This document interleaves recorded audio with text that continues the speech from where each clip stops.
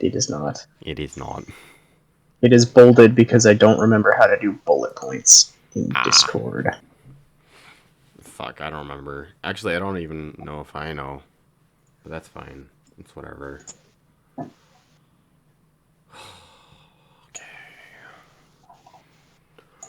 So I'm not going to say exactly who I'm stealing from, but shout out to Patreon for being like the best possible resource. Mm-hmm. I showed up knowing what I needed. I checked 2 different people, and the first person I checked had the perfect map for what I need. Just right off the bat. Good.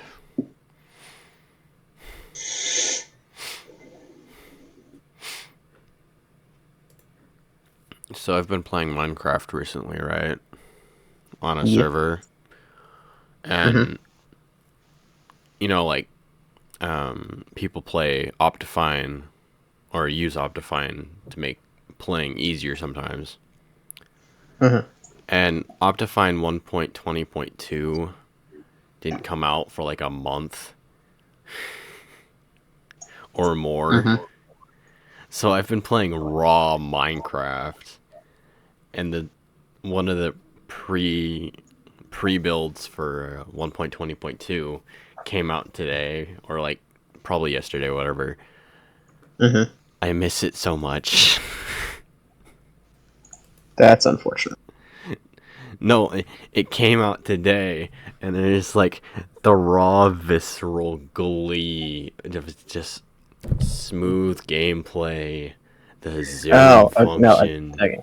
Yeah, no, I'm on board with you. Got it. Yeah. Sorry. Brain. Mm-hmm.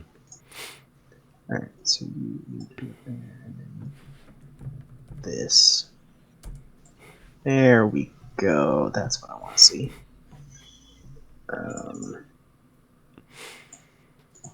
need.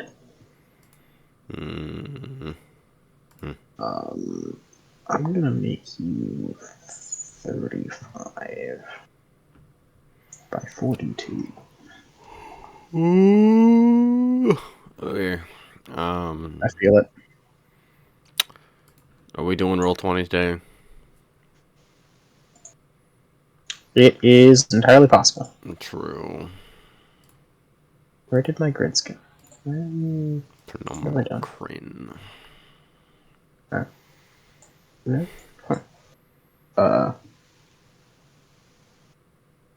50?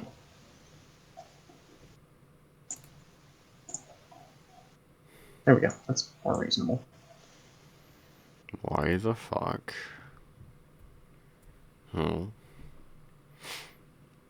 Oh, you know, just Roll20 logging me out. I'm back.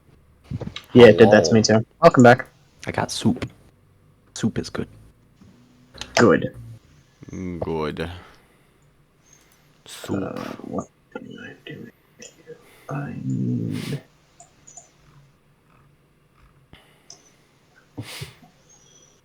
I didn't realize until just now, but my acrobatics, sleight of hand, and stealth. Catch me outside failing any of those. Yep, welcome to being a thief. I also maxed out my dexterity, so I got that going for me. Good. Now to probably do anything else with my good time.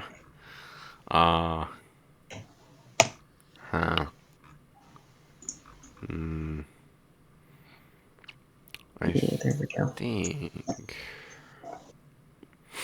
Oh boy.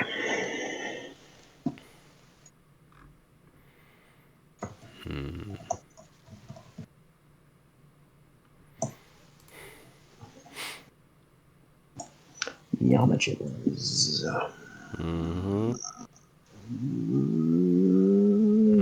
Yeah, sure. Why not?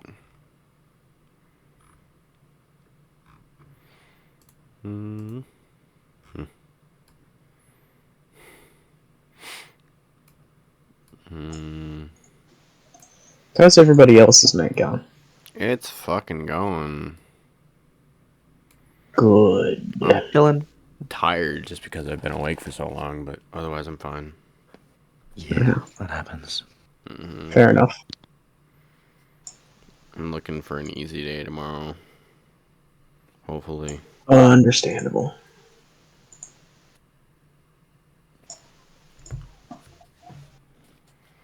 Especially at work. Oof. For sure. Yeah.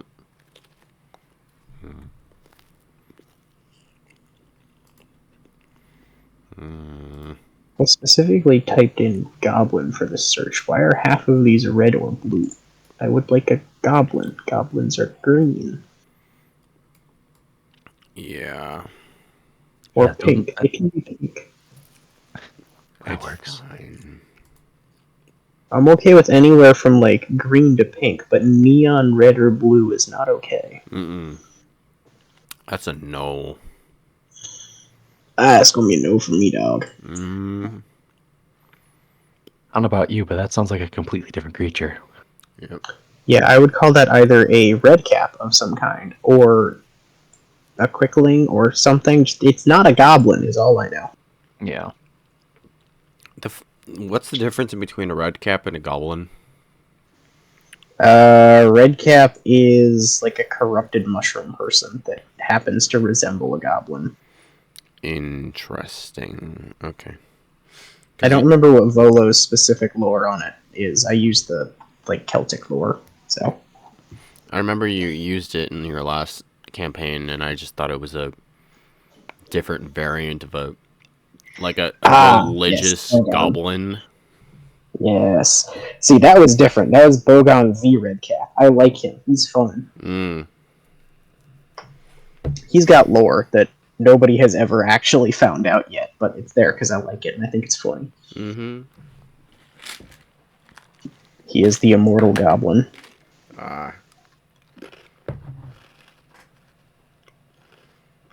Fundamentally unkillable. Yep.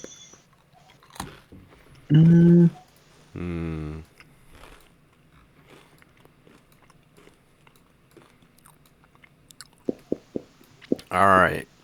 Shall we start with the people we have, or wait for Swampy?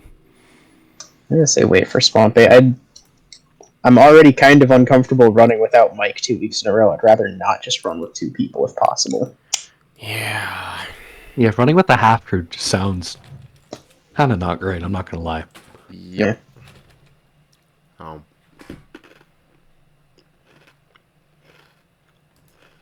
Mm-hmm.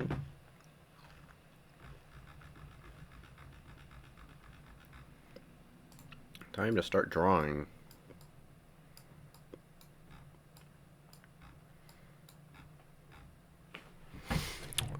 Kind of half the problem is Mike has like actual story stuff that would be really helpful for y'all to know that has to happen to him before he can relay it to you. So it needs to happen to him.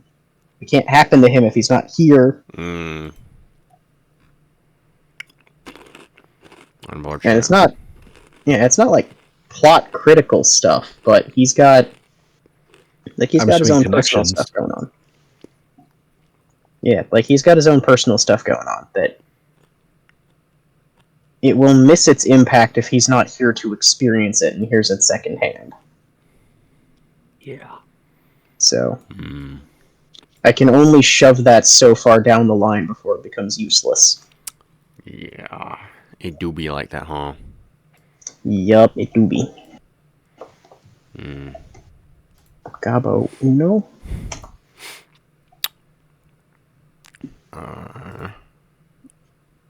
We'll find another guy.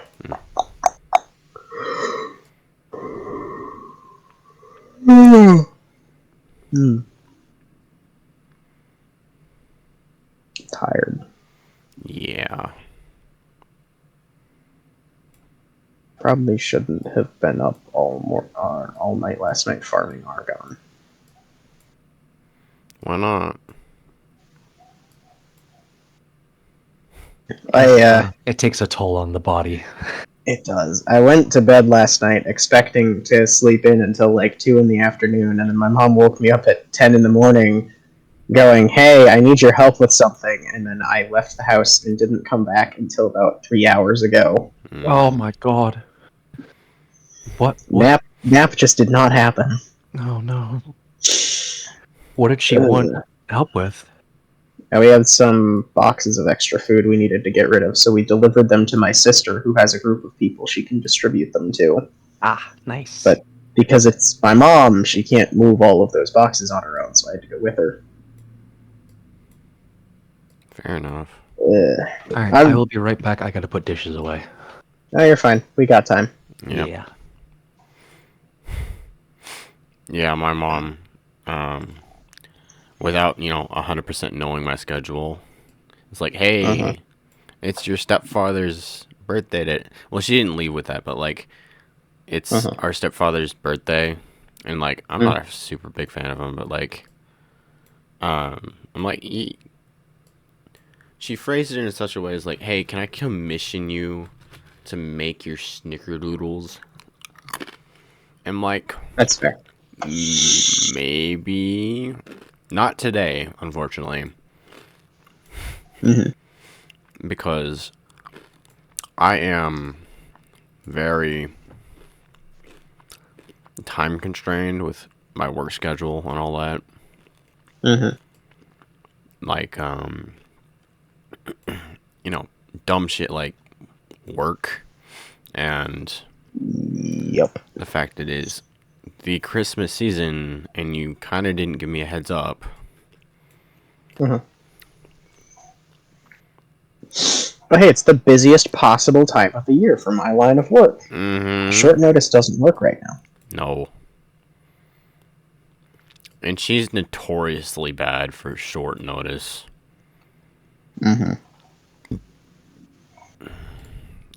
Which color was it? That one. This doesn't weird me out so much as it's an interesting detail. Why do so many of these goblins have tails? It is weird. Is that like a thing? Like, I don't think so. huh. I have never in my life associated goblins as having tails before, but there's a lot of art here with, like, this goblin has a just straight up tail. That doesn't make sense.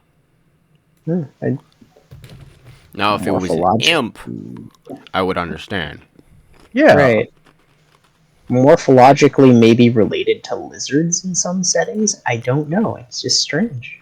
But at that point, you're going more towards like a kobold, kinda, yeah. Yeah. I've never seen that before. I don't know what the logic is. I still like the idea that kobolds are dog-headed creatures. Yeah.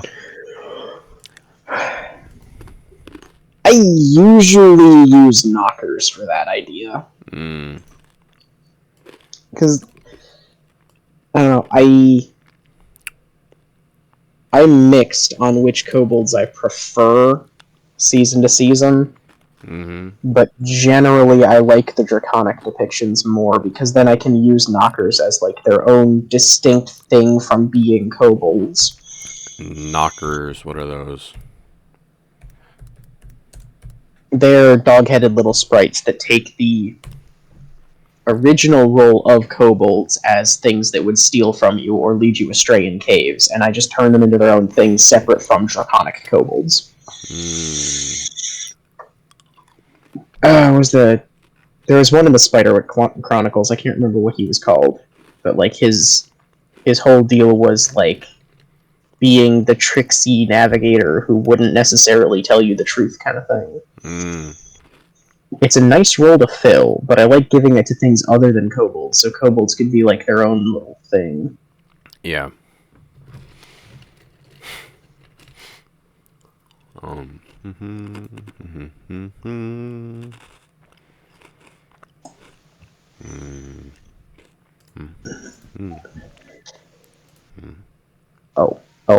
need to. I'm not looking at that right now. Chill.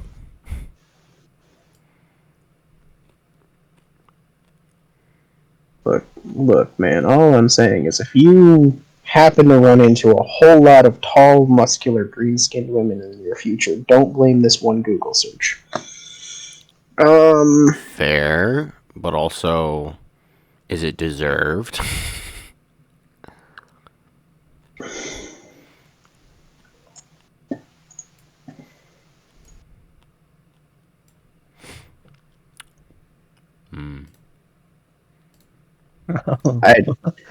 I searched Goblin Fighter, And got what? Oh no. and this is one of the result tracks. Oh no. That's the thing is, I recognize some of this art, by the way.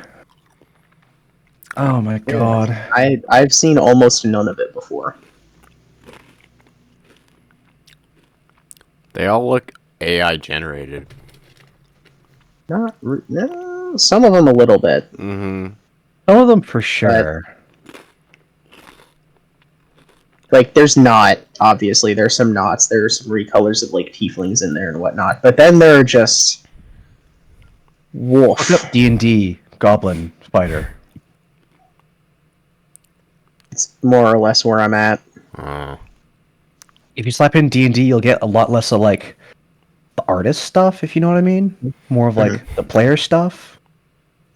I actually like the artist stuff for NPCs, because then... I have this thing about making NPCs look too interesting. Yeah, that's fair. It sounds weird to say out loud, but I kind of prefer my NPCs to be more grounded, normal people so that the players have a chance to be interesting. This is valid, yeah. Mm-hmm. And then it makes it more gratifying to me if I just create a person and then you have the chance to imagine them complexly, and that makes them interesting, rather than me just throwing a token at you that's got boobs in the thumbnail or something like that. And you go, ooh, talk to that one. Oh my, yeah. Guilty. You get all these, like, MS Paint characters, and then you got the one with the highly detailed face and everything else. Mm-hmm. I get it. Mm-hmm. Ooh, I like that. I'm going to use that one later. Aww.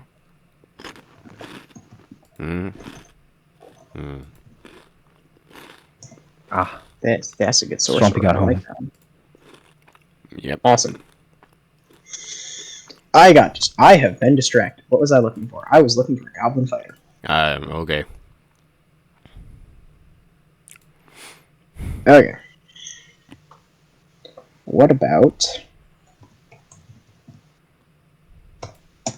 you?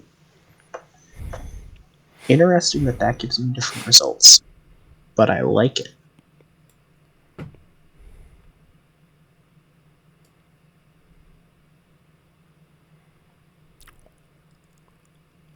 Okay, so here's a good example. Something like this dude, right?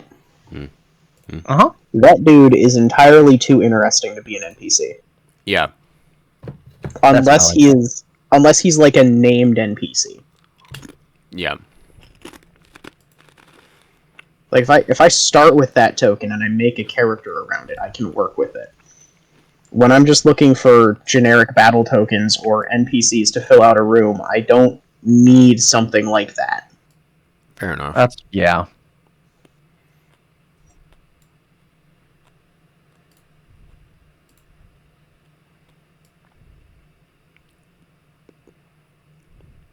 Don't have this dude. This dude is just about perfect for what I'm after.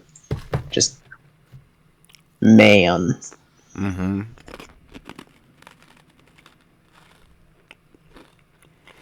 I wonder if I can drop something, like a token with a transparent background. Probably. Hey, I have faith in your abilities. I mean, if the Roll20 drawings are anything to go by, I'm pretty sure MS Paint will be just perfect. That's probably fair, yeah. I'm already cooking up a perfect drawing over here on the Roll20 as is. Oh my. Good.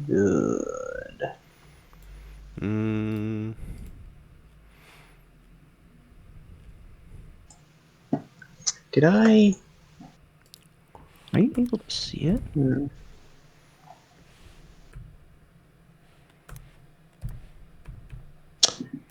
Silly me. Okay. No, you We're fine. can't. Noted. Theoretically, what I'm doing right now is not session critical. I'm just kind of messing around until we have enough players. But Perfect. okay, Cube, I need to delete you because you're actually the wrong one. Oh god. Mm-hmm. What the fuck? Alright, it's a 26 by 38. Ocean, what are you doing?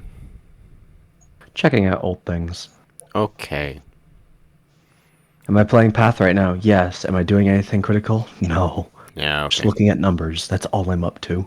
What are you doing, Good. crafting? No, just looking at some of my old builds. Ah. Legacy gear. See how much it's worth. Oh, Jesus. Numbers good. Yes. Is that anything, like, pricey? Yes. Oh, God. That's encouraging. Mm-hmm. Yeah. Elusive. Really? Matched. None. Chillax, sir.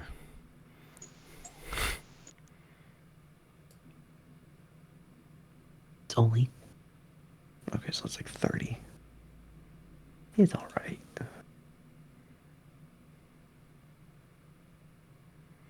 $30X, 30 Chaos. X isn't the primary currency anymore. It's Divine, No, right. which is Div. a good change.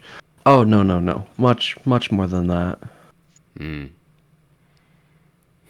Like, one of the old legacy items I have is 150 Divine, which is an absolute ton. Mm-hmm.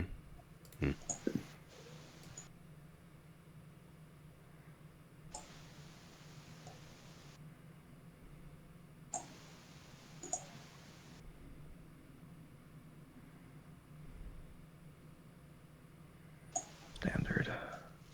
Save.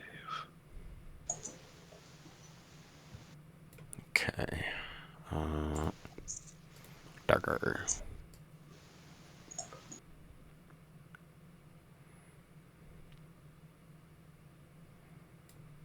Yeah. I know. Go for this one. What is this color? Right. Check.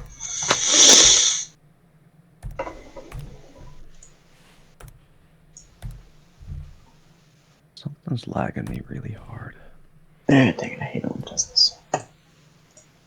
Rip. Okay.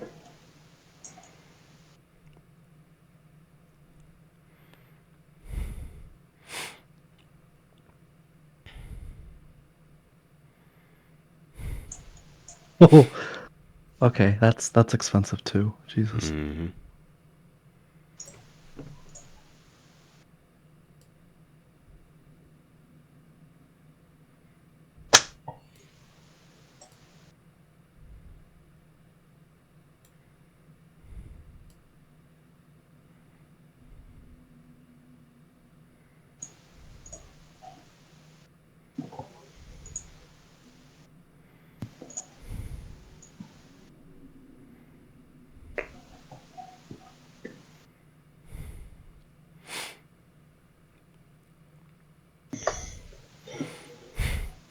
Now the old gear, is it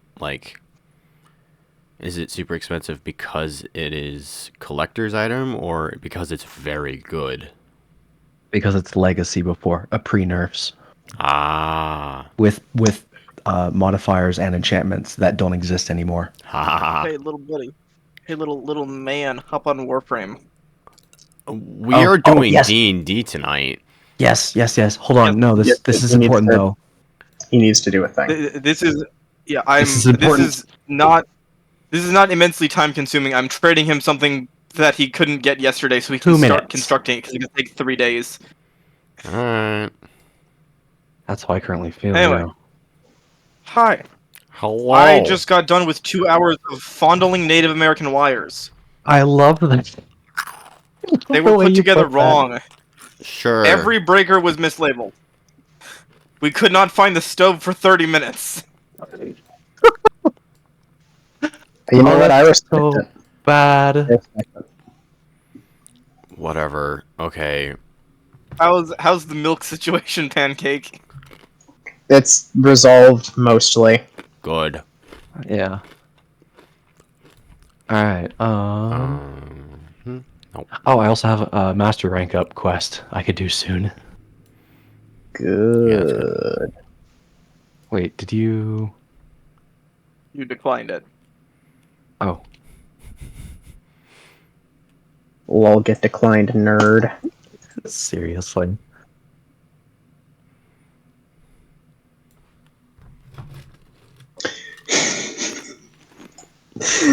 Oh, I have to use that. I have to use that one now. Oh. Oh no. Oh no, is it a funny token? It is to me. Is it the I have guard one? no It is idea to what the- y'all are gonna think. Oh no. Why is there someone else here? Oh wait. Oh, never mind.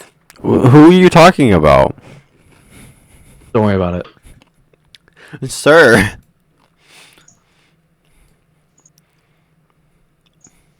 You have exhausted your available trades for the day. You'll be able to perform more trades tomorrow. Huh? It should roll over in a couple of hours. It doesn't roll over at midnight. No, I thought it was rolled over by now. I checked it at like 1. But did it roll over at exactly 7? Let me. It rolls over at like 7 or 8 o'clock. It rolls over at exactly 7. It rolls over in 17 minutes. Okay. Yep. Get wrecked. Oh my god. You, sir, have been denied. Mm-hmm. That's so damn funny. You've been denied a license to trade goods. Mm-hmm. Yep.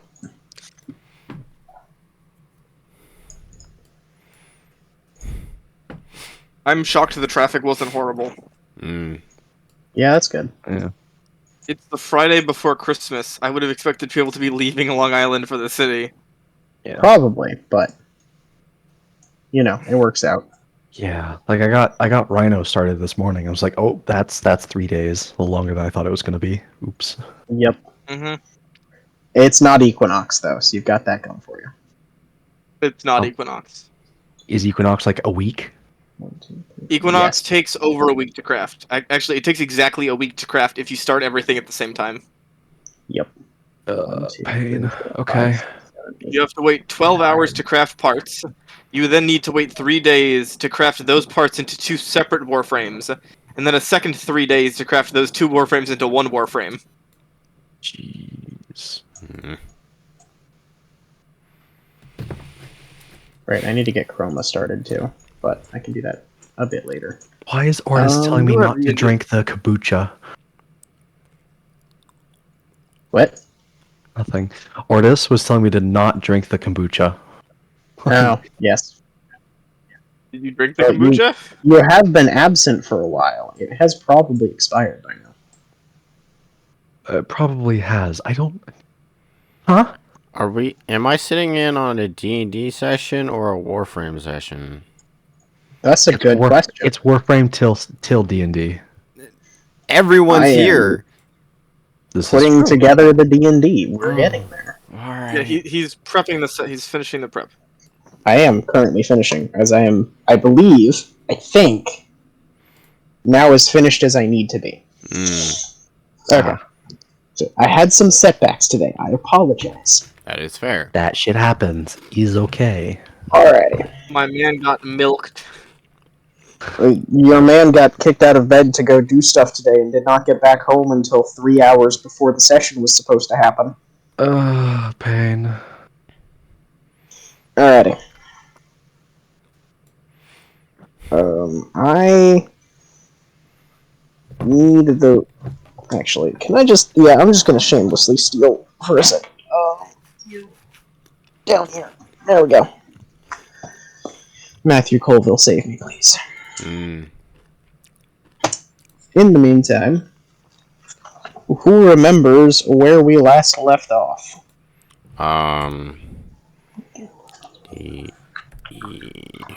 All right, so when we last left off, let's see now, we left off right after we talked with the council about getting housed and maybe rations, some food going. We told them about kind of what happened. That was certainly a situation. I got a sword pointed at us, a rather shiny and dangerous sword, but that's okay. It's pretty funny that I don't remember his name, but I'm going to call him the fat dickhead. The council really do not like him. Like, they do not want to listen to him ever at all, which is great news for us. He provided no useful info to the council and demanded they do things. Yeah, so it's kind of which is not how councils work. No. After that, though, so we got camp set up outside of town, or outside of the city walls, which is great. Twint, he made contact with the Thieves Guild, which was super cool. Yep. And what is the Thieves Guild called? Huh? What is the Thieves Guild called? Fuck, I don't remember. Anyway, moving on. Let me check. I also don't remember. I don't think you ever said it had a name. It's just the Thieves Guild. Was it the Merry something? Pitches, parchment, partials, and pantalons. That was the guy who sent you to the Thieves Guild. Fuck. I don't think you ever told us the name. 100% legitimate business. The Thieves Guild is called the Thieves Guild, isn't it? No, it's referred to as the Thieves Guild, but I did give you a name. Did you? I did. Fuck, I don't remember.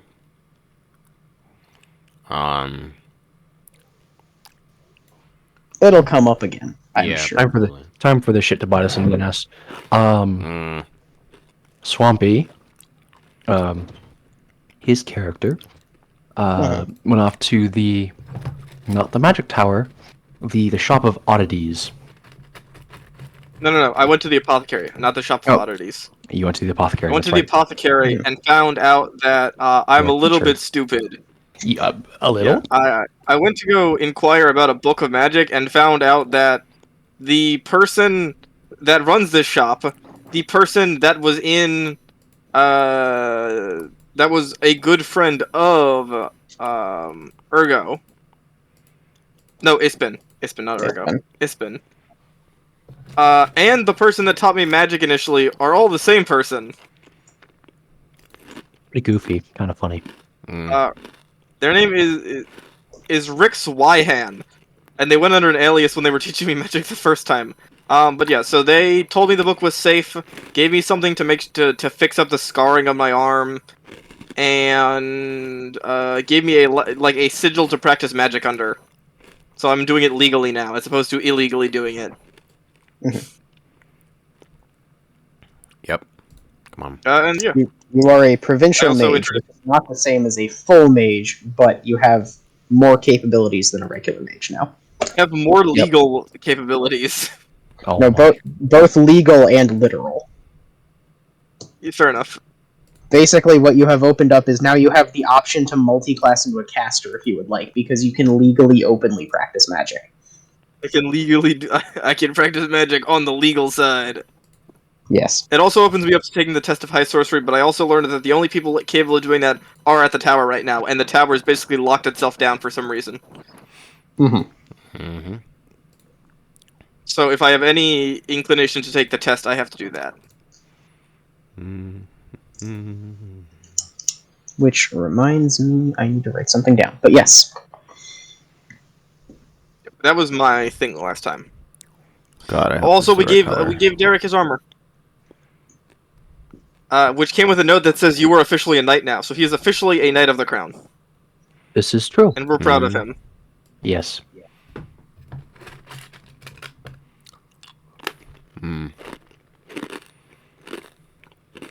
Although notably the armor was missing a helmet, and notably we do have a spare helmet. We have lady helmet, knight lady helmet.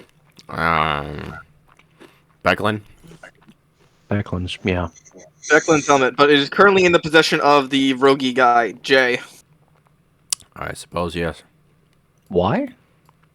Fuck if I know. He just is holding on to it right now. Ah, okay. Because he was at the fight, and Becklin gave him the thing at the fight. Fuck my eyes. Where are my sunglasses? There they are. There they are. Better. Check.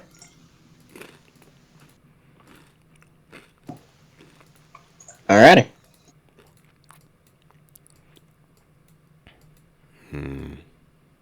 And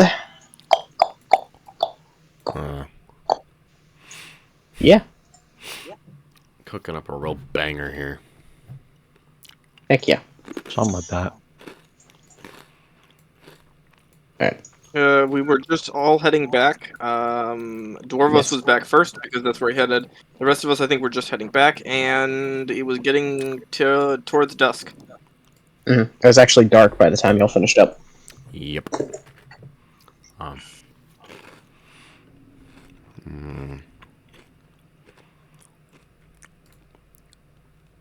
And they said in the So- morning they'd have an offer for us, In theory. Yes. as well as Yes. the official decree would be out.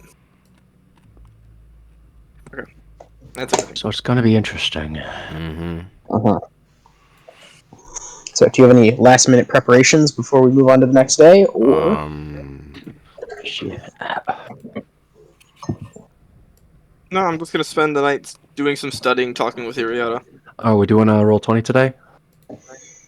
I'm using the Roll20 for convenience because I gave you a city map there, and eventually I'll give you a region map as well. So it's just easier for me to keep track of what you have access to on Roll20, Okay. rather than uploading all of the maps to Discord and going, look in the Discord and find this thing. Look Yeah. in the Discord. Which Discord? All of the Discord. Every single one of them individually. Even my emote servers. Correct. I will have hidden secret lore in the secret channel I added to your Discord that you have known nothing about until this very moment. This campaign is now an ARG. Good luck. Oh God. Oh. That would be some shit. I played in a campaign like that. It was kind of dope for a while. Until y'all got stuck or something. No, what happened was we just kind of ran out of stuff to do. Oh. So the idea was we were like a hidden society of wizards trying to take over the world, Shadow Money Wizard game style. Yeah. I'm sorry, Umbral Mage Capitalist Society style. But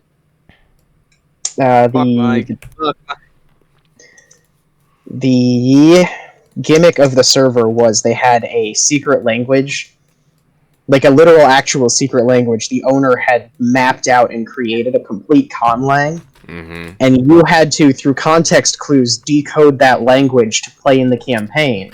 And then a lot of plot points in the campaign relied on you solving ciphers and key puzzles based on that language. And the better you were with it, the more permissions you got in the server, which gave you access to more channels, which gave you access to more stuff to do and more political power. It was pretty dope. And then we just kind of finished after a couple of weeks, and there was nothing left to do. Ah. I'm gonna be honest.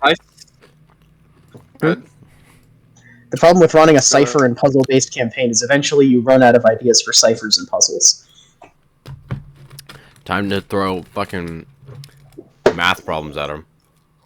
Correct. In a God Kong damn. land. I smell like someone else's house. Ah. That's what I'm realizing right now. That's gross. I hate that for you. It feels so strange. Uh-huh.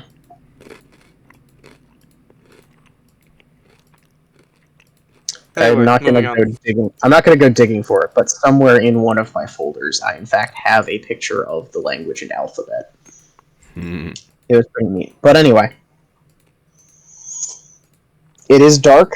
The city is starting to wind down, and your first day in Kalaman is coming to a close.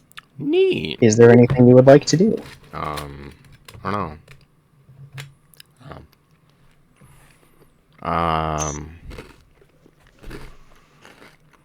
Find a good place to sleep and eat. Unfortunately, sleeping is going to be at camp. Are we going back to camp or are we staying in town? Back to camp. Alright. We're going back to camp. I'm going back to camp. I'm already back at camp. Okay.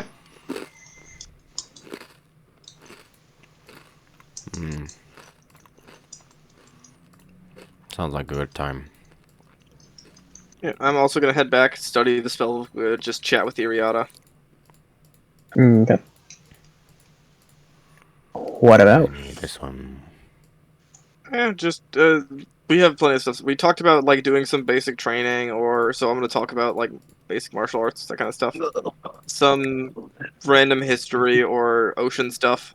I don't have the energy to really roleplay that out at this moment. Understandable. I just needed a general idea what you talked about. So, Yeah. On the subject of martial training, she is. You start to realize through conversations about, this is my training regimen, right? This is what I do on a daily basis to stay in shape. You realize she is probably a good deal more physically fit than you, because up until the last week or so, her daily training regimen has included about 100 push-ups, several dozen pull-ups, and about a 3-mile run in the morning, on top of doing basically sword drills with her scythe like 3 times a day. Ah, is that So why she's she doing- was sweating when she came in on that one day? Yeah, she's doing like full military drill and march workouts every single morning and then throughout the day. Interesting. On normal days in which her life is not in immediate danger.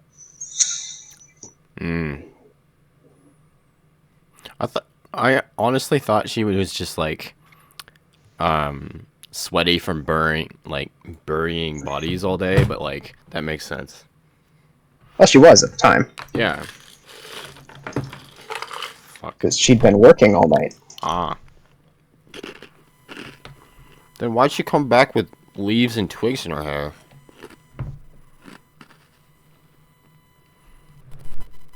That is an excellent question. Alright. No answer there. You're Although you're I will asking note, me. You're sword not drills- You're not asking her. You're praying to God. Please give me an answer I could ask her for.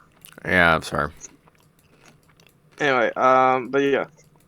That's fair. She does have a lot of physical fitness, but in terms of real combat, sword drills are not real combat. She has seen very little actual combat, it seems like. This is true. Mm-hmm. All she's You're- seen is the extent at which we've put her up against. Mhm. Pretty sure. She mentions getting into some small border scraps, but real combat in the sense of battle, blood, guts, and chaos isn't really her wheelhouse, or has never been her wheelhouse. Not until today. Get in the Yep. van, Charlie. We've got lives to take, Charlie. Get in the van. Let's not. But anyway, But yeah. Alright. That, and in terms of book, that's just hand wave me finally getting the feed, since I'm actually looking at the book for the first time. Mhm. Alright. And I'm good. she also, as you read the book, seems to have a solid grasp on the arcane language that the book is written in, but not the actual magic within. Mm-hmm. So she's pointing to like, oh, that symbol there means this in the context of that, but why is it written like that in that spiral with that element attached? Like, what does that actually do? I would do my best to explain it, but I barely know magic, so... Does someone hear ringing? Is this just me? There is occasionally like a fan type whirring ring sort of sound from your mic. I'm just hearing a constant whine, like Yeah, we're hearing it too, but only when you're talking. It seems it seems it's coming from your end. Interesting. This is unfortunately true. Mm-hmm. I wonder if it's my mic going bad. I don't know. I don't know that you would hear it if it was your mic going bad. That's an interesting problem. Wait, Swampy talk? Anyway. No, Yeah. I figured out what it was. Okay. My microphone was plugged in weird. I put something down on the cord, and it started making a whining noise. No, got it. It was just taking up interference. Okay. Something. I don't know. Yodelay. You're good. Cool. Promise. All right, cool. So I started hearing it when Swampy was talking too, and I didn't know if it was coming from you and him or just you. It was weird. Anyway, Yeah. what we have here, gentlemen, is failure to communicate. Yep. What? And Dwarvos, was there anything else you wanted to do? No, just to kind of make sure everything's all settled down. Everyone's good to go at camp. Okay. There's no last minute things that need to be taken care of before the night. Just They're general as camp settled as you maintenance. might expect them to be. Tents are kind of in short supply, so a lot of people have set up like makeshift shelters. A lot of the tents, the sides have just been turned into extended eaves so that people can sleep under them. Probably about 3/4 of the village actually has room to stay in, and the rest are sort of kind of like fending for themselves because there's just not enough room. Yeah. Okay, well, I'll help out where I need to, and then off to bed, I think. Mm-hmm. Alrighty. Banger drawing completed. Heck yeah. Yeah. It's only made in a 2x2 square, but banger created. Good. And Twin, was there anything else you wanted to do? Where's my bread family? They're probably around in the camp. Let's go look for them. Alrighty. The bread family. Yep. Funny.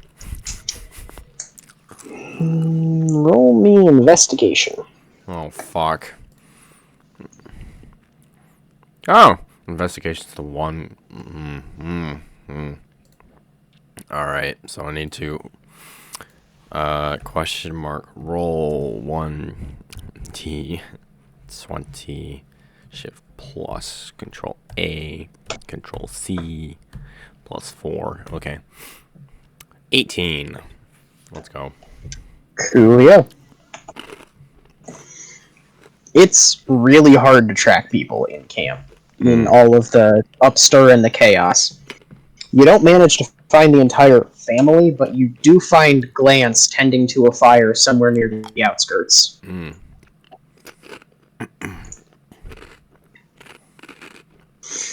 Hey, Twin. Morning. Or evening. It's been a hell of a day, hasn't it?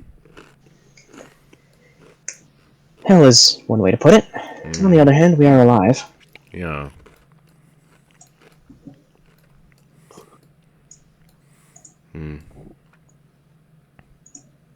What's up? Alive is good. Mm-hmm. Shut it, Swampy. Just checking in to make sure everyone got here safe. She kind of looks around and sighs, just sort of nods. Much appreciated.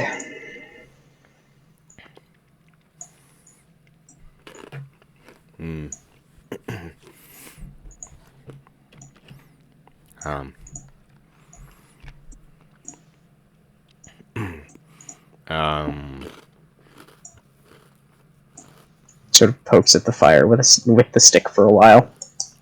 I mean, that... Mentally, that's what I'm doing to my own brain right now. It's like, do something. Yep. I mean, you are two teenagers stuck in the middle of a combat zone. It's sort of expected. Yeah. or rather, combat refugees. Combat is over.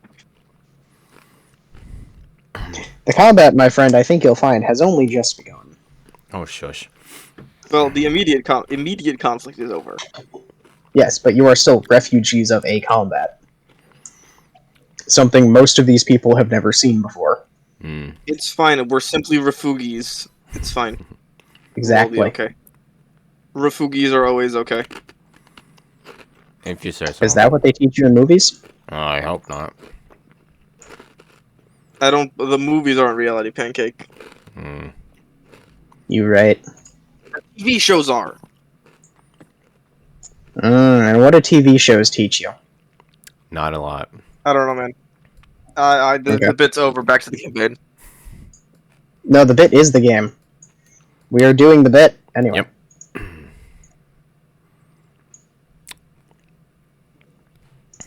Welcome to D&D. It's just one long bit. I'm just here to convince you that it's all true. Mm-hmm. No, actually, you were not supposed to do that.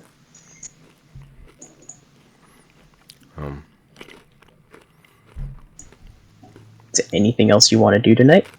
Are you good? Then you're currently talking with Glance. Ocean, you are doing ocean things, presumably. Yep. I'm probably like just passer. I pat my pockets, and find one of my like traveling rations or whatever. Pass something to her. I don't know, food. Small bite to eat.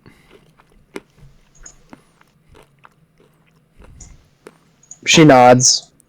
Thank you. Much appreciated. She kind of slowly start munching on it. Like, eventually she'll attempt to slightly roast it over the fire.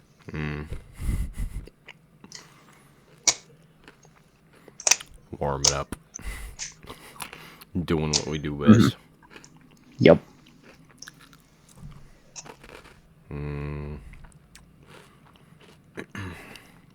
So, what did you do before all this? Before going to Vogler, having a war. Yeah. I was my town's pickpocket.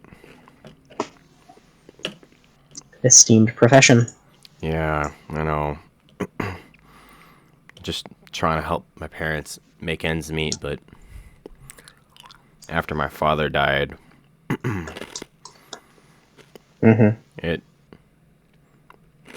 some of the family went crazy. Then a letter showed up out of nowhere for him, but I intercepted it halfway. That was my invitation to get out of town and go to Vogler. Seems like a lot of us weren't supposed to be here, huh? Yeah. Makes me wonder how many of us actually meant to show up.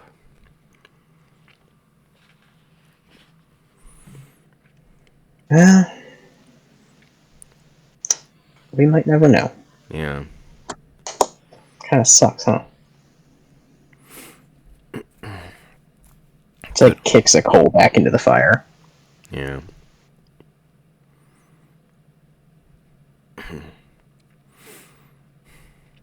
There were... I suppose it could have been worse. Could have been in, like, the bottom of some dungeon somewhere. You did run that risk, apparently.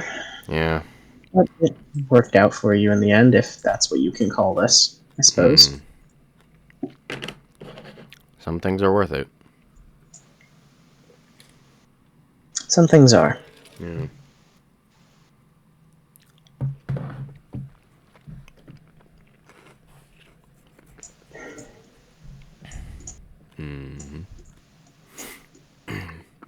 I get up and say my goodbyes. Okay. Move on, find my own space to sleep. She tells you to sleep well. Try to enjoy your evening as best you can. Yes, the best. Yep. And as you leave, she continues to stare into the fire.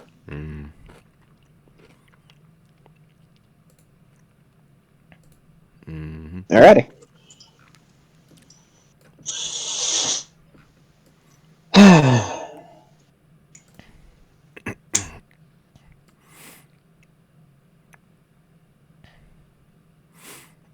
Well. Everybody, do me a favor and roll me percentile dice. Oh no. That's a D100, right? Yep. Yeah, betcha it is. Control V.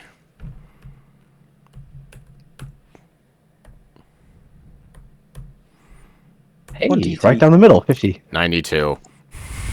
A good Awesome. spectrum. Yes. It's gonna be good. Literally. My 50 makes me High, worried. dead, middle, low.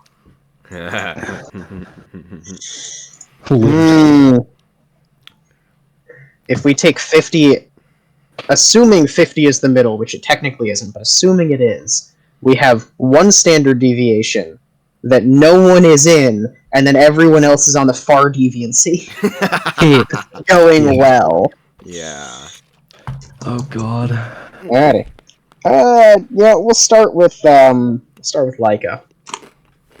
Yay. Oh boy. You've gone to sleep. In what manner have you attempted to sleep tonight? Just kind of out under the stars. It's Kind of gonna laying on the rain. grass. Bedroll.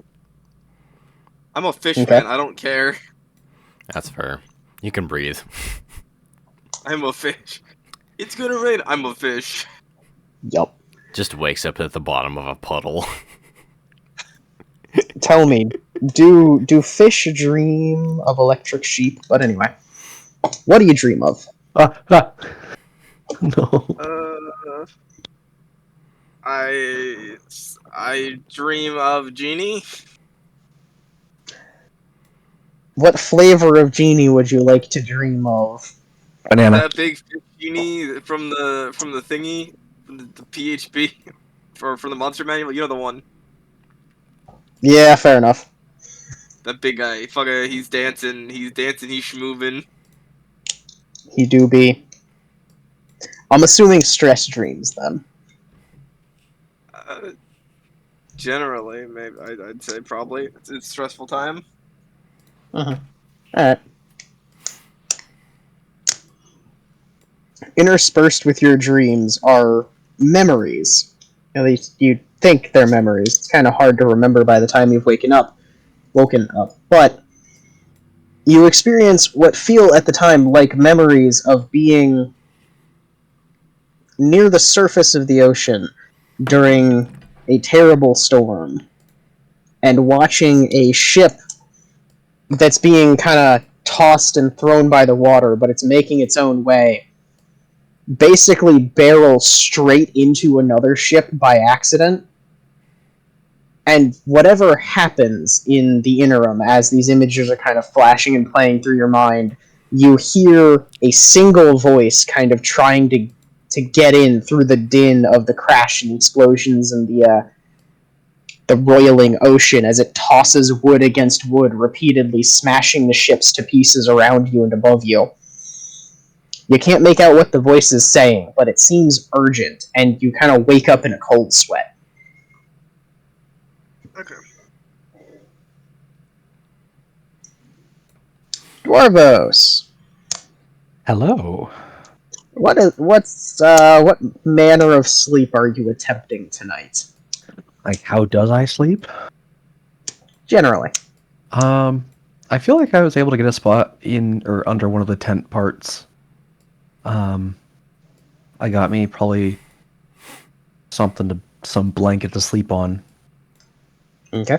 Or actually, no. I'm still wearing a suit of armor. I'm probably sleeping on the Does he sleep in grass. the armor? Knights sleep in armor. Yes. The armor stays on during rest. Oh my god. Don't make it weird. Yes, please don't. I'm probably all the grass. I got like some sort of pillow or something to lay my head on and a blanket. Real simple. Okay. Admittedly, it's not the most restful sleep you've ever got in your life, as you understand that sleeping in your armor is a bad idea, but it's probably appropriate under the circumstances. Probably. And I'm not the kind of DM who's going to give you a level of exhaustion for that in the middle of basically just roleplay, but normally soldiers don't sleep the best in their armor. This And, is true. It just on the grass, it's not the most comfortable thing you've ever done in your life. No, this is the most comfortable situation that we're in, anyways.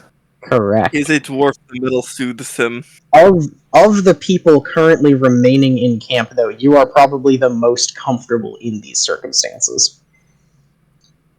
Jesus. So, bearing that in mind, what do you dream of tonight? I'm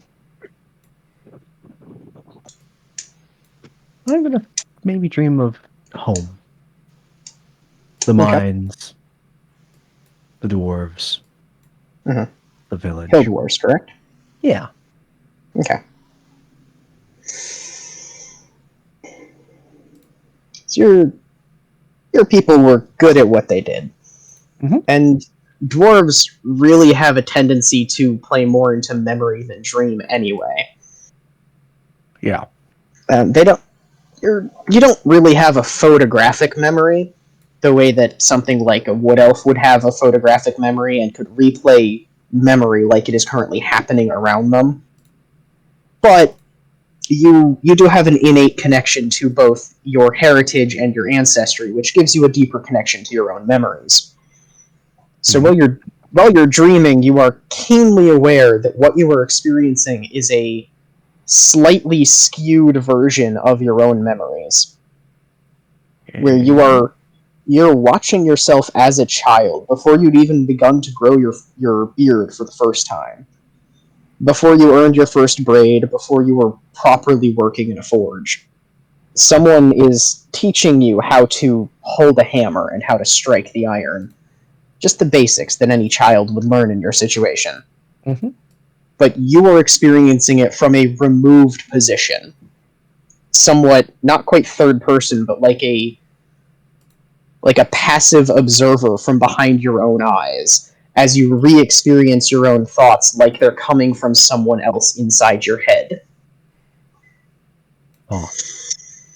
You hear, in the back of your own mind, while you're observing, someone humming happily, like a contented sort of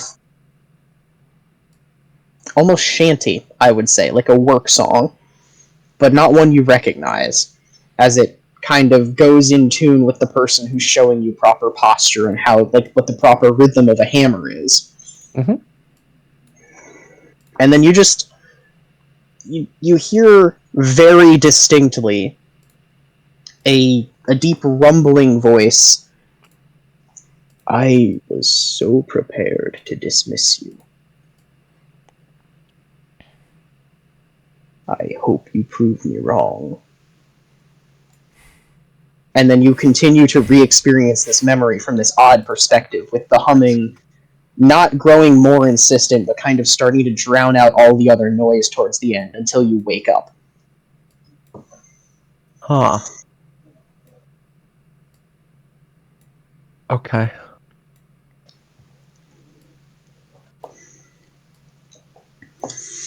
Twint. Hi. Oh boy. Hi, how are ya? Mm. How you sleeping, my guy? Probably removed from everyone else. Okay. Either in a tree, under a bush, under, like, basically isolated. Okay. Yeah. And what out of does Twint sight. dream of? Huh? Oh. Understood. What does Twint dream of tonight?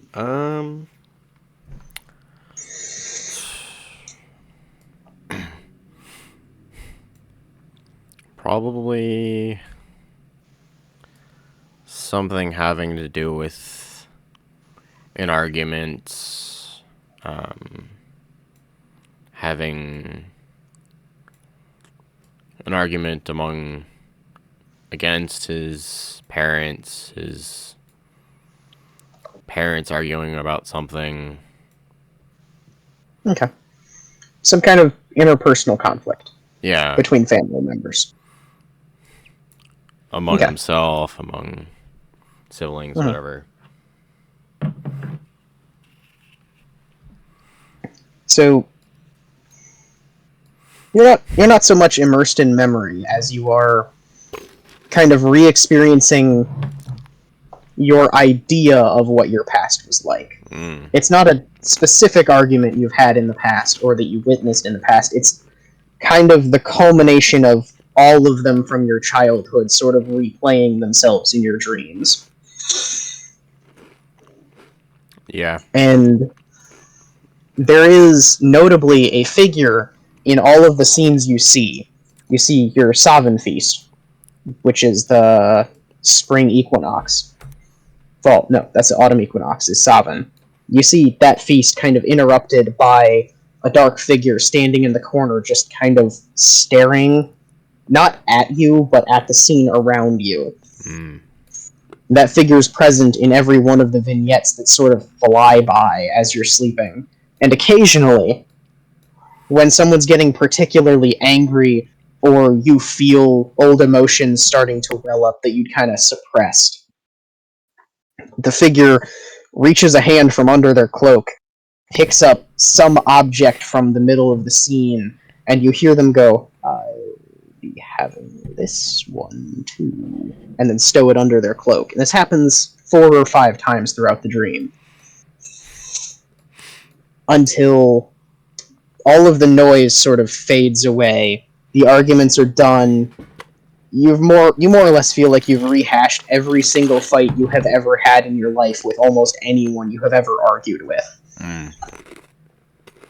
And you are sitting alone at a table in sort of a gray, murky void across from the figure who's been watching you the entire time. They have arrayed all of the objects that they've taken across the table, and it's like a, not an exact replica, but it's almost like they have just rebuilt a table setting from your childhood. They've just stolen random silverware and cups and plates that eventually amounted to like a 2-person spread.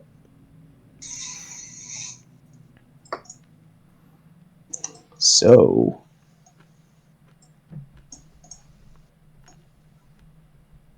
and they just kind of look at you. I don't think I wanted to remember all of those fights. The fights my parents had among themselves, the fights I had with them. No, you didn't. And you still don't.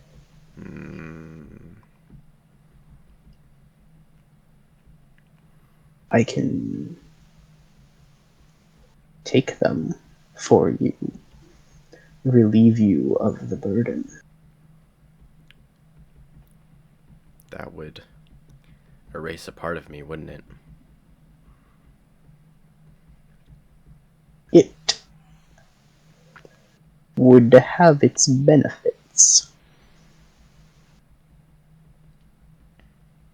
You're faced with the memory of welling power as you loosed an arrow that single-handedly, physically destroyed your enemies at the Battle of the Hill. You viscerally feel that power again in every single one of your limbs as it tingles, itching to be released.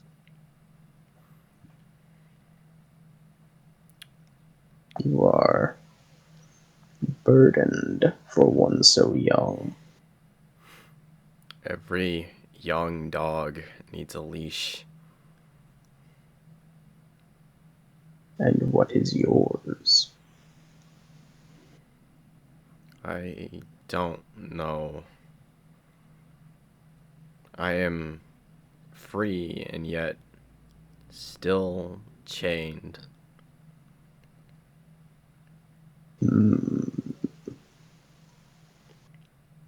We'll consider that an arrangement, then. From beneath the cloak emerges a gauntleted hand, just pure silvered steel, holding a large black book, kind of thumps it onto the table and slides it towards you, and you notice that above the gauntlet there's no arm.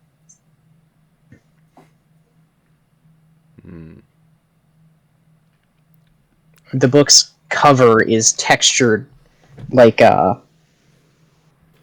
almost like spikes, kind of, or tendrils really, of pure smoke, sort of wafting into themselves as they roil around the single sigil on the face, which is the same mask on the hilt of your rapier, and the same mask as the figure in front of you, and the one who you met during your temple dream earlier in the adventure.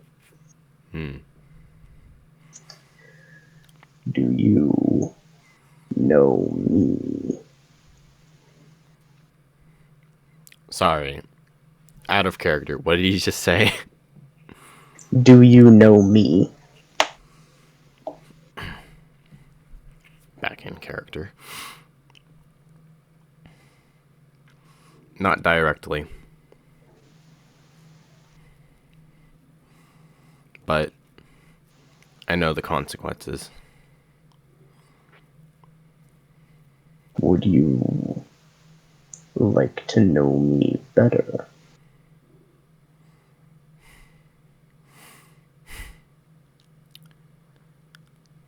There will be some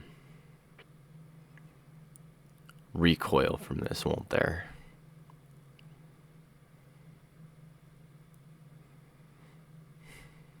I don't remember.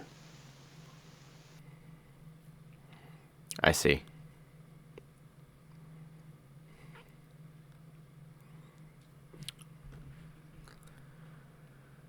The offer will stand.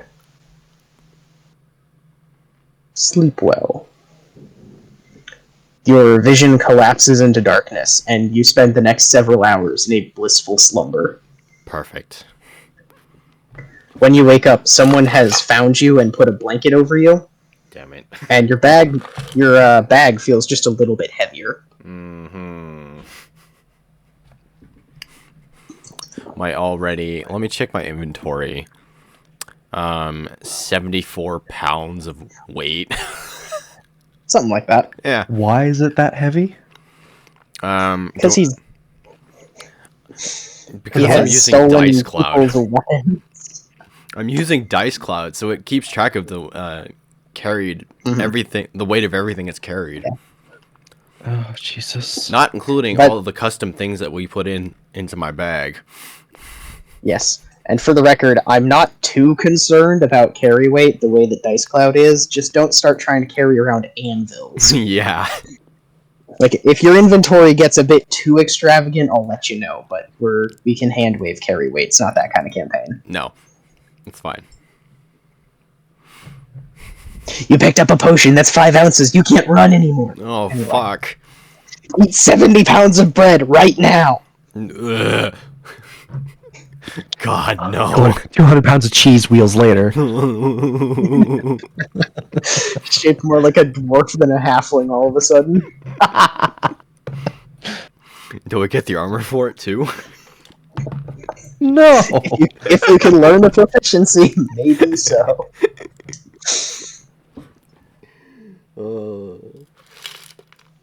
But first you must learn to drink like a dwarf. May I check my bag? There's nothing stopping you.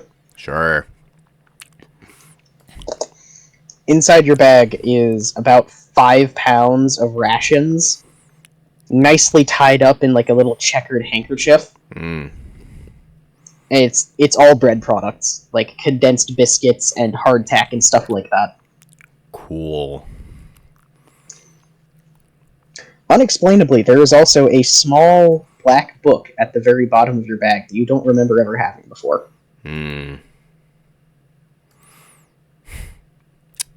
Complete, just nondescript black leather, very thin, very small.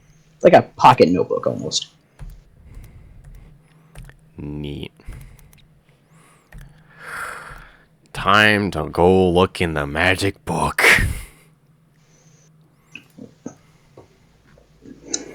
Alrighty.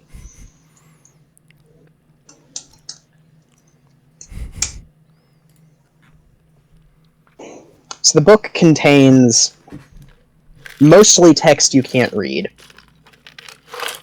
If it's in a language, it's not in a language you have ever seen before or could identify.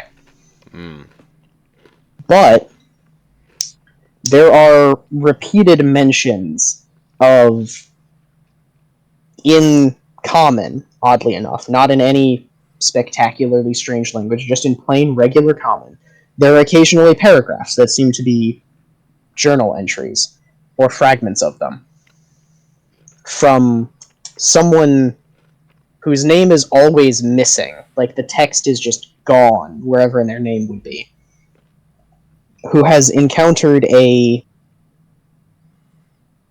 entity that they believe is pursuing them, or if not pursuing them, it is simply following them, and they can't quite ascertain if it's benign or malevolent.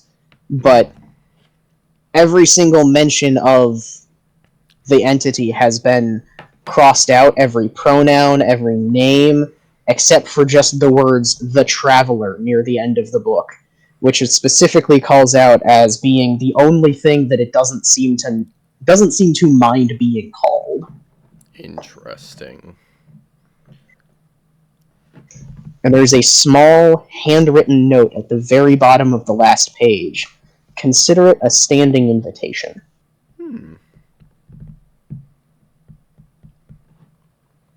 Interesting.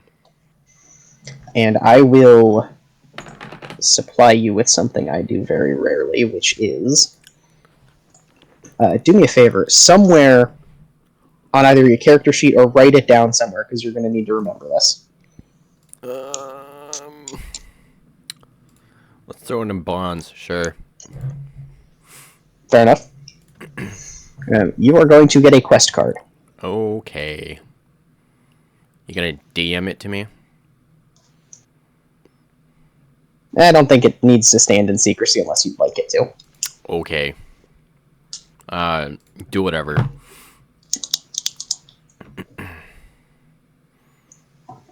Alright. The task is simple.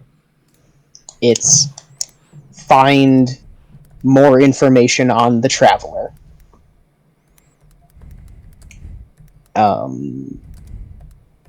Possible sources being anything historical, or you get the sense that it might be divine or arcane in some aspect. Possible rewards include warlock levels, if you're interested. Interesting.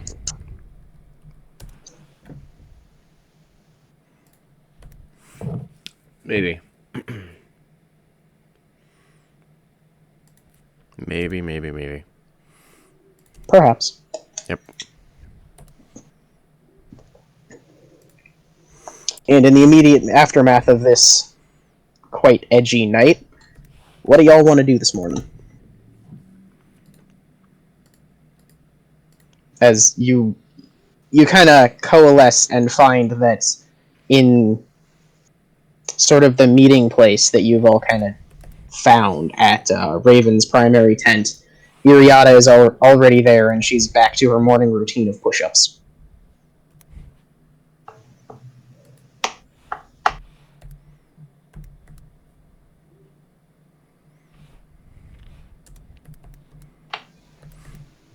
I don't know.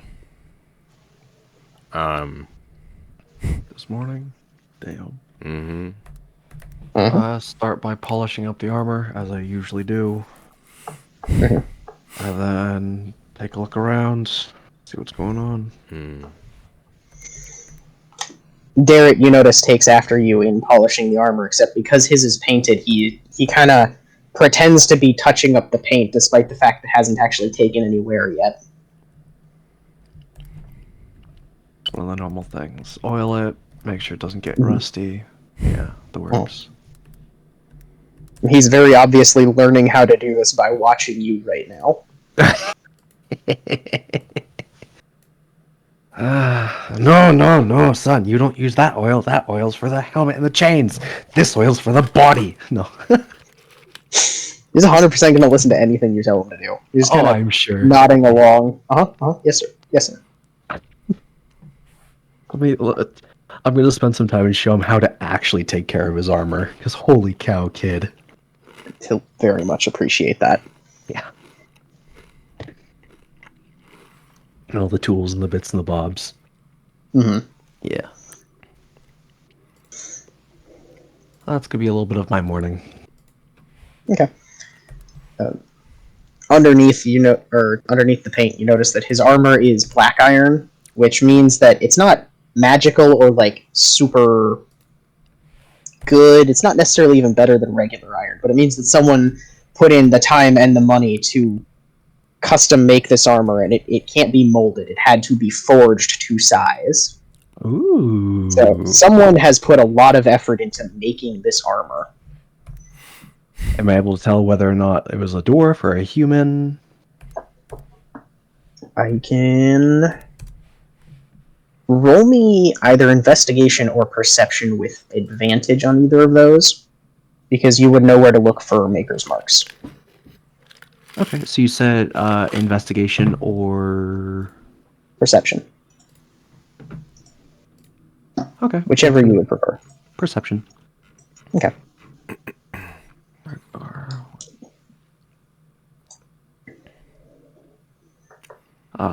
8. With advantage. Yep. 19. There we go. Okay. There we go. That's more what we were expecting. Yeah. It is, in fact, dwarven made.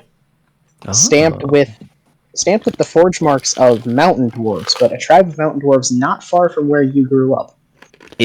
Wow. Okay. Which means this also came from kind of far away. Uh-huh.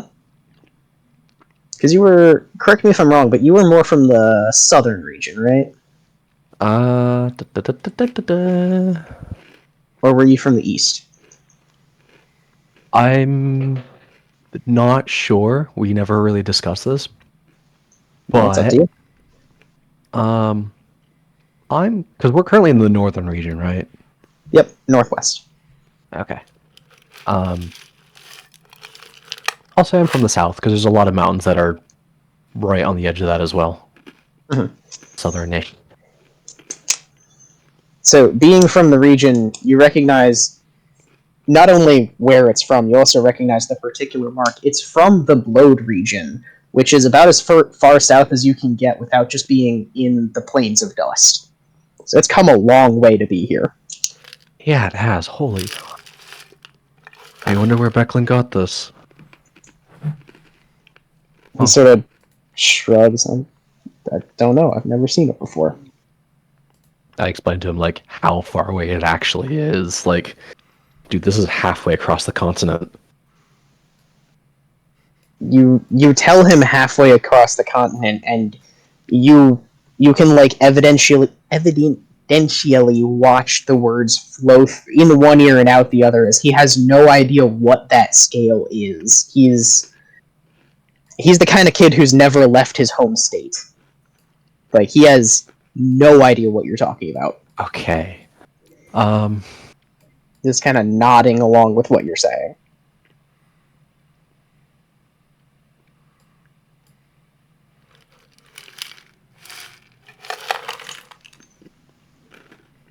It's gonna be, that's like what? If that little area, oh Jesus, was like a day. I'll tell him it's like, what, probably like a 2 weeks trip?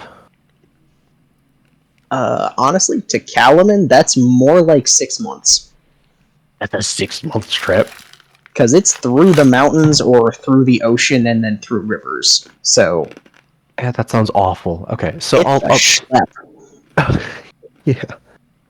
I explained to him, that's right about a 6-month journey. It is at this point that his eyes glaze over and he goes, oh. Yeah, it's a little far. Okay. I don't know where she got it.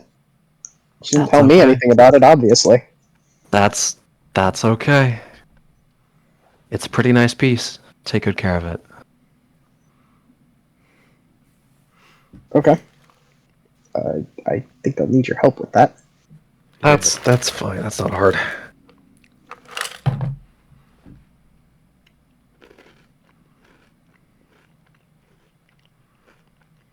All right. I think that's probably it for me for the morning, probably. Alrighty. Leica,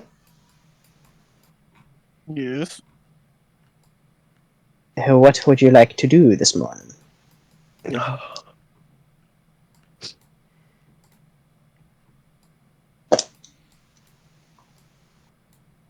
just kind of wake up in camp. Night has passed. Everything went pretty little weird dreams. Mm-hmm. Generally. Still relatively close to the body of water. Fair enough. Or we're still relatively close to the body of water we sailed in on. You're on the north side of the road, so you're pretty much within about 300 yards of it at all times. Alright, so I'm gonna go wake up, dunk my head in the river. I didn't have a chance to do it in the dream, but that's what I kind of wanted to do, just dunk my head in the river. Like, further down. To try and focus on the voice. So some morning prayer, dunking my head in the river, and that's about it. Okay.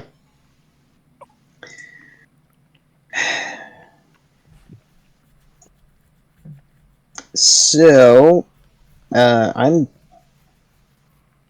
going to let you know what's happening as I have you do this.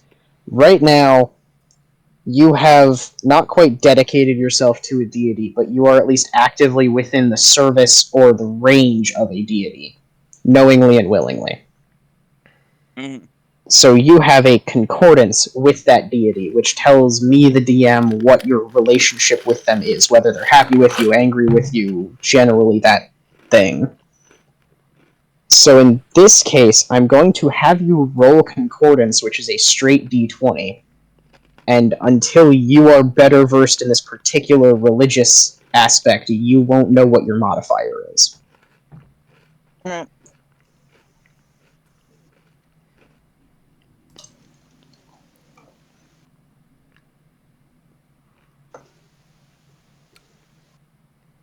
Roll your d20, fishman.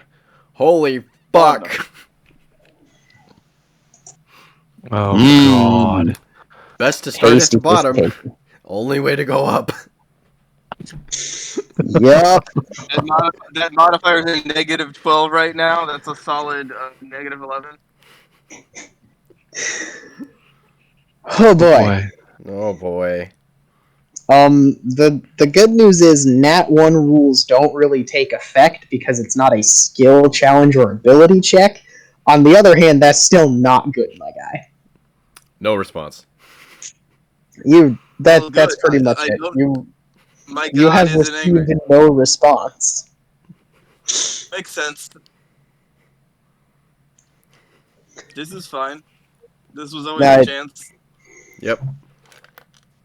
Sometimes weird dreams are just weird dreams. They don't actually mean anything. Correct. And sometimes we're just not in the right place to interpret them yet. Mm-hmm. See, I must instill these ideas in you, or you will not be paranoid enough for me when I strike. Buddy, I stuck my arm in a bad idea. You can't make me paranoid. That's what you think. Anyway. Yep.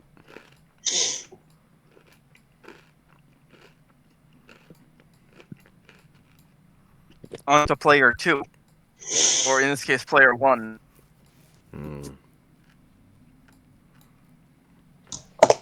Hef, what you doing this morning? I don't know. Probably go into Fair town. Okay. Yeah.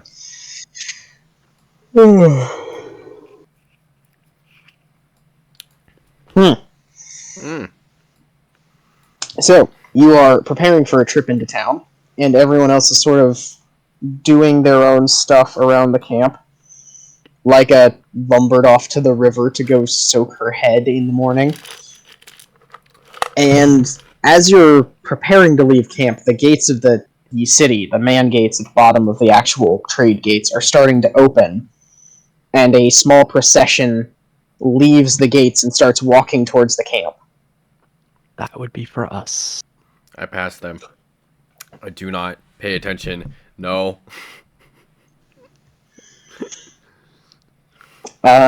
Stealth check. Stealth check. I am gonna need you to roll stealth if you would like to not be noticed. Please. Wait, you're trying to get in unnoticed? I'm trying to go past them. There's no He's way like, I can no. fail, He's right? avoiding the plot. Yeah, 11. 11? I don't know, man. Yes, they broke. He's avoiding the plot. He's doing his best. Isn't your stealth, like, stupid high, though? It's a plus Yes. 9. And, damn. There is no way I can fail. In theory. Unless you do that. Unless they are looking specifically for me. Or they have a passive perception higher than 11. Or higher than 10. No. Do they? Okay, what is in this in the procession? Yeah, let's So that's what I'm getting to. Okay, let's sorry. start there. It currently consists of 6 people.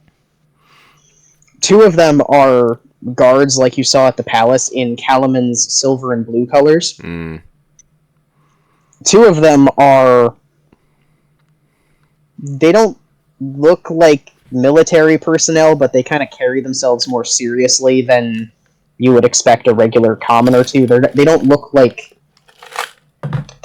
they're armed, but they're wearing robes and they're sort of carrying themselves straight, and they're both dressed in red.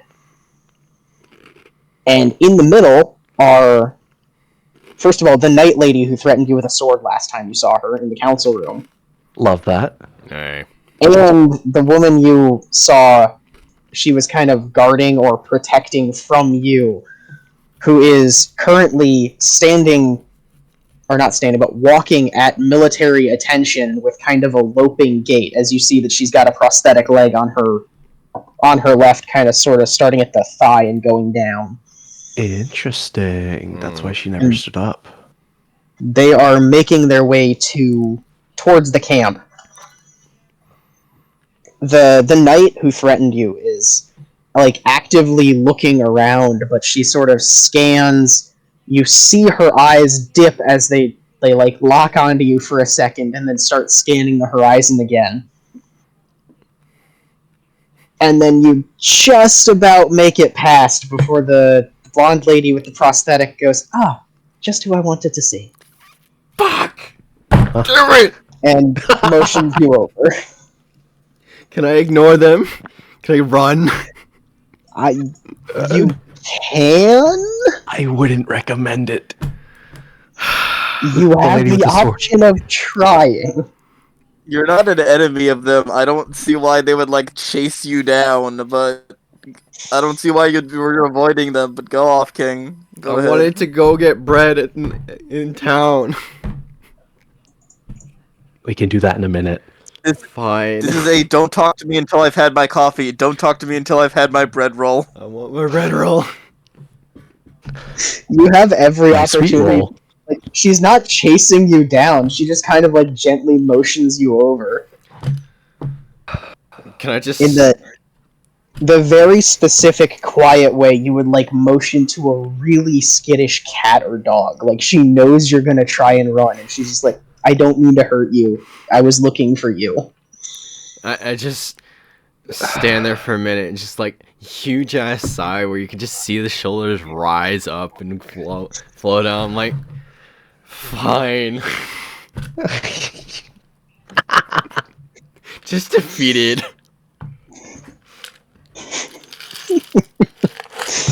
When I fucking get you. Yeah.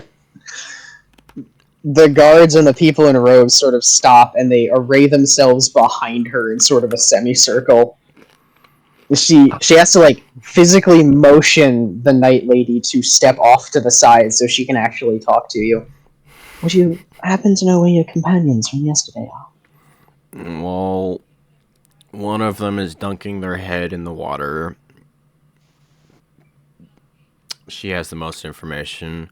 The dwarf with the armor, he's probably near the central fire. I have a name. No, it's fine. I think we. You're not here to complain. No. This is true. And the last one, I haven't seen since we left Vogler. So. Understood. Would you be so kind as to show me to them? Alright. I'm assuming I see them coming. Yeah. Yes. Yeah, it's really hard to miss them. Got it. I'm gonna go grab Raven, just so she's here for this part. Okay. I'm assuming she's probably in the similar area to me, center of the Yeah, camp. she's helping pound steaks on a new pavilion. Ah, But she's in like the immediate area, basically. yeah, helping out with the food shenanigans.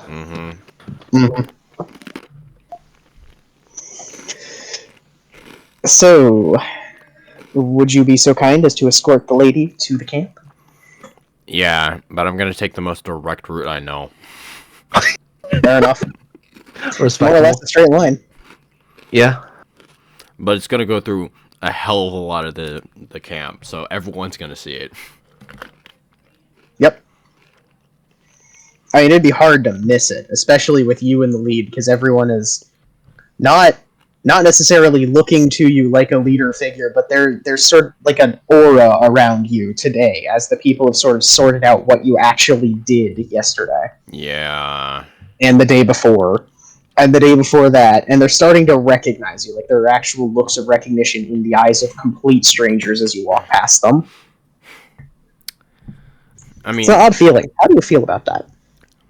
seeing as I never made my presence known among, like, during the events of any one thing, I would usually show up afterwards. So I guess I just, like, either ignorant of it or just not sure why they're staring. Fair enough. Makes sense. I was a person who was there. You sure were there. 100%. But you never... I guess I never made it known that I did those things. Because I always kept to myself. Alright. The arrival at the central tent is mostly uneventful, save the fact that the guards are very clearly uncomfortable being surrounded by so many strangers with desperate looks in their faces. The two red-robed individuals are mostly passive. You've had time to notice by now that they're both fairly tall, middle-aged human men. Okay. And I mean, I guess I'm wearing the black cloak I normally wear, so... Probably. Probably. To her continual chagrin, the amputee seems to be trying to rein in her knight companion, who is actively, like, watching for threats in the middle of the camp, and, like, stalking in small circles around her until she's forcefully sat down.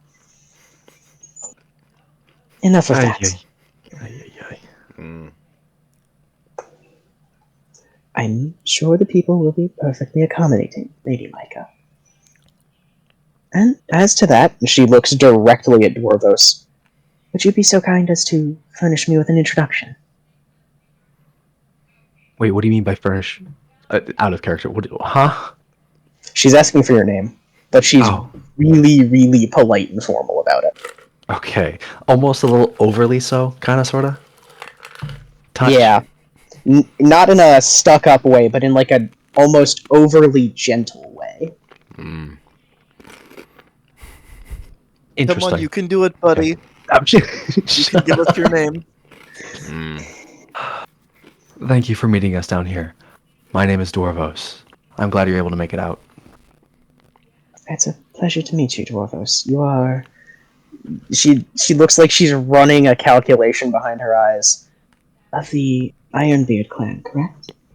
That would be correct. That would be me. Hildworks, Mirglode? Right around that area. Yeah. I'm Fine surprised you're region. familiar. I'm well familiar with your clan's work. Oh, okay. I'm a little taken back because like we're just a clan kind of way down south, like not close to here. So Yep. She actually, at this point in the conversation, takes the time to, in Dwarvish, kind of not quite bow, but like incline her head to you and incant a traditional blessing of your forge be hot, your road be straight, your hills be level and narrow until you are home. I'm flattered. Thank you. But please, make yourself at home. This isn't overly formal. But I'm honored. Thank you. She just nods. It has been my great pleasure in my life to see that all folks are properly accommodated, especially in our line of work. Of course, of course. Now, let me also real quick go grab one other person who actually speaks for everyone here. Give me just one moment. I will be right back. Swampy, your turn. Well, yeah, I'm gonna go grab Swampy as well, but I'm also grabbing Raven. Ah. Okay. Coming back soaking wet. In the As meantime, she turns are. to Twin. And we have not had the pleasure of exchanging names yet, young man. I didn't know I was important enough to be known, but I am Twint, the shadow of the group. While you're fishing for words, she kind of smiles and says, Thief? What'd she say? Thief. Thief? Thief. Sure. It's a fine profession, so long as you, we'll say, keep it to worthy opponents. Only the dead. That's one way of doing it, I suppose. Has she introduced herself yet or no? No. Oh, shit. I should have asked. That's okay. And in about 2 minutes of awkward silence, you arrive back with Raven and Leica. Yes. And these are my other companions.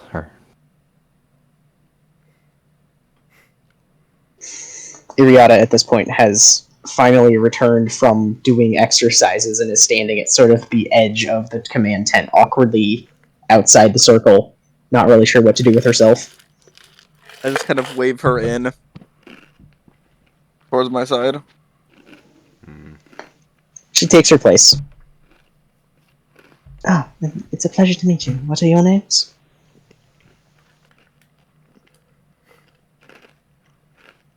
Swampy. Kind of give her a look for a second. Kind of scanning over her. She doesn't look like a pixie, does she? That depends. What does a pixie look like to you? Small. And with wings. So no. Leica. It's a pleasure. She sort of stares straight through you for a second.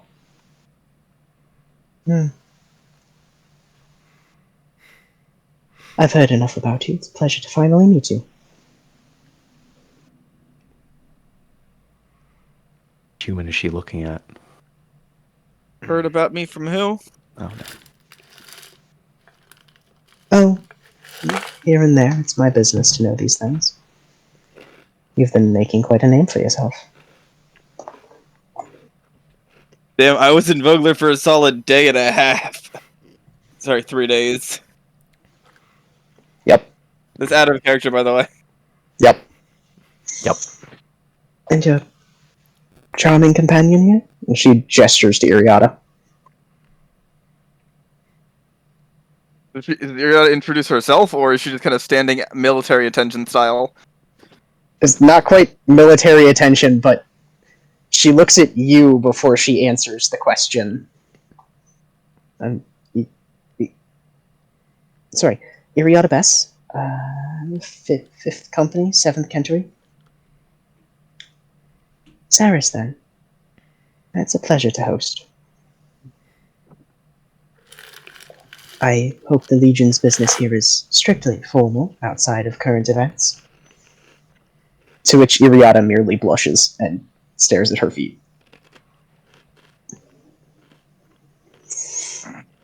Well then, to business. She looks directly at Raven, and you are the mayor of Vogler. The, I guess, chronic spokesperson for the fine people about us. I am. Good.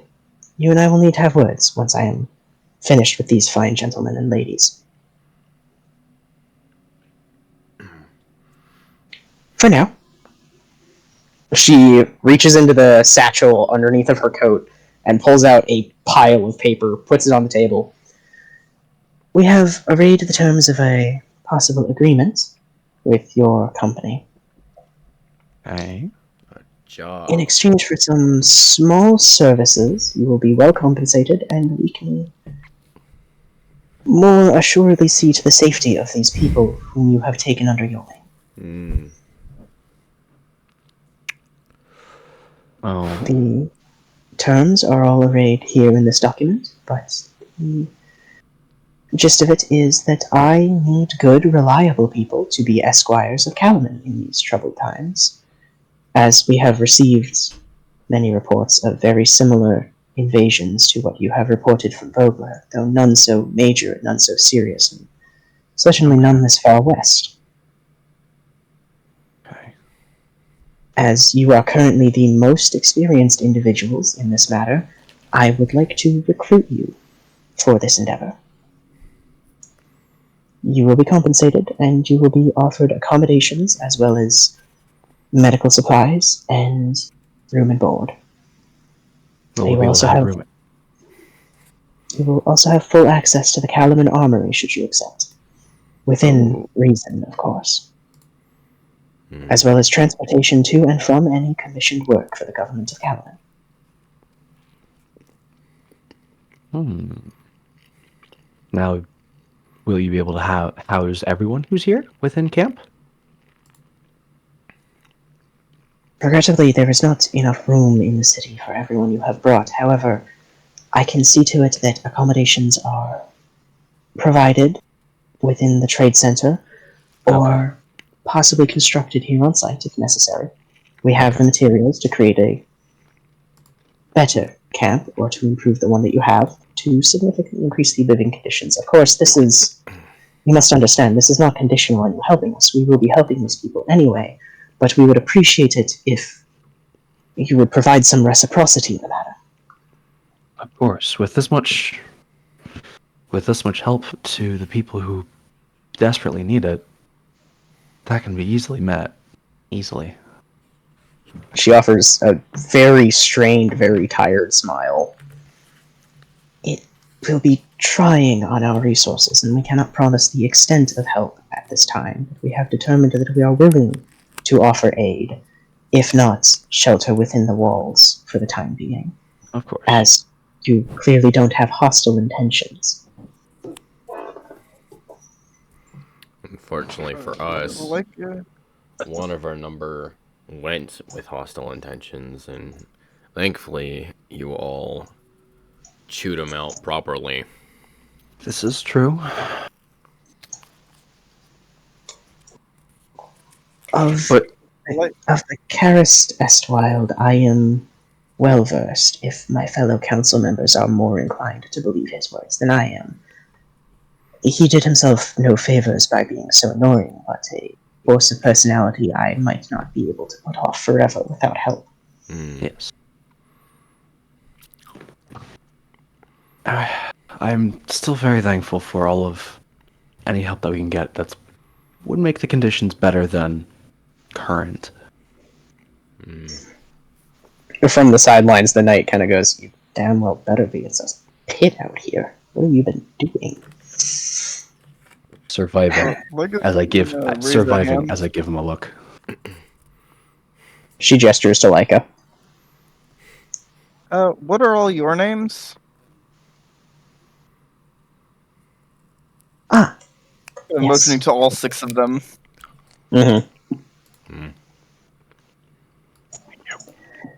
I am the Lady Marshal Perth Vendry of Calaman. This, she gestures to the knight, is my attendant, the Lady Micah. This is, and she just starts listing the people around her. Like she gestures to the robes. These are, well, they prefer to be referred to as the brothers, but this is Michael and Andre, sorcerers in my employ. And the 2 guards are Brooks and Pavel of the City Guard, who kindly escorted me out of the gates to this camp, and have deigned to attend me while I am here.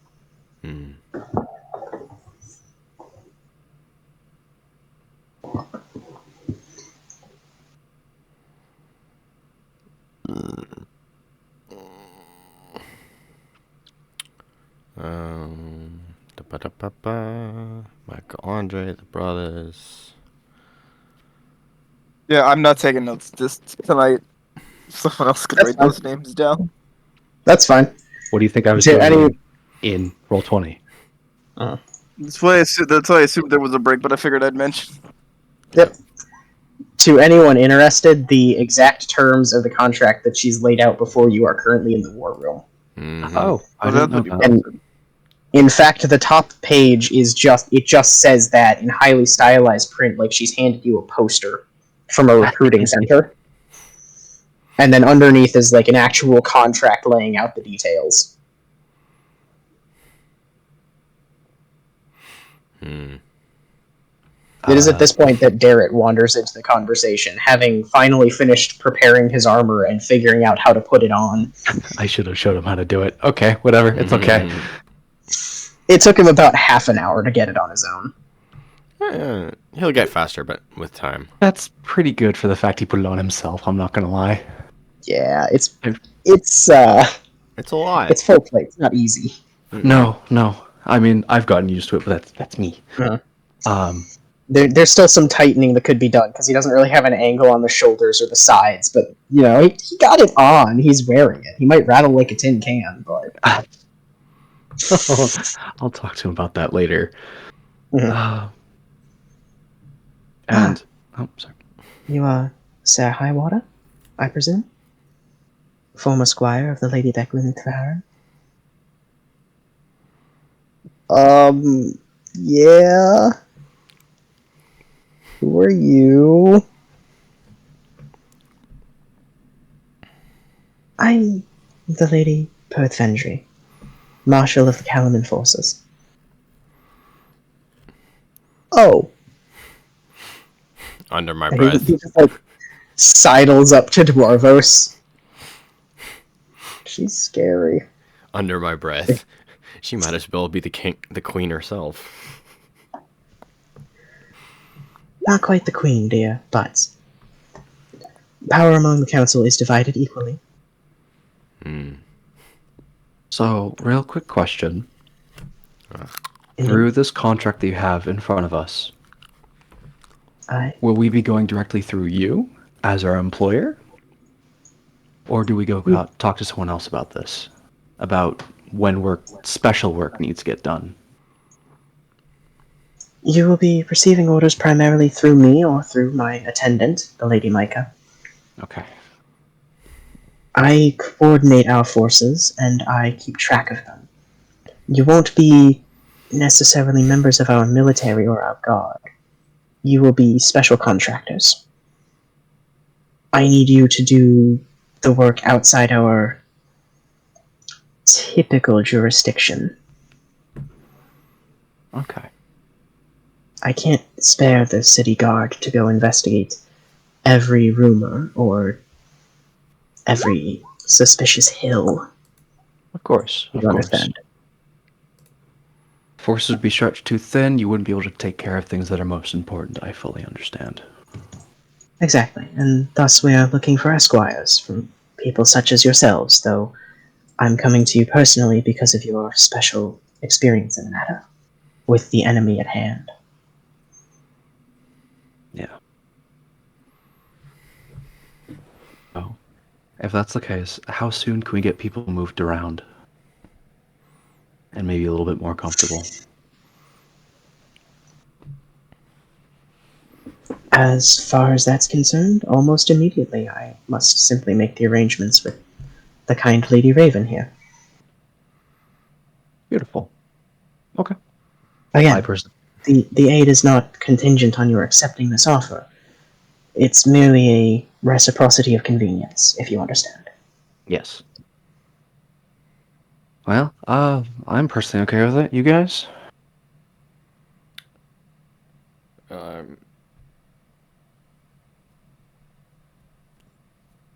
Okay, out of character, what exactly would this entail us doing? We will become mercenaries, my dude. Correct. So, You- any odd job. Anything they can't spare the guard to go that they looking can't handle, into. but usually also out of their own jurisdiction. So we would be a little bit under the law, or a little bit. Yeah, you get my point. Alright, whatever. Basically, you are an extension of the authority of the council, but you are not a member of the military. So you can go outside Calaman's walls and speak with Calaman's authority, but you aren't showing up as military officers. Okay. Wait, so I'm real confused. Is she Lady Calaman Marshall, or like, huh? She is the Lady the Lady Perth Vendry, Marshal of Calaman. Lady Marshal being like a military position. Like she Perth. is the What? marshal. Okay. Vendry. Vendry. It's in the letter. Oh Yes. my fucking. Basically, she is like the logistics captain of the guard. And Okay, she that has makes under her the general, which is the guard she normally travels with, it seems like. Or some other high ranking officer. Who seems very committed to her protection. Okay, that will be our kind of like primary employer. Got it. Guys, I think they might be roommates.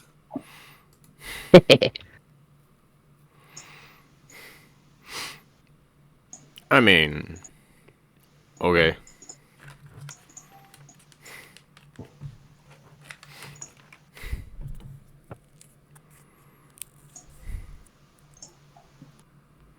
Okay, cool.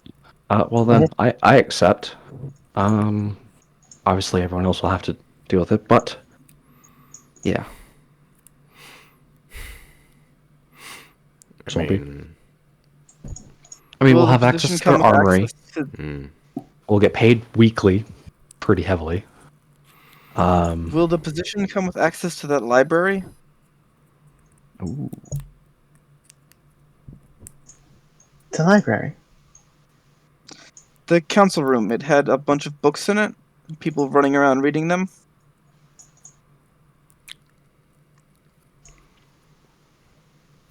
I can see what might be arranged about access to the private records.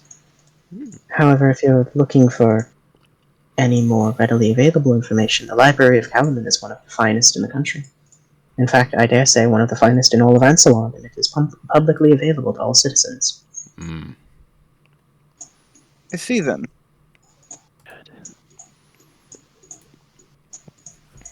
I suppose I've no reason not to accept. I kind of look at Iriata.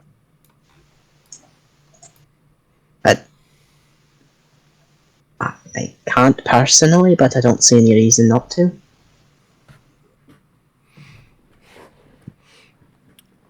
better than doing nothing. What was that first bit? Hmm? What was that first bit she said? I couldn't quite hear it with the accent. She said she can't personally, but she doesn't see any reason not to. Alright. Then I'm in. Better than doing nothing, I suppose. Wonderful to hear. Garrett sort of nervously side-eyes you. You can tell he's thinking about it, Dwarvos. He's thinking about like accepting or declining Yeah. or what? Accepting. Like he's kind of chomping at the bit, but he's looking to you first. I give him a kind of a quick elbow, and under my breath say, "It's worth it." I will. I'll join. Wonderful. It'll be nice to have another night under our service once again. Interesting.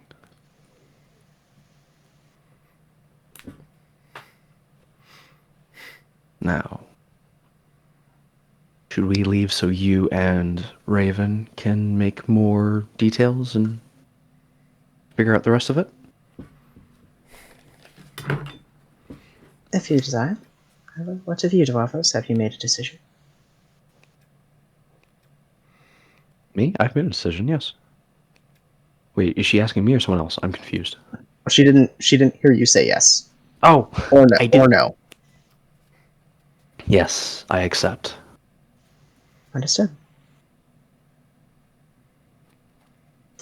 Brooks? The guard you now recognize from the day before, who led you through the castle on his impromptu tour on the way to the council room, kind of snaps to attention. When they're free to go, would you kindly escort these people to the council chambers where their oaths may be taken and resources may be distributed freely? Yes, ma'am. Whenever you're ready to go. Wait, so we're going back to the council? What? There is an oath of service before you begin, Of course. and certain information you must be provided before you know what you're doing, I suppose. My apologies. I did not know. She like mentally resets for a second. I apologize. You are, of course, an experienced mercenary. You must be debriefed and then briefed on the situation at hand, as there is a job of rather pressing virtue. I apologize. Yeah, they're not looking to hire us in case there's a job. They have a Yes. specific job, I'm guessing. Oh, I'm sure That they is the do. case. Yep.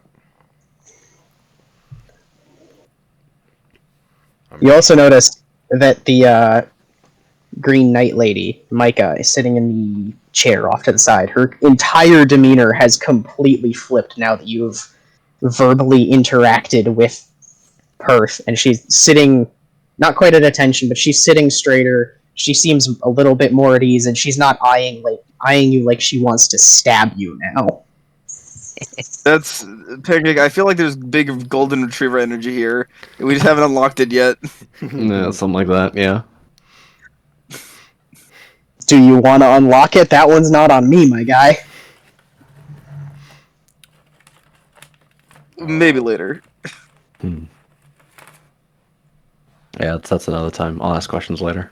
Yeah. And they were roommates. And they were roommates. You assume they were roommates, but were they really roommates? As a historian, I can, as an as a history person, I can confirm they were roommates and No, nothing else. They were not roommates, they were very close friends. Oh, Correct. They were very close friends who shared a bed. Yeah, it But it happened back wasn't then. gay. It was so not gay. As was, we in fact, become completely anti-gay. sidetracked, I need to take a bio break. I will be back. Okay. Jeez. Time to make a official break. Everyone go grab food and water. Okay.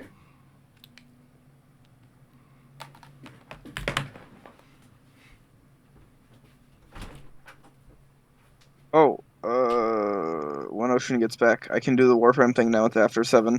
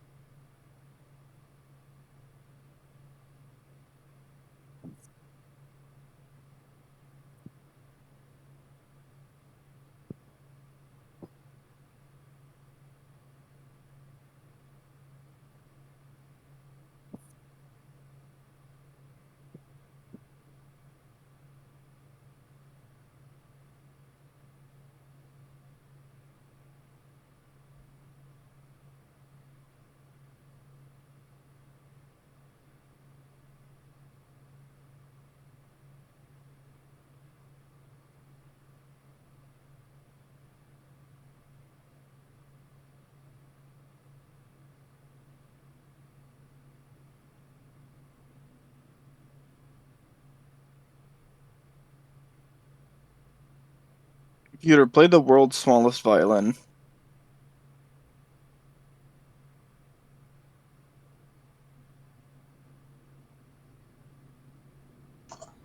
I'm back. What have you gremlins been doing?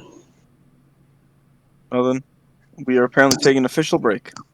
What are you up to in here? I'm up to literally nothing. I'm gonna be honest. I've been lying in bed, not looking at my computer for the entire session. Just my That's fair. headphones. That's fair. Because I got back, and I think the fucking caffeine withdrawal is hitting very hard today. Then simply acquire caffeine. Buddy, I'm trying to. Dude, I was having like 4 cups of coffee a day. I'm trying to. My semester's over. I'm trying to stop that. 1 cup a day. Then simply perish. Oh, to be honest, I had my head on my pillow with my headphones on, eyes closed. As is your If you right. guys just had like if you guys just had like a 5-minute awkward silence, I probably would have fallen asleep. Probably. You know what? I But respect it. I'm feeling a little bit better. Good. I'm glad. How are you? I'm tired. Just Fair generally enough. exhausted, but I'll be alright.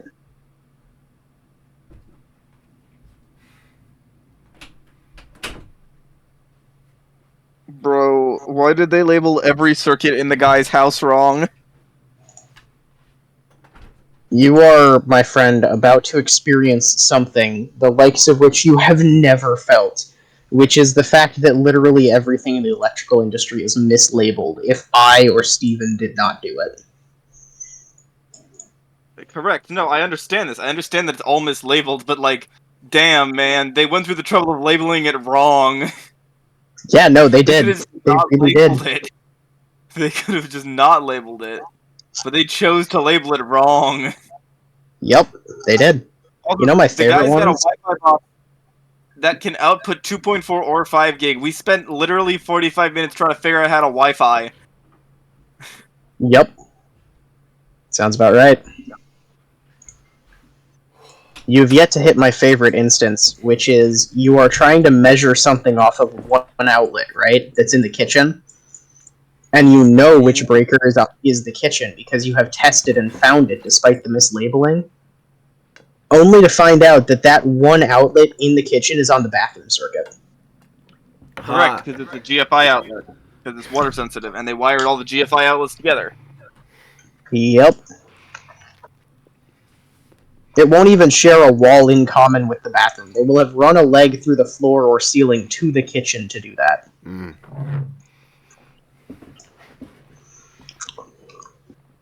It's a good time. Mm-hmm. All right. I don't often Also, get to say this. I'm back. What's up? Trade. Huh? Warframe. Oh, yeah. Past 7. He wants to give you stuff. I wish to give you the shield mommy parts. Yes. So that I can have Also- big damage. Their name is not Hildren, their name is Shield Mommy. I don't know why, but that's just what everyone has called her. I mean, I feel like if you just look up regular Shieldren or regular Hildren, you'll know why. I am well aware. Yes. But I'm talking to Swampy. I know. He has regular Hildren and does not understand why she is called that. I'm gonna be honest, I made mine look like Bumblebee from fucking the thingy. Good. Mine looks like either that or they look like, yeah, I think they look like Bumblebee. Okay. Good. Oh. Okay. I'm still Did you just recording. look up Hildren? I'm still recording. Good. I mean, This you is just got the this part out. unedited, the unedited experience, folks. This is what D&D is really like. You don't get this crap with Matt Mercer or Brendan Lee Mulligan. No, this is No. the real stuff. Mm-hmm. We sit around in awkward silences for multiple hours at a time. I will prep 6 pages in advance, and they will argue about the first page for 4 hours. It's a great job. Do it. Run the game, I dare Why you. is this red? Okay, I see. Honestly, I didn't do that in my campaign. That's gonna be a skill issue, Pancake. Skill issue on your part. I prepped for it. You just didn't get there. Yep.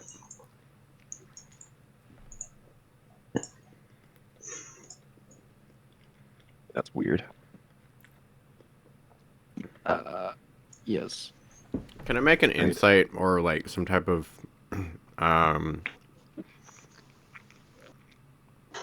yeah, let's go for insight on what race Lady Perth is. Alrighty.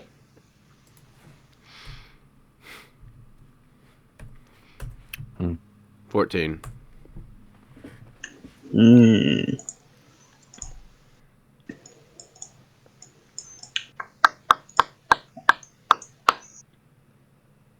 I have a bunch of relics from the last few days that are Hildren Prime parts. Mm. Good. Oh, that's what I was forgetting. Blazing.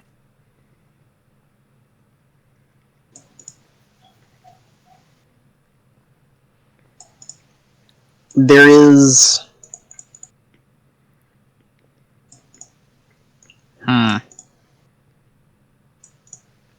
Oh, damn.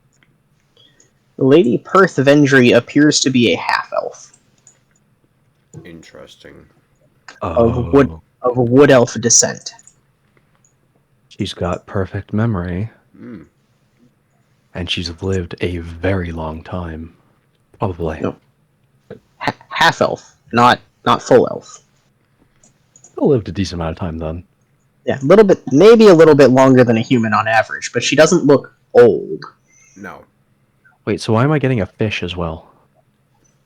because you need It's to get clan a fish. tradition. Okay. The clan tradition is when you trade someone, someone includes a fish. There's always a fish in every trade. There has to be. I failed There's gotta yesterday be a because I fish. hadn't played in too long, and I forgot I didn't have any fish. He's out of fish. That's I- funny. He's made a grave mistake. He ran out of fish. You know the funny part? I know where my last fish went. My last fish went to the last guy I bought prime parts off of. I bought a... What was it? I bought a Trinity prime part off a guy. I sent him a fish, and that's the last fish I remember trading. That's You funny. run out of fish. You can follow the time you lost the last one.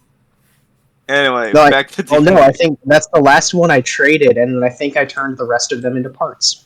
Anyway. That's oh my Fair enough. jeez. Alright, lads. Okay. Break over. Back to D&D. Yep. Yeah. I'm a little bit Sure. more awake. Cool. I never stopped recording, so this is gonna be funny. Excellent. You can just cut that part out if you really wanted to. I- Nah, run the game, folks. This is what it's Okay. like. Vibe with your buddies, Private- run the game. I It's a don't private have video. a video editing software, and I don't want to because shit like this is funny. It's also good. It is Yeah. good for the environment. You ain't gonna get this crap on Roll20. We get to the real heart of the problem. Do you know how good these videos are just to like fucking sleep to? They're amazing. I couldn't do that. I can't listen to my own voice. No, that's weird. I'm sorry. That's fair. I don't think it's weird. I just can't stand the sound of my own voice. Honestly, the whole videos while you sleep thing, it's very funny to me because every time I fall asleep, I'll wake up and there's a very specific video playing and I want to get rid of it. It's the goddamn I spent 100 days as spy in TF2. Oh my god. You know that video? That might be my fault because I listened to that video about 5 times while living at your house. Like, I watched it once and I was like, oh, this is a good video, but now every time I fall asleep with YouTube on, I somehow wind up waking up and I look over at my phone and it's that video. Oh my fucking I'll be God. honest, the entire time I lived in your basement, I watched almost nothing but that one TF2 YouTuber on repeat and like 5 videos about cryptocurrency. Fair enough. Anyway, Anyway, Yep. I've got noodles. I'm happy. the Lady Perth appears to be a wood elf, half elf. Fascinating. not a pixie, right? Probably not. Yeah, like Narrow's Eyes, not a pixie for now. Gal's a changeling. No, she's not. Absolutely not. Is the other half Well, she was a human? changeling. She was a changeling. She wouldn't be a pixie. My character doesn't even know what a changeling is, so it doesn't matter. At least I don't think. So, A changeling would be an incredibly rare race to find. In theory.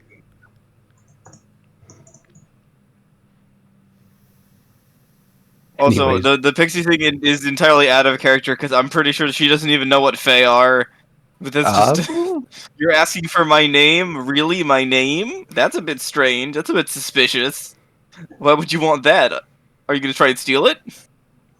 that is the slightly worrying part, but it's okay. That's kind of pixie degenerate level stuff. Okay.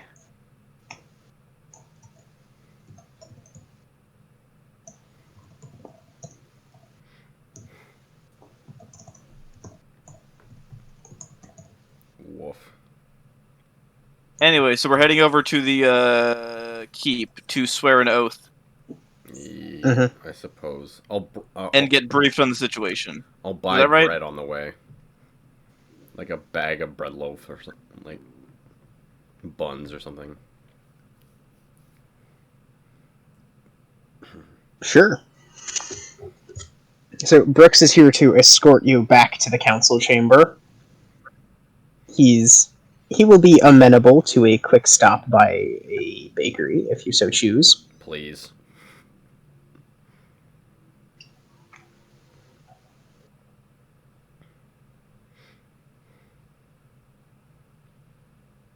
Ba-ba-da-ba-ba-ba-ba. Green. Breakfast is probably. Are you just buying for yourself or for the whole group? Like it's like a small bag of like 5 buns, so probably just for myself. Like beignets. No, just like like rolls. Fair enough. I mean, I'm assuming my character ate something earlier, right?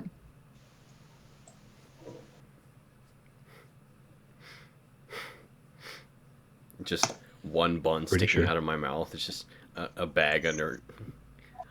Like Fair under enough. your arm. Do 5 copper. Yeah. It's probably fair. Inventory. I don't pay for food. There were fish in that river. Bone crunching noises.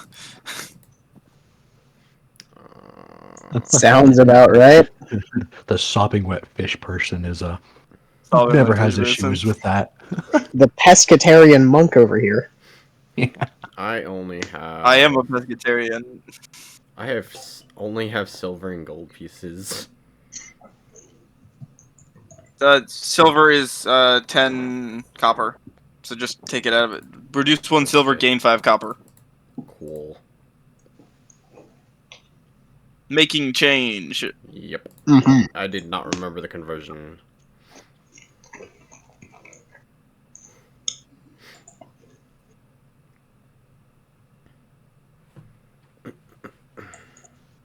It's base 10, unfortunately. Base 100 makes more sense, but it's base 10. Okay.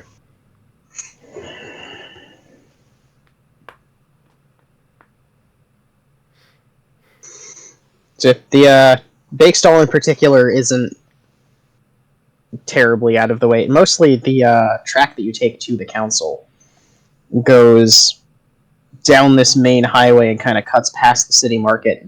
The corner, the bottom west corner of the city market is mostly food stalls, so it's pretty easy to find something cheap and edible. Yep.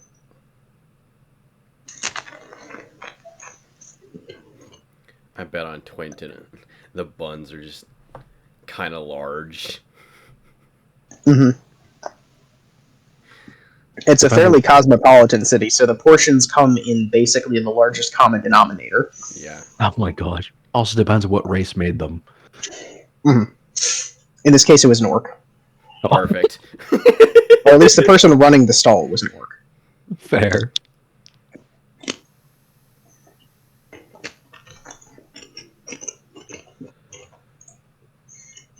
And as you're going, Brooks is like running you the tour. He says, you can kind of see this is the market. Down that street, he just points directly east. There's a really, really nice bar. A lot of the guards like to go there on their off time, but it's really, really cool. It's called the Wanderer's Rest. They got rooms there too. If you want, you can get them comped if you're working for the council. It kind of comes out of your pay, but it's not that expensive. It's really, really nice place. Good food. Bartender's a really nice guy. And the innkeep. Sweetest lady you'll ever meet. I think she's probably even nicer than Lady Perth, and that's saying something, but no, she's real great. And he's just rambling as he leads you on towards the council.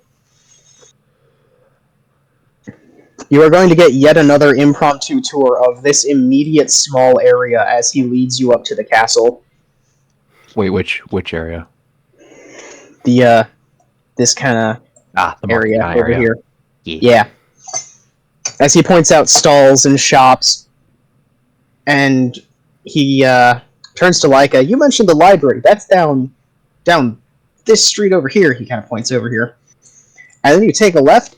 Third, 1, 2, 3, 4, fourth left, and it's the second block down. Big round building. You can't miss it.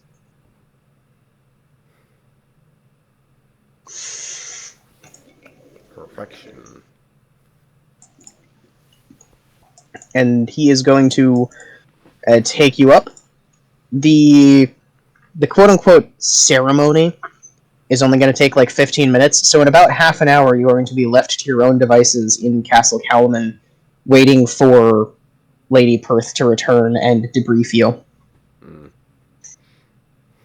So if there's anything you'd like to do in the meantime, she's going to be probably another half hour on top of that before she returns. Oh, did I hear correctly that Iriada isn't gonna swear the oath? She's not. She comes with you and she attends, but she doesn't swear the oath. Got it. Are you planning to return to Manoa soon? When I can, but Legion will takes priority. I swore myself in when I was 13. I can't really take on any other responsibilities until after I retire from military service. Fair enough. Makes sense. I You're welcome suppose, to help as much or as little as you feel comfortable. I suppose you're welcome to join us on our adventures and whatever, but Depends what we're up to. They may not be okay with that, but we'll see. we'll find out. Well, we'll find out. Could be fine. Perhaps I'd like to do the most good I possibly can, though, while I'm here. This seems like the place to do it. Mm-hmm. Busy city, a lot of people, all different types. Yeah, probably. Aye. And I don't need to be paid to do whatever work they need us to do.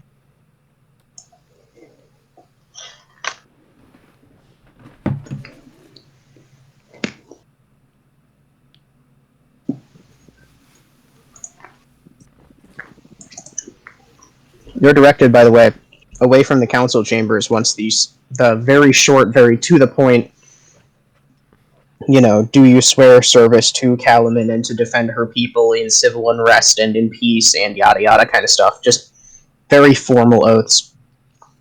Once that's done, you're directed upstairs to the third floor, which is the second highest point in the castle, where there are just a bunch of administrative offices. And you're kind of dropped outside the largest one, which has a bunch of sigils kind of painted around the door.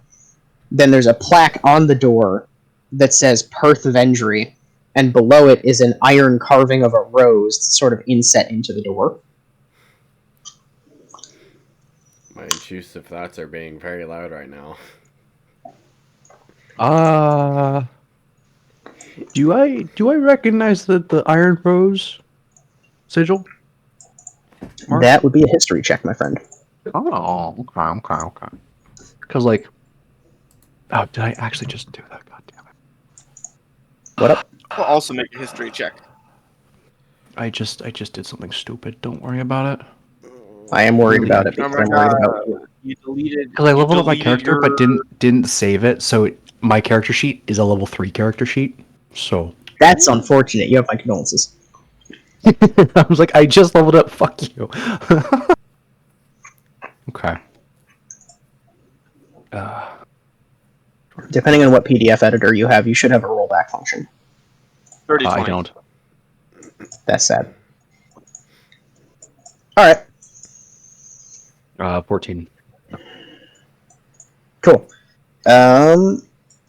To both of you, the most culturally relevant example is the most prominent use of the rose as a sigil being the Knights of Solamnia, whose upper echelons are basically categorically it goes the Knights of the Sword, then the Knights of the Crown, and then the Knights of the Rose. There's a short debrief on the Knights of the Rose in the lore document, but it basically boils down to among the best of the Sword and the Crown, the Rose are officers picked from them to be leaders, mentors, teachers, and general, not necessarily always leadership, but the officers is really what they are. They're the top brass. They're also usually they're not listed anywhere. Like there's no public roll of who is a Knight of the Rose and who isn't. Their number is known at all times, but their actual individuals aren't listed anywhere, both for safety's sake and so that there's never any opportunity for them to go, oh, well, I'm a Knight of the Rose written in, yada yada council, and that proves it, so I'm better than you. The rose is just like I am a rose, therefore I must set the best possible example for my people. Mm-hmm. Nice. Good stuff. It's Also, quick clarification. okay. Yesterday, someone said that they were battle sisters with Byron. Who was that? Was that Lady Perth or was That's that Lady Micah. Lady Micah was Micah. Shield Sisters with Becklin. Micah Correct. is Shield Sisters, yeah. Yeah. Okay. But so this is potential it would be not an implausible situation that Lady Perth used to be a knight and is now a Knight of the Rose. It's not implausible. So being a Knight of the Rose does not preclude you being one of the other knights. It used to come with a bunch of responsibilities, and there were serious oaths you would swear to take this office, and you would have, if the Rose Knights ever got together in one place, it was like crap's going down. We need the best of the best expendable style to just get this done. But in the years since the Calamity, because of the political stagnation of the Knights and their councils and kenteries, the Rose has taken on more of an advisory position, and it's honestly more of an honors society than really a society of proper knights now. Mm-hmm. So People like it's maybe marshals. It's now less of a knight order and more like advisors and leaders and officers. That's really the best way I can describe it.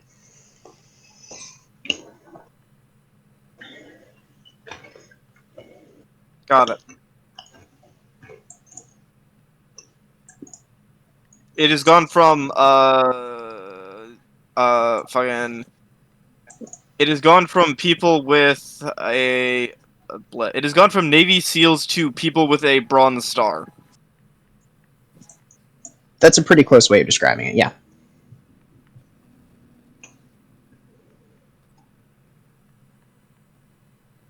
Alright, so yeah, other than that, not really, just kind of transferring notes from my old book to the rune book and chilling. Fair enough. Being chilling. Fair enough.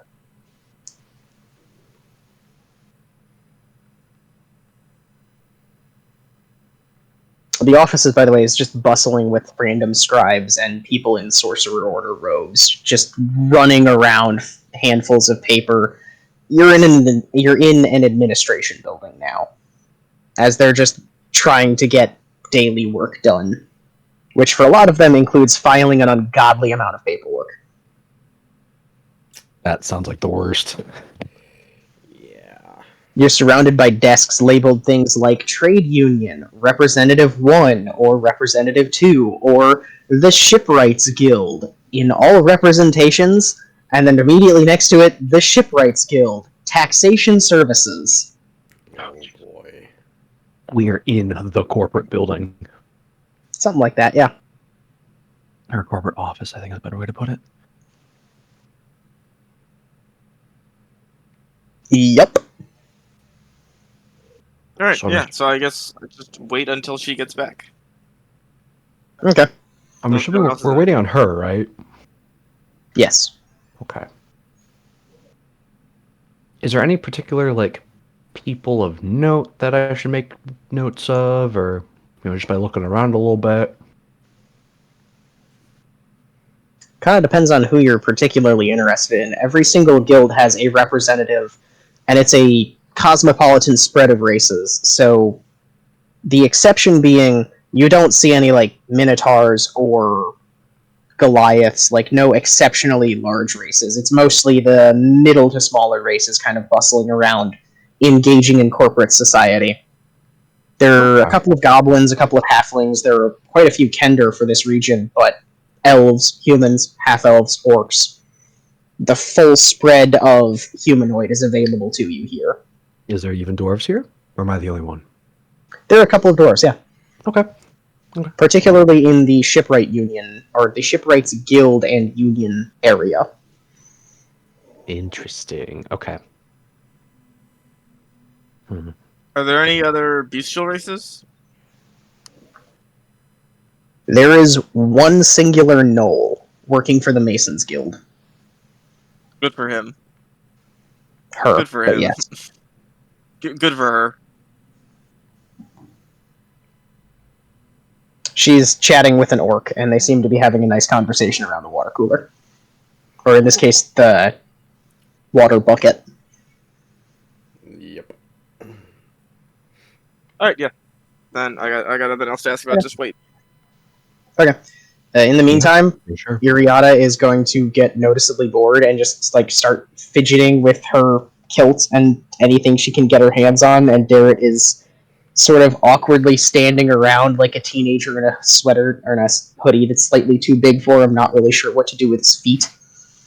I just like take the like stained glass. They're basically like lesser crystals that have been just kind of carved down into these sigils, except for the first one, which I found. I'm just gonna kind of hand them to her to like play with, like fiddle with. She starts messing with them like you would see someone like kind of counting prayer beads, except she's just running them in a circle.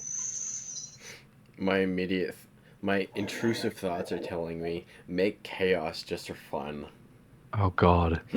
Real quick, can I, now that I'm seeing Darrett in his armor, fix it up real quick, tighten up in places it needs to be tightened, and kind of like readjust it a little bit.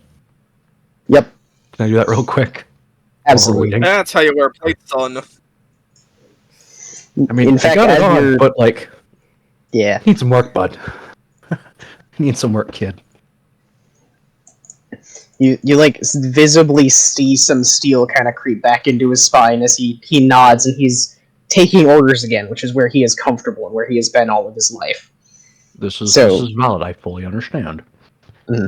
He is most comfortable in this situation when you are telling him what he should be doing. Damn, why do all of the NPC followers have? I'm gonna stop that joke there. It's almost like he's 16 years old. I was gonna say this I am makes two 10 of them now. times his Damn. age. Oh, fine. I'll just say the joke. My joke was, damn. Why do all of the NPC followers like taking orders from dominant women? Pancake, are you trying to tell us something? Dominant It- what? Dwarvos is a man, thank you. I think, right? You are? Yes, I am fully a There's something dude. I don't know about going on here. Well, Should I the be fir- the making first person accommodations as a DM that I was not made aware of? No, Byron. He was first taking orders from Byron. You mean Declan? his adopted mother? Yes. This is God. true. Okay, And then Iriata's what's... got the whole Mike and Owen thing.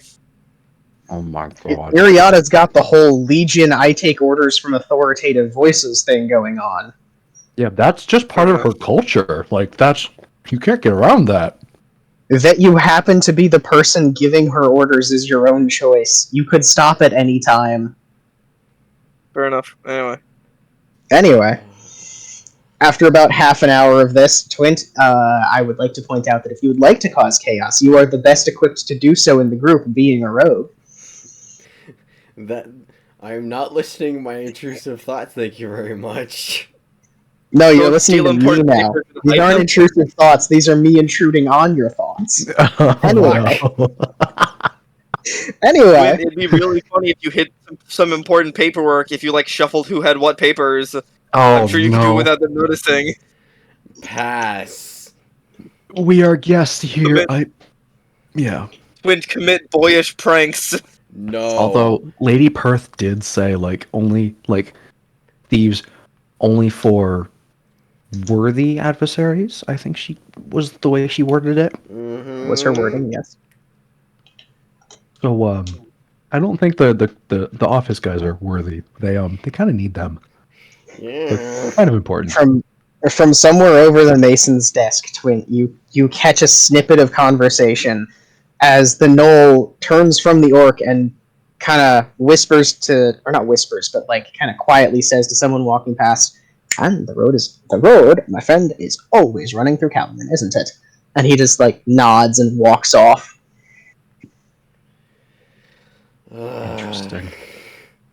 Then there is a quiet stillness in the room as the door at the other end that you entered through opens, and the Lady Perth kind of limps in, followed by Lady Micah. Ah, there you are. Kindly attend me in my office, if you would, please. Mm-hmm.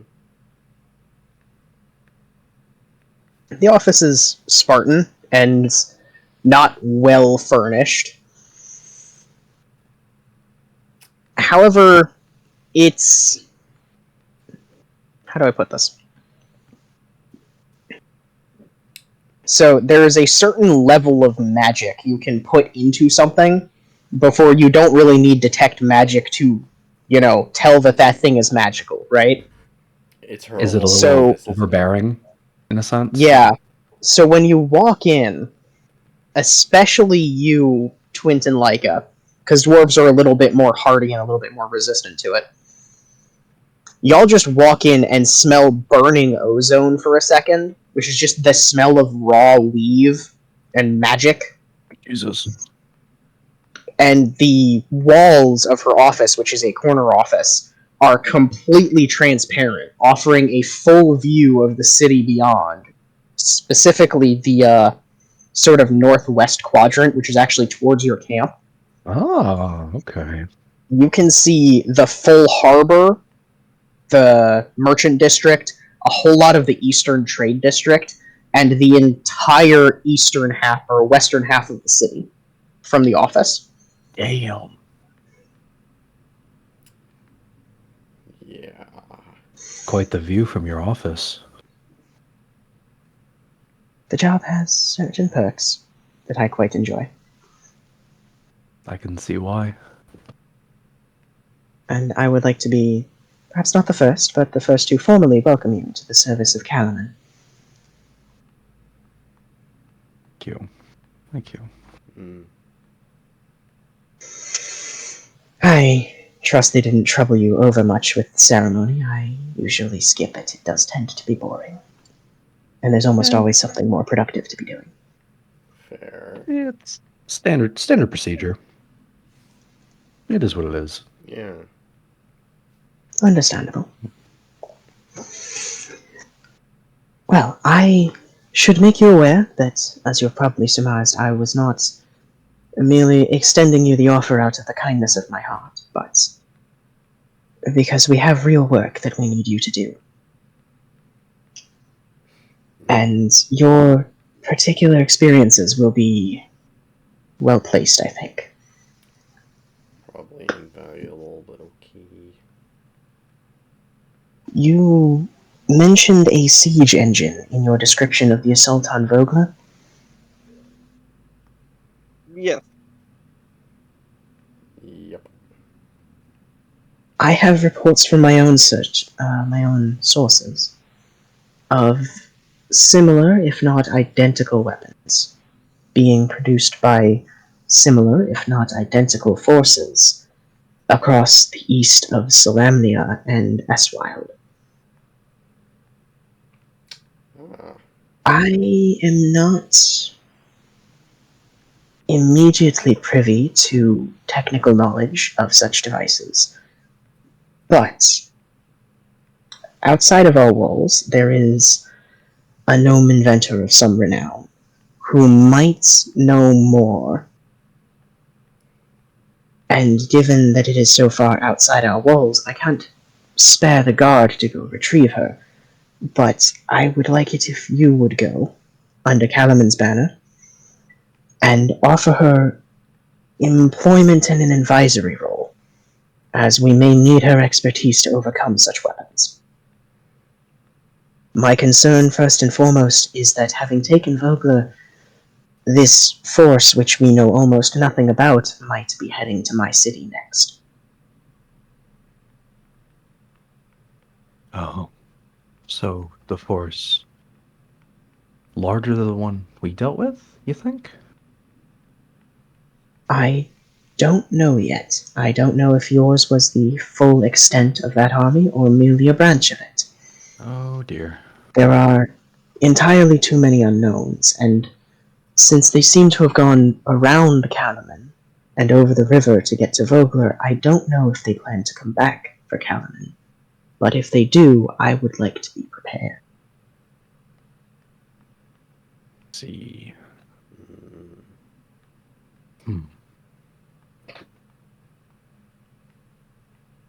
So, scouting, probably? Sounds like it. Yeah. In the future, that may be. For now, I would like you to make contact with Miss Ruckledust, as that is her name, and see if you might retrieve her for some beneficial cooperation. Okay. Where? She Sorry, she what? reaches into a drawer on the desk and pulls out a map of the local area. Okay. And I will have this map ready for you next session, probably, but right now I do not have it finished. Is it a So- region-sized or region map? Yes. Ah, It's a map okay. of the full available region for this campaign. Beautiful. Nice. Okay. So, for now, we're just going to say that she motions to somewhere about 12 miles south of Kalaman, nearer the hills. Day and a half. She has... It's like days trip. Day and a Yeah. half. Not too bad. Yeah. No. She's in this region. She owns land and I believe is currently operating some kind of farm. I have not personally, nor have any of my sources had contact with her in a while. We don't believe that she is in any real danger, however. With growing rumors of war, we would like to consolidate all available resources if she is willing to work with us. We would like to request her presence here in Kalaman. Transportation will be provided for you, as per the agreement in the contract, Okay. as will any particular inventory you might require, from weapons to supplies. Magical aid, I'm afraid, must be purchased on your own quota, because the Treasury does have limits, as Councillor Orlis is keen to remind me. Of course. Of course.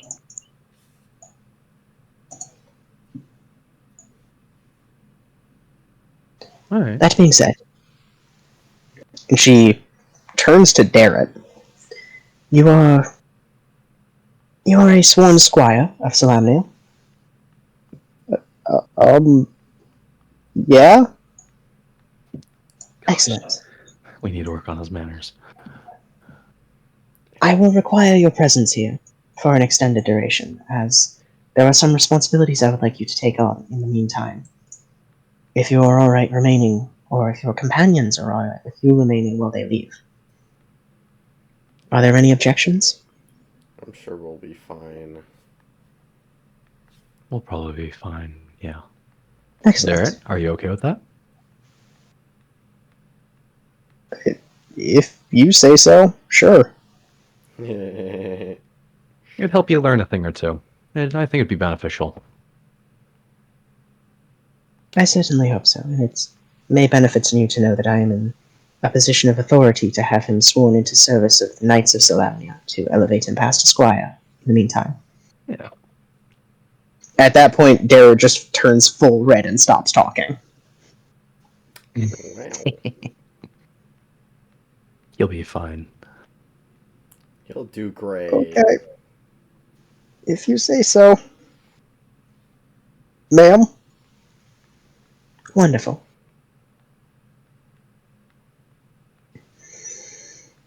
Now, that being said, and all assumed to be provided for, do you have any questions? Now that we're in a more private venue?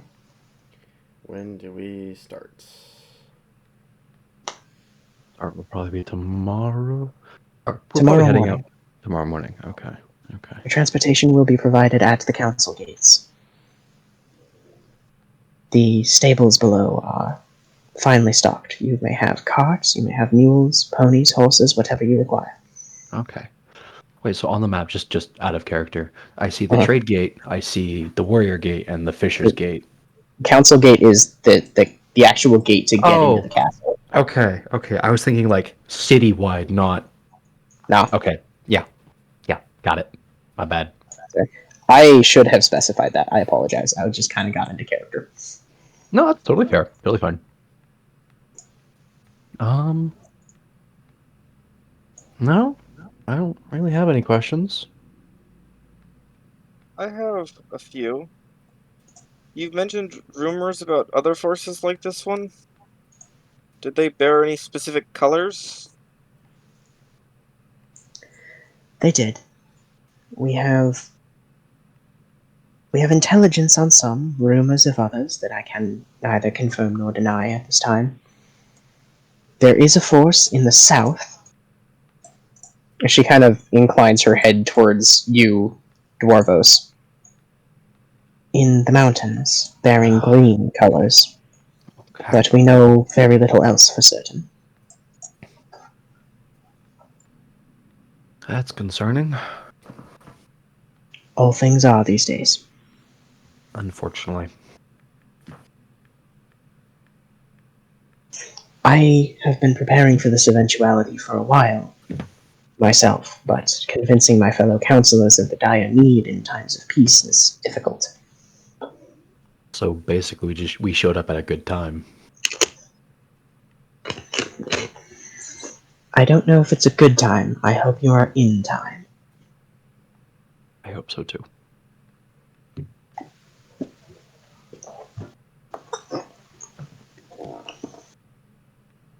You mentioned you had several questions. I had, I was putting on the whole character brain thing. You mentioned I had talked with Becklin about it, but how bad do you think this is? Do you think all the waves are coming here to Kalaman?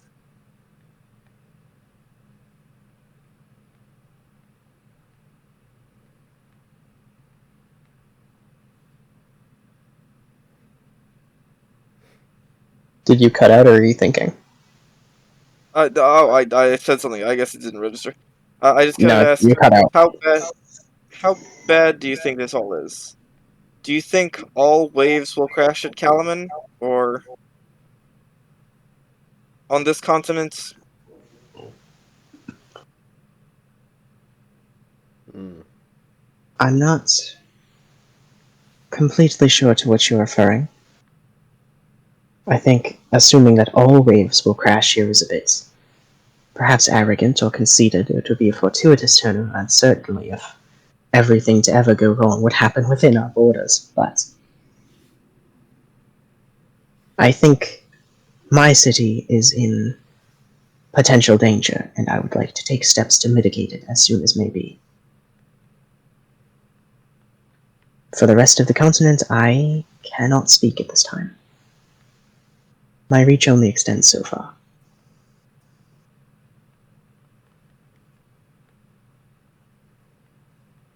The last one was, do you mind if I look at this? And I kind of motion to the walls for a few minutes. Be my guest. I'm going to ritual cast, because that's the only way I can cast it. Identify. Alright. The walls? The, I'm the assuming- walls that are showing holographic images of the entire city. I imagine it has windows that showed a little extra. Wait. Either way, there's fucking there's fucking magic in here. Like Sauron's eye kind of shit. Alright. So, you are going to receive a blast of information very quickly. And because it's your first time casting the spell, I would like you to please make an intelligence saving throw to see how much of it you immediately register. Oh no. Because you're not used to casting the spell, and there's a lot going on here. Yeah, that's totally fine. That's why I'm doing it here. I figured there'd be plenty to identify. Mm-hmm. 19. Pretty good. Alright. So, you are basically blasted in the face with information, ranging from the bricks are made of a combination of basalt and quartz that settled over 5,000 years to become a solid mass, which was then cut at a quarry in the Taman Basuk region from the mountains, hauled all the way here, and placed here about 650 years ago. Jesus. Built into this fortress, and then the fortress stood here the entire time, weathering both the calamity and the 200 years of unoccupied silence before people started moving back into the city, as well as the fact that it is just chock full of illusion, enchantment, and scrying magic. Not divination, specifically scrying, which is a sub-branch of divination. So it isn't... seeing things, not predicting things. Yes, it is seeing, and then there is illusion magic and enchantment magic projecting out onto the inside of the stone, giving the appearance of perfectly clear stone from whatever angle you look at it. It is comprised of runes and arcane programming spells that have been laid so heavily into the stone that they could almost... It's almost impossible to remove them from the fabric of the material. And the final bit of information you get is that there is a good chance, if magically disrupted to a significant degree, these walls would simply explode. Ah. There's so much magic in these walls. These bad walls have so much magic. If they stopped working, they'd just explode. It's like nuclear reactor level of bullshit. Holy cow. Yes. Yeah, I'm going to immediately... I had Also- to take out my rune book. I'm going to start writing down pretty much all of that in another page of the book. Alright, give me 1 second. The particular spells which you are identifying were laid 27 years ago by a mage named Stephen. Yeah. Steven. Steven Shitstein is the name.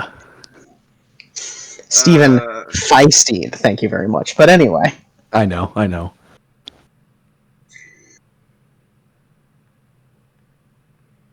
Oh, God. Yeah, Stephen, by the way... As she's just like writing down without looking at the book, kind of everything that's in her brain. Stephen, by the way, was the medieval equivalent of a biology major. Devin, I thought his name was Devin. Stephen. Steven. Yes. So I'm I assuming heard that someone we very haven't wrong. met. He was also 87 years old, and he was a human, so he's probably dead by now. Probably. But the spell doesn't record that, because the spell only records the details of his life up until the point where he actually cast it. Damn, you put a lot into your magic. So it's a combination of rune magic and spells. Yes. Containing specifically illusion magic, scrying magic, and there was a third type? Enchantment. That's weird. That's neat. Wait, enchantment as an enchantment, or enchantment as an enchantment? Both. Ay. Okay, I mean enchantment is in the D&D School of Magic, or enchantment is in the actual word enchantment? Both. Okay. Got it. Those are your schools of magic and also your forms of magic. Got it. Okay. I have written that information down. Hence, scrying, not divination, because scrying is the form that divination can take.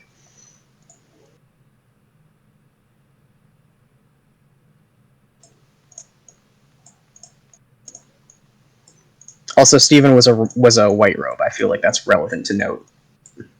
He was a sorcerer of the white robes. That makes a little more sense. Also, apparently a very powerful one, because he combined 3 schools of magic into this spell. Yeah, that's not simple at all.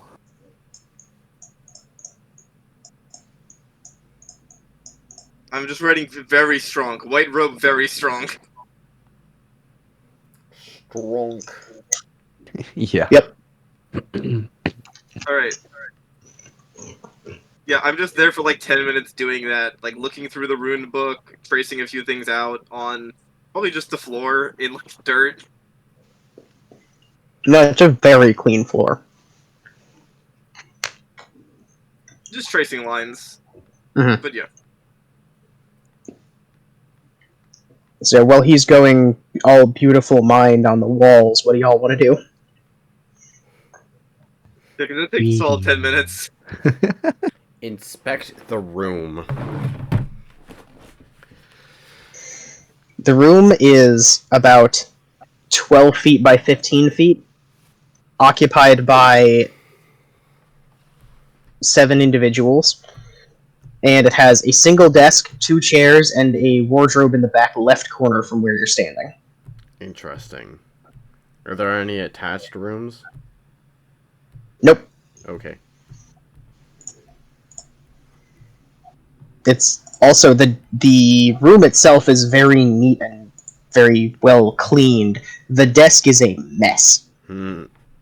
Like an unholy mix of crumpled and folded paper. There are several books stacked haphazardly in like A-frame patterns. One of them seems to be a very specifically placed paperweight that's holding like a counterbalance of cantilevered books off the edge of the table. Jesus.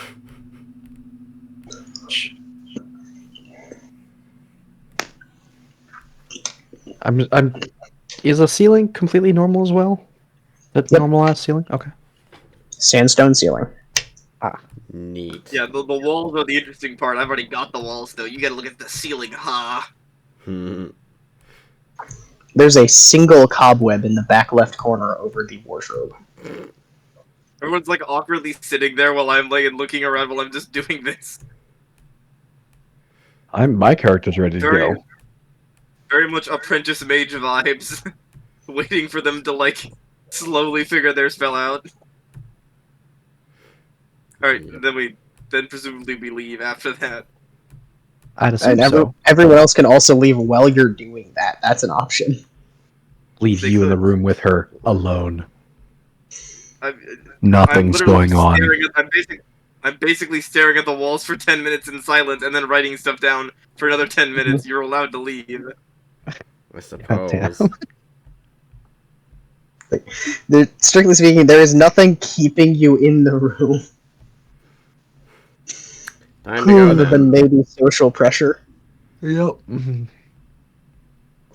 Alrighty. The only one who is bound to follow me is Iriana. And that's optional. And she's not bound to follow you. She's her own person. Yeah. This is true.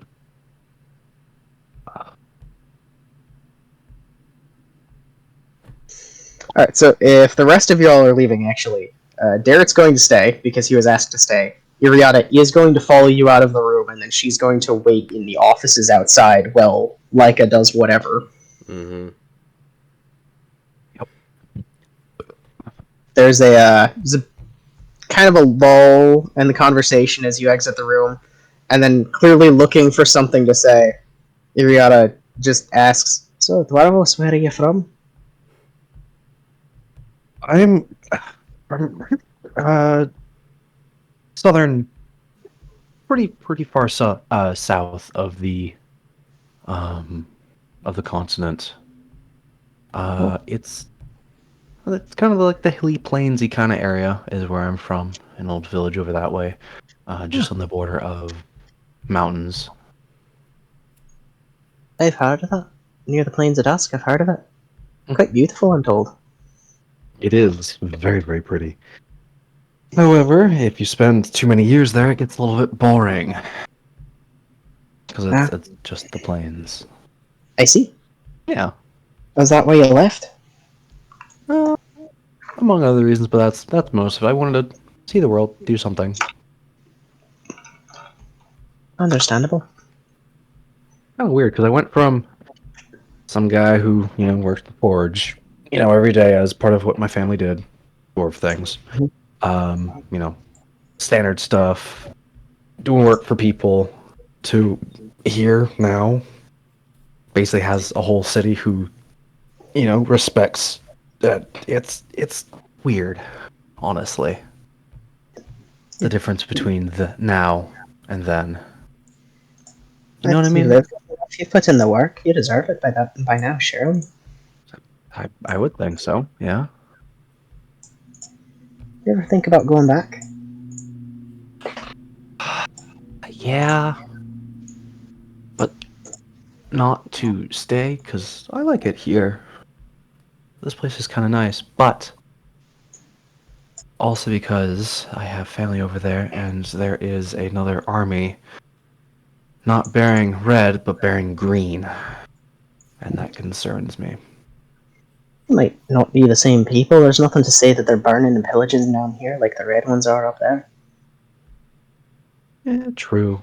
But it makes me wary, at least. Understandable. It probably would be too if somebody told me that. But also, I also think about going back every once in a while so they can see who I have become, how I have changed. Well, I After think all, that's a really nice thought, I think. I would think so. After all, like, 50 years changes a person. I'd imagine it does. Who do you think you are now that you weren't when you left? Well, I didn't have the backbone. I didn't really have a whole lot of insight on reality, life. I didn't have a lot of wisdom and experience with the world. I feel like that's something a lot of people overlook. Fair enough. You make 100 some years sound not much better than my 20. Well, Well, 20's being generous, but still. no. Don't sell yourself short. Lot can change in only a couple of years. Sure enough. I just happen to start my years a little slower. Fair enough. Well, it's good to know. Thank you. Of course, yeah. Now, is she staying behind, waiting outside the office for Leica? She's kind of awkwardly standing around is what she's doing. She's not really sure what to do with herself. Got it. Tomorrow she has something to do. Right now, This is a Good military question. person. They don't know what the fuck the outside's like. Yeah. What is this free time? Yeah, unstructured nonsense. basically. I think I'll probably go for a run. That's fair. Helps relieve the Anyone- stress. Keeps the nerves calm. It'd be good to clear my head. If you'd like to come along. Unfortunately, I have way too much business. Understandable. I would love to sometime, though. Sounds like Love a to have you. date. What was that, Twin? That was out of character. Was it, though? I don't know, was it? Was it? What did you say, motherfucker? Sounds like a date. No. The heck?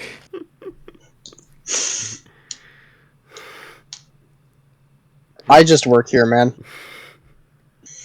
Anyway, she's gonna go do that. Yeah. Bid you all farewell.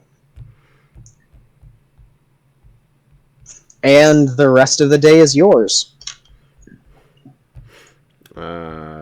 Probably want to check in with the Thieves Guild just for funsies. But I can go last, so whoever's business is next. I'm assuming that I also need to speak with Rix, right? At some point, yes. I did not tell you that Rix was here. Motherfucker. You may very well know Rix's last name, but Rix did not seem right last time when I was there. Rix did not seem enthused to like come out and meet you. Or I offered to tell Dwarvos that you were here, that she was here, and she kind of hand waved it, like nah. Yes, but he doesn't know that either. This is Yeah. correct. Well, I'm confirming I'm remembering last session correctly. As far as I know, you are. Okay, so I have no idea Rix is here, and that means I can't get any more powerful or get any more shenanigans. Okay. Thanks. Now, an important note: you weren't told specifically that Rix is here. You were told there is an antiques and oddities shop of somewhat magical nature, and there is an apothecary. So you know that those places exist.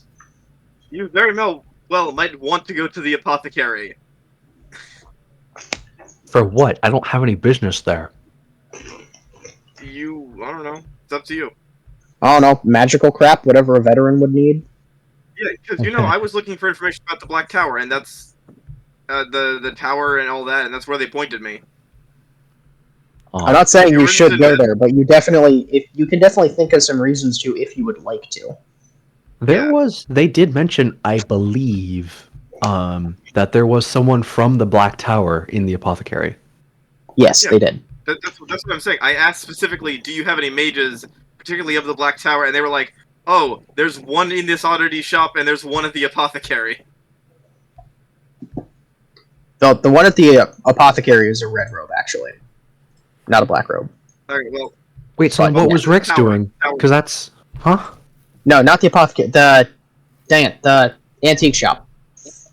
Yeah. The antique shop is a red robe. The apothecary is a black robe. Okay. Basically, I apologize. asked for information about. I asked for mages of the tower, and I was pointed to those two locations. So if you're looking for mages of the tower, you were there when I asked that question. Yes. Fuck's sakes, you guys. I apologize. I have my notes straight. I'm just very dyslexic. So you can't No, even you're fine. read your own handwriting? My handwriting changes from day to day, so ask me tomorrow and I might not be able to read yesterday's. That's a rip. Oh, I love that. Yep. It's a good time, trust me. You know that thing where you find your old school reports from 12th grade, so you sit there and you read them back to yourself, just immersing yourself in the memories? I immerse myself in this bullcrap. I don't know what the hell I was saying. I try to decode that. I can't read it. It might as well be Indonesian or something like that. Like, you're not reading that. Something like... makes note-taking a nightmare. Anyway. Mm. Well, because I heard this one from the Black Robes, I will probably be heading off to the apothecary. Alrighty. What are you hoping to find? Maybe some supplies for the just in case sort of situations. Uh-huh. Because, like, yes, I have magic, but, like, let's say, for instance, we deal with a lot of, like, heavy burn stuff again. Uh-huh. Or maybe some lesser healing potions be kind of... you know what? Prep. Fair You enough. know, I think These that is are quite perfectly valid reasonable. reasons. Yeah. No one is questioning the validity of that line of thinking. This is true. I wasn't questioning the validity of any line of thinking. I'm just here, man. You tell me what you want to do, and we can do it. Okay. So that's the way I'm going. Alrighty.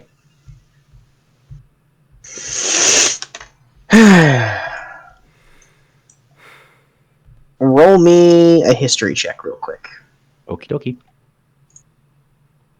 Just to see if you remember Rix's last name. Mm.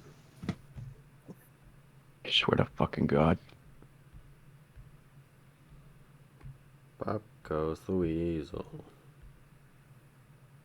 Okay, so that's supposed to be a 17 plus 4, so a 21. Yep, cool. Dope. So Okay. you weren't told the name of this place before you arrived, but when you show up, there's a very simple, completely undecorated sign hanging out front that just says Y Hands Apothecary. And that name rings a bell. Oh, I remember Rick's. Oh yeah. So tell me, what about Rick's do you remember? Okay, this is the same sense of Rick's was also my teacher once upon a time, yes, I think. She was an officer in your Corps of Mercenaries. Okay, What so relationship you had with her, how you remember her, that's up to you. So I think at the time I was just another dwarfs in the Magic Tower. Yeah, I was picked on a lot. Anyways, I remember her mostly in passing. Spoke to a little bit. But also Rick's, he was one of those strict, well, I mean they're all strict, but sterner people that I had to talk to every once in a while. Maybe she taught me at one point, but briefly. Because I imagine the Black Tower is more like a college type thing in the sense of like you have a bunch of different teachers. You know what I mean? So the tower itself is like that. The colors are the specific orders within the tower, because there's only one tower now. Okay. Well, There used to be multiple, and they used to like have their own resources, but now they are just under the one remaining magic tower. Gotcha. That's not great. Okay. Jeez. So in that Fair case, enough. I probably remember her as a teacher, someone who I gotten a little bit of guidance from, a little bit of pointers. I feel like that's probably how I remember her. Fair enough. Is that reasonable? I think. Yeah, that works for me. Okay. And walking into the shop, you see a very familiar, very stern-looking elf reclining behind the counter, reading a book. She does not look up as you enter.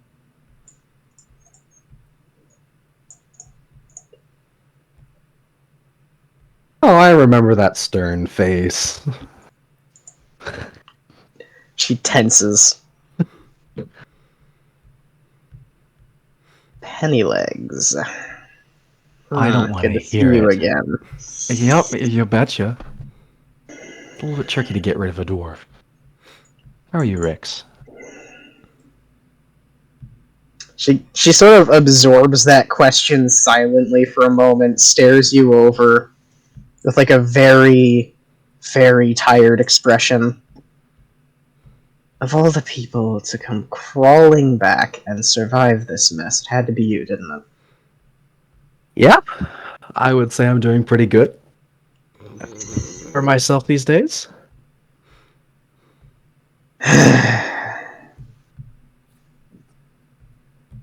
Well, she like groans as she stands up. For old time's sake, then.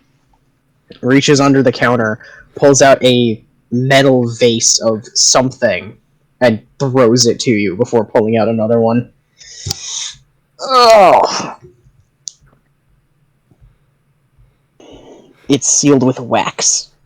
Oh. What is it? Are you gonna open it? Yeah. She said for old time's sake, and she grabbed one herself, right? Yep. She cracks hers open at the same time you do, and you are hit in the face with the smell of dwarven whiskey. Oh, it's been ages. The proper stuff. Come on, bring it over. She offers you a toast. Cheers. Now, what brings you in here? She, like, downs a gulp of it.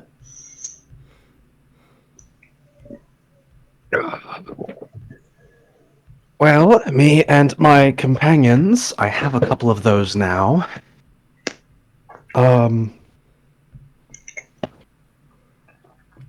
You got a couple things that we're getting up to, so I would like to prepare some things, some provisions, and some just in cases, if you know what I mean. I'm assuming burn ward supplies, and you are in the company of a certain fish. Yeah. I see you met Leica then. It's not often people wander into my shop barely skin and flesh over burn marks. Yeah, it was a little dicey. I'm not gonna lie, just a little. You weren't even Seems there. like Shut the fuck up. right. Yes. Just a ghost from somewhere. Shut up. Oh my god. I'm hearing voices again. Oh, And then no. possibly, just in case, so I don't have to overdo my magic, maybe a couple of potions as well, if you have spares. If I have spares, he says, walking into my shop, as if that's just something I'd have around. She is ranting as she walks to a cabinet and pulls out a pre-packed bag and puts it on the counter. Cool. Basic medical supplies. I need to have some. Burn ward, effectively, in a bag. Beautiful. It'll save some lives, but it won't make them comfortable. That'll cost you extra. Hey, you know what? As long as I can save lives, that's fine. No one says war is comfortable. Never is. Otherwise, I No. wouldn't be drunk right now. As she takes another sip. When's the last time you've had some? Last we met? Must have been, yeah. That was That troll you barreled down over by Taman Basuk. a while ago. No. It was that time you had me throw your anvil at someone. Oh, that was a hoot. Yes, It's a good time. We should do that more often. I agree. That was. I kind of miss the old times a little bit. I miss the old people. I don't know about the old days. Yeah. Why do I feel like Heard this about was a that one. previous campaign? No, I'm playing this completely by ear. No. I have no fucking clue what's going on. Great. We are role playing. Yep. It is unfortunate that Green Shield isn't with us, but yeah, you know what? We move on. She doesn't like pull a face at that, but she kind of slows down for a moment, stares over your shoulder, and then shrugs. Humans, we take a philosophical approach, or we die. Yeah. It's kind of how we have to approach our relationships with them. Unfortunately. Also, one more thing. It was good while it lasted. It was. I agree. It was. One more question. Do you have anything for petrification? Petrification. Last week, my crew ran into a couple of nasty buggers that exploded into kind of mist that would petrify anyone right next to them. Oh, that's interesting. Yeah, these kind of lizard-looking guys who are 7-8 feet tall. 7 to 10 or 12. Okay. Large. They're big. To a dwarf, they might be 70 feet tall. Give me a moment. She closes her eyes, takes a fairly wide stance over the counter, presses both palms into the counter, and everything in the shop starts kind of vibrating for a second, going in sort of a circular clockwise motion from her all the way around the room and back to her. Petrification. Nothing for resisting it, nothing for curing it. Tell you what. If you can bring me some samples, I might be able to make you something. But that's not something I commonly encounter, so it's not something I'm really prepared for at the moment. Okay. After all, I left the basilisks in the south for a very good reason. I don't blame you. That is not a pretty area. Not No. particularly fun. You don't believe. At the time at my tower, you would not believe the number of apprentices I had to fix because they just up and decided, oh, I'm a conjurer now. I'm a conjurer today. I should make a basilisk companion. No. Or a cockatrice. Even worse. So much fun. And then you Did you have to know? get rid of it. Did you know there are toads in other planes of existence which can petrify you by biting them? I will repeat, toads with teeth that will petrify you. I didn't know that until I was nearly 50 years old. Oh god. So it's kind of nice being around here where it's a little quieter. You have no idea. Other I'm than the sure fact I don't. I'm stuck here by tower order, well, they've edicted themselves to be locked in the tower for the foreseeable future, and I'm going stir crazy while people are out there killing each other. I'm having a great time. How are you? Another drink? Absolutely. This time I pour myself and pour her one. Mm-hmm. Cheers to a hell of a world. Cheers to not being dead yet. Agreed. Still Down got work patch. to do. That's okay. How much, by the way, for the supplies? Bernward, take it. I've seen what my students are capable of doing to themselves, and I'd appreciate it if you keep yourself and her alive. I appreciate it, thank you. Not a problem. Remember, bring me some samples. I might be able to make an antidote for the petrification. Hey, I was a pretty okay student. I actually worked for my education. I paid her.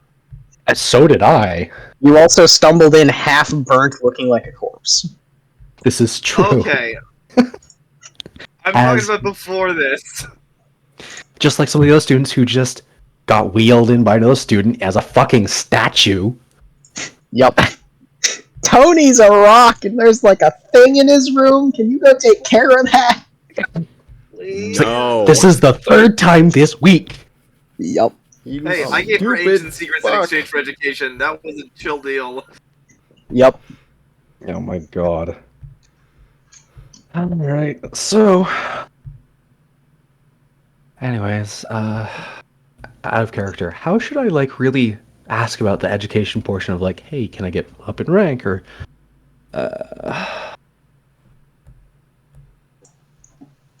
And you can just ask about the testify sorcery if you'd like. The test to what? High sorcery, the thing that lets you rank up as a wizard if that's what you're looking for. Yes. Okay. By the way, am I able to do something about the test of high sorcery?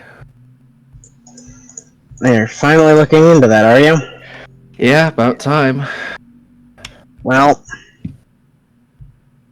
unfortunately, at this time, there's not a lot I can do to help you there because all of the tower's magistrates are locked in the tower right now. The bunch of... I'm not going to finish that sentence. You don't have to, I know what you're thinking. I can offer you provincial status as a mage, as that is currently within my authority. However, I cannot do anything to administer or recommend the test until such a time as the tower has passed the state of emergency. Now that I've given you the script, she hands you a clay token on like a leather strap. It's got a single feather kind of stamped into the middle of it. Okay.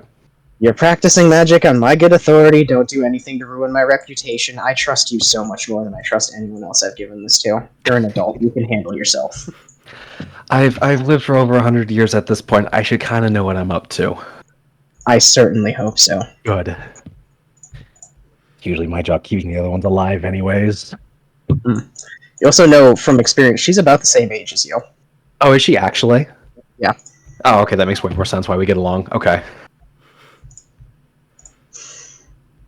What? Anyways. He doesn't have confidence in the dish. She doesn't have confidence in a child. Dude, your character's what? 20? Yeah. I haven't walked into And I'm the gonna be honest, store I yet, haven't so seen- let's have fun with that. I haven't You don't I have haven't seen a to. Rick. I haven't seen a Rix in any real sense as a teacher, other than like when I was 7. I probably got my education before you did, based on my character. Got your education before she was alive. Probably. Anyways, good seeing you, Rix. Good to see you too. Please don't die. I really, really do not need anyone else dying this year. I agree. Don't worry, I'll be back for more provisions and other shenanigans. Good to know. I could use the business. This isn't a charity, despite appearances. Oh, I get it. And I head off. Fair enough. So, Twint, It's my turn. Fuck. Yes, it is. what you wanna do? Check in with the Thieves Guild, make sure... probably... They have, like, a quest system, right? And also, you know... The Traveler. Oh, they might be able to answer some of your questions. Yeah. I'm sure they have appraisers.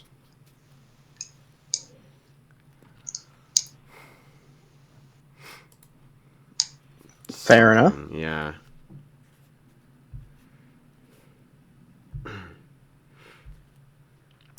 Yep.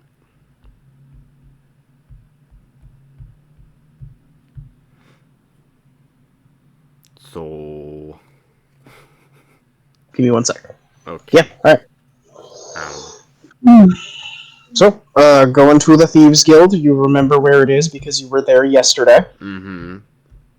and you are not stupid, so you have a memory. Yes. Hopefully. My god.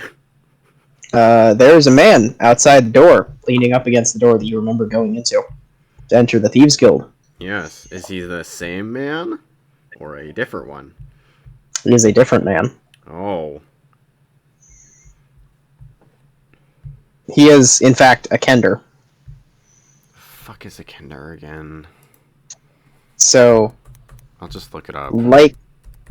it's like a halfling crossed with an elf. Ah. A bastard. Okay. That's not exactly what they are, but appearance-wise, they're like thin, reedy halflings. Interesting. Very short.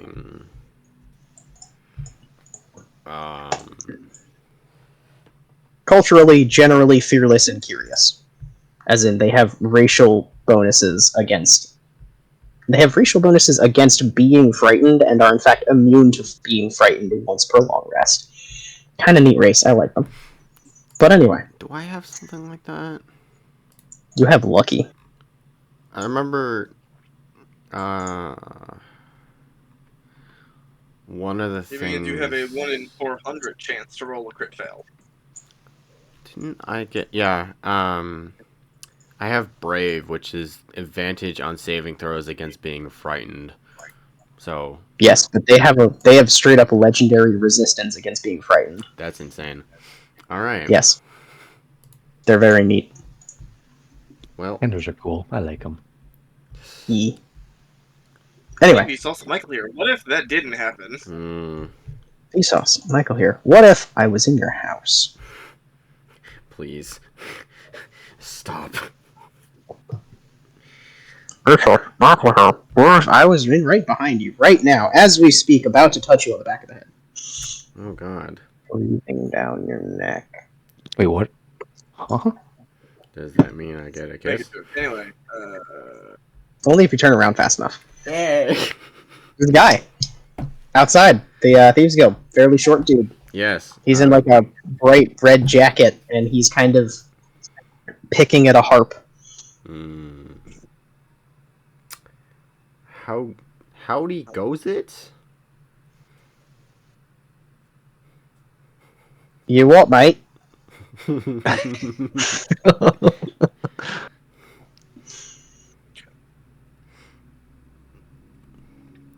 I hold out my hand as if to handshake and do something with the thieves' cant at the same time.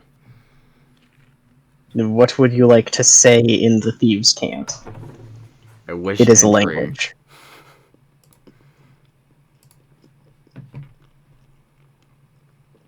I wish He entry just- upon the premises. He eyes you for a second and, like, repeatedly plucks a single note on the harp like his brain is short-circuiting, just like pling, pling, pling, pling, pling, pling, pling, pling for a moment. Oh my god. He's dial-up noises in the 13th century. Yeah, that's pretty much what you're looking at. Oh no. As the train of thought finally boards at the station. I scatter! Got chance! What do you want? A chance! Fine! You see me out here? You don't make me do it! You know the deal! oh my god, they're Everything is speaking just- British. I'll be waiting here, Jeff. Okay.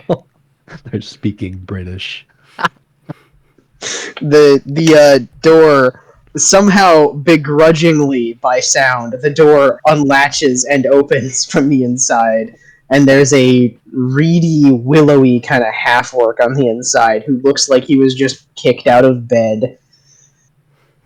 Name, rank, what's your business? Book. I hold out the black book. Not the sharpest tool in the shed, are you? I'm tired. What's your name? You What's have your rank? no idea. My name is Book, my rank is Book, my business is Book. Oh no. And to just whatever, the boss can deal with you, Book. Go on, whatever. That's the most. He gestures you down the stairs. Great. Oh. His rank is what, like initiate or something like Yeah, that? something like that. His rank is Book. Yeah, book. Okay. He said so. He said it, so it must be true. I said This is something true. so insane and so stupid. Oh my. It simply has to be true. Yes, with such confidence So- too. Book. Correct. Who are you? How'd you get in here? I'm a locksmith, and I'm a locksmith. Anyway, Yes. the setup is more or less the same. Yep. Big, wide open, kind of dimly lit warehouse in the middle of the, kind of built under the middle of the city. Mm. Bustling with people and objects and various shiny things. And the desk at which you sold the handkerchief is once again occupied by Pern, kind of lounging back in his chair. Looks like he was taking a nap before you came in. It's you again. Yeah. How you doing, Book? You heard, damn it. I hear everything. Fair enough. Can I get something identified?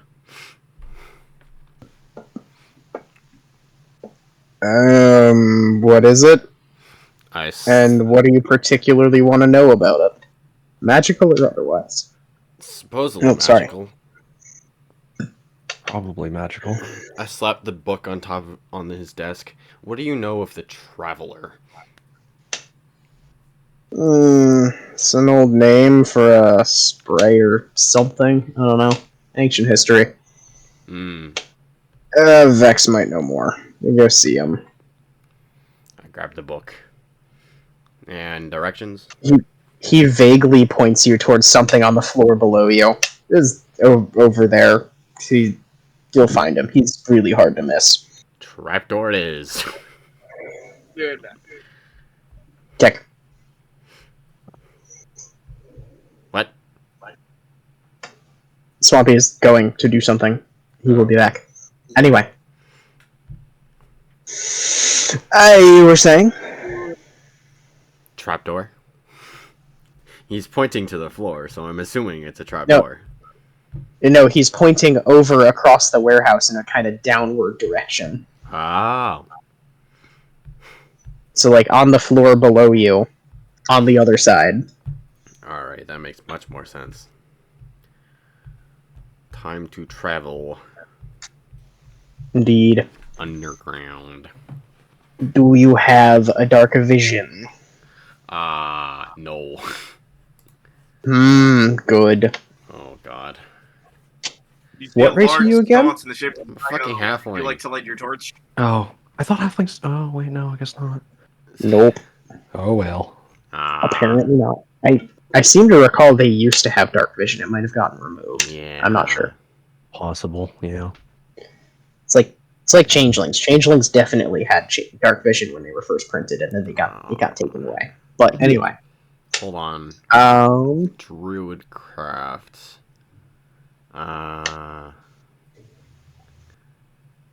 Druidcraft of the bread variety. Oh. Can you make bread glow? The bread bulb, not a bread bowl. Bread bulb. Just bing. Pull a roll out of the bag, and it starts glowing iridium green. Oh. He's a motherfucker's a bread mancer. God. Druid craft. I think it's supposed to say you can instantly light or snuff out a candle, a torch, or a small campfire. Possible? Yes or no? What are you going to light? Do you have a candle, a torch, or a small campfire handy? Let me check. You probably have a small torch. I have a lantern. So That'll do. that'll do.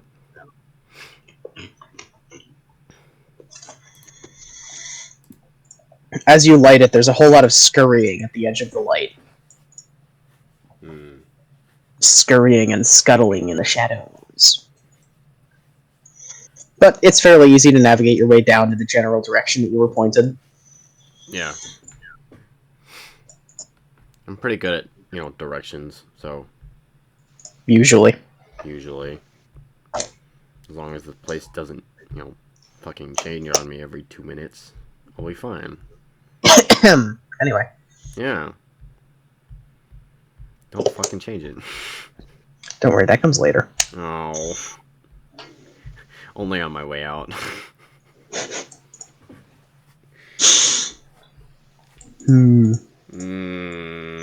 So yeah, you are searching for one Vex of no description.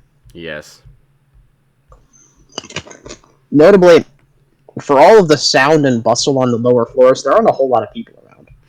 Weird, but okay. Not unusual. Like, you definitely hear movement, and you see stuff moving in the like dimly lit below. But with your lantern out, walking around here, you don't see anyone. Yeah. Alright. That's fine.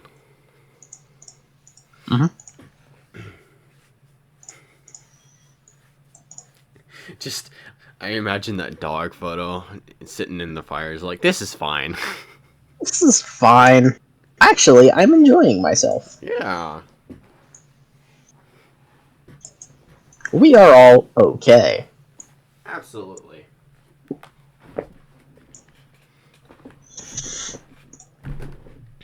So, you do not see anyone in the immediate area.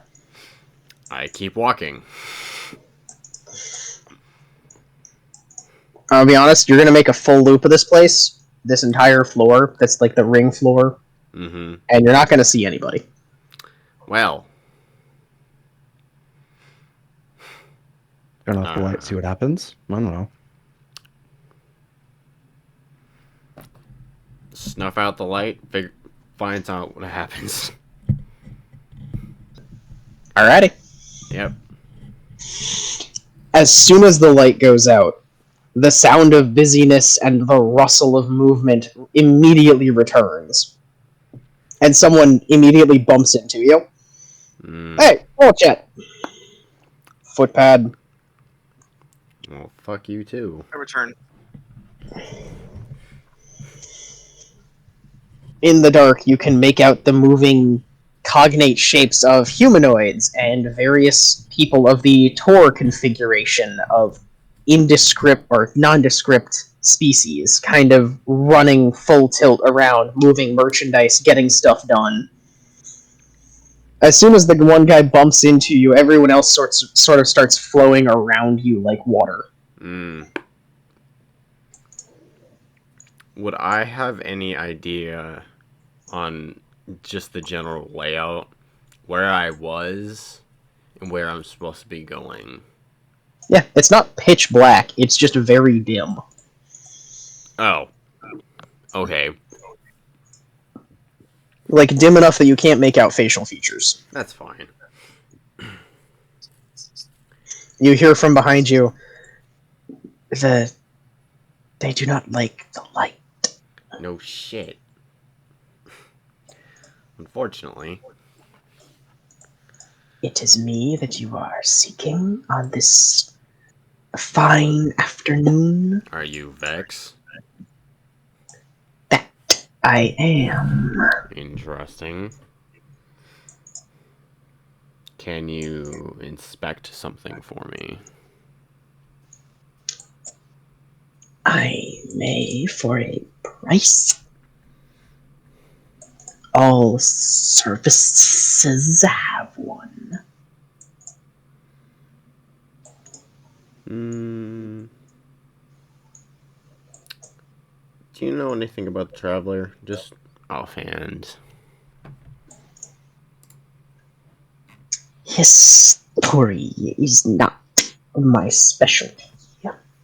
Fair enough. How much do I identify this book, this notebook? An appraisal or a spell. Does it have magic in it? Are you asking me or them? Them. It is your merchandise. I'm not looking to sell it. You have come to a bad place to not sell.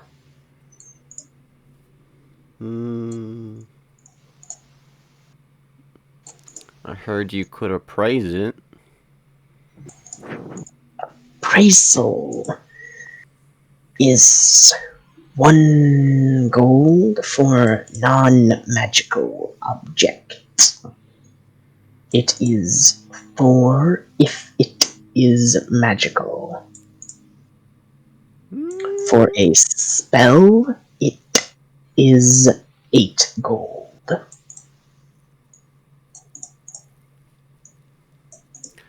Out of character. What is the like? So,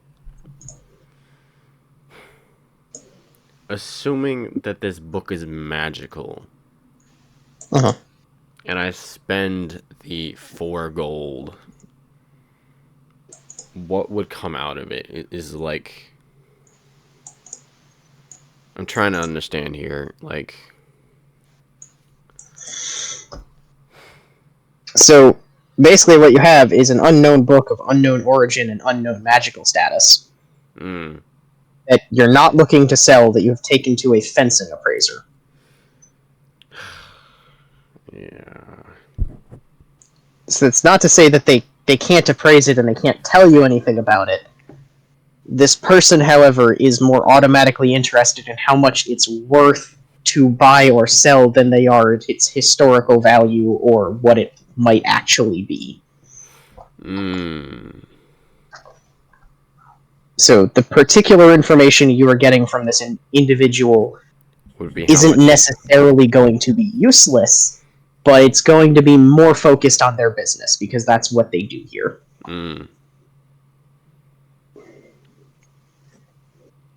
For the money, you will most likely get a full appraisal of the thing and what it is. But not they're thieves, they're not historians. Or they're not magicians, they're not sorcerers. They just they move this stuff. They know who to go sell it to get a profit.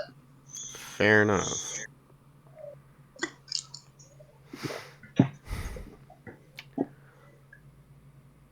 I will return another time. That might be wise. But it is always good to see new blood on the road.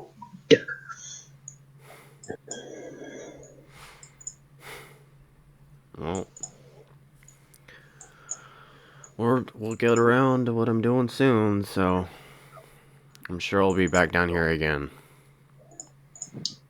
Most do return in one form or another.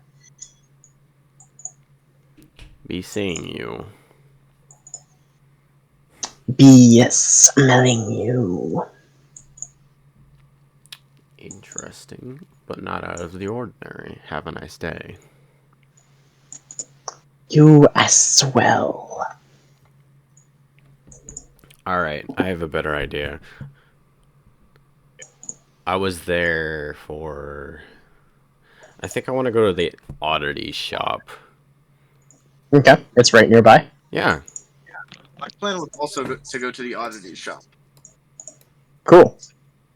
You may run into each other, we'll see. The thing is, Twint spent a fair bit of time at the, so you guys will probably not cross. We'll see, maybe, I don't know. I spent a fair bit of time staring at a wall. Not as much time, but some time. Motherfucker, you spent 10 minutes staring at a wall. And another 10 And minutes 10 minutes writing reading stuff So in that case, we are going to cut to Swampy to see what he gets up to in the meantime. Mm-hmm. Are you going to the oddity shop immediately, or do you have other business to attend to? I was gonna maybe swing by the library. Just ask if you can take out books. So it's a research library. So the person at the front desk, actually, I forgot, there is a person at the front desk. It's a very important person at the front desk. Billy Bob Thornton? Something like that.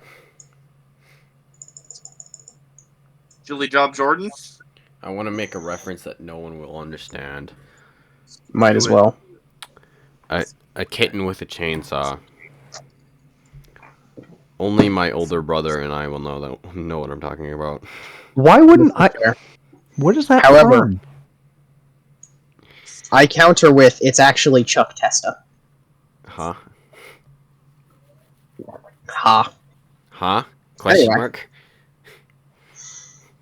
Anyway, Talk about the that person behind the counter is a wonderful individual. They are dressed generously in a kilt and some, like, loose toga material, and they are physically bouncing behind the desk as you enter. What strikes you first is the fact that their clothes are all like a bright green and orange, and they have a pair of large floppy rabbit ears that are bouncing in time with them as they're like in place, just vibrating, reading a book behind the desk. That's a book, my man. Okay. Yeah, I just kind of walk up to them, kind of give a wave and see if they take their attention off the book. If not, just kind of wait a minute, let them finish whatever they're reading. They look up, and you're met with a pair of bright scarlet eyes hidden behind a mop of brown hair that you notice extends over most of their body that you can see. Hey, what's up? Hi, I wanted to ask a few questions about the library and what it has. Sure. Is this the kind of library you can take books out of, or only read books small? This is research library. We prefer you don't take anything off premises if you're not a student. Okay. And do you have books on magic and history here? We have a full history section, complimentary to students, and public access is available from those stairs over there. Third floor, full section. And magic? Magic is more difficult. We have information on specific schools of magic on floor 4 and floor 5. The ground floor has introductory testing, perhaps quizzes. We have a bunch of old tests that professors would have left behind, but magic isn't really our trade here in Kalaman, so we don't have spell books, if that's what you're looking for. We can't really teach you how to summon golems or anything. We have more general treatises on the nature of magic. That's actually what I was looking for more. Understandable. Do you have some kind of index of books, or would I just go look for them? I am the index. Oh, I was looking for any books you might have on something called source magic. History of it, any concept of it, a better description of it. We have 278 volumes on the subject. Under those general parameters, you might want to refine your search a bit more. You're gonna like sit there for a second. Unless you have 6 years, in which case you're absolutely welcome to just stay in the library until you get hungry. No. Anything introductory, or that you might recommend on the subject? Recommend. I would need to know your goal. Where would you like to end up, and I can tell you where to start. I'm interested in learning more about what it is, how it's practiced, and the general concepts behind it. I've gotten a rough description from someone, and I'm interested in learning more. I see. History of Magic, have I know that Russell is a bit too broad. We could run to Section 4. Section 4 is nothing non-specific. If It would it's be... important, I have something of a basic introductory of arcane magic. I spent a few years studying it unofficially. I see. I may have something helpful. At which point they sprint away at like typewriter Bunny speed. Just they're gone. At bunny speed. Correct. You hear rustling from the back of the library, and then you see them climbing the stairs. So in terms of movement, you have 40 feet of movement per turn. Correct? Something like that, yeah. Okay. They have this more. This person is moving at a speed that suggests something like 65. Turn? So it's not quite like Sonic the Hedgehog Blue Blur, but they're just fast. Yeah, I get you. And it takes them a couple of minutes to come back, but when they finally do, they seem to have worked up a nice sweat, and they can't quite stop bouncing, so they're like hopping from one foot to another as they hand you the book. They're like slowly ramping down from going that fast. Might be good for you. It is a fairly thick tome, the title of which is An Introduction to Magical Principles and the Theories We Have Devised on the Source of Source. As helpful as that title is. This is perfect. Thank you. Glad to help. Let me know if you need anything else. I'm Embry, by the way. And they like extend their hands. Like both of their hands, as if to shake both of your hands. Yeah, I'll give both hands back. As they shake your hands, they also bounce with the motion and then return your hands to you. Ember? Embry. Embry. Okay, Embry. Oh, Not Ember. Yeah. Do you mind holding this for me? There was another place or two I wanted to go before settling in to read this. You note the title down, you can come back and read it anytime. Okay. So yeah, I'm going to head off to the other show. Basically, I just want to kind of get some info in the library and a place to start. Fair enough. They don't seem too put out that you didn't want to read the book on the spot, as they immediately begin trotting back up the stairs to put it back. Okay. Yeah, and I'm gonna head over to the oddity shop. Alrighty. Mulara's Oddities. Tasty, tasty oddities. Yes. I know, Pancake, I know you wanted us to go to the oddity shop. Every DM wants their players to go to the oddity shop. I mean, honestly, I was more excited to see you go to Wyhand's Apothecary, and then you did, so I was vindicated there. I had a good time. Fair enough. Tell me, what do you think about mushrooms? Oh no. Mushrooms are a thing. I'm kind of an ocean person, so kind of neutral, I guess. Do we? Hey, Twin, do you like mushrooms? I think I would have run into them a few times in my travels in the sewer. So probably a welcome sight, but I have no negative feelings. Fair enough. So when I tell you this shop smells overwhelmingly like a mushroom garden, you're not immediately off-put by the deep earth tones that you smell. They make you kind of feel like you're being a little bit buried alive. Not unfamiliar. Good.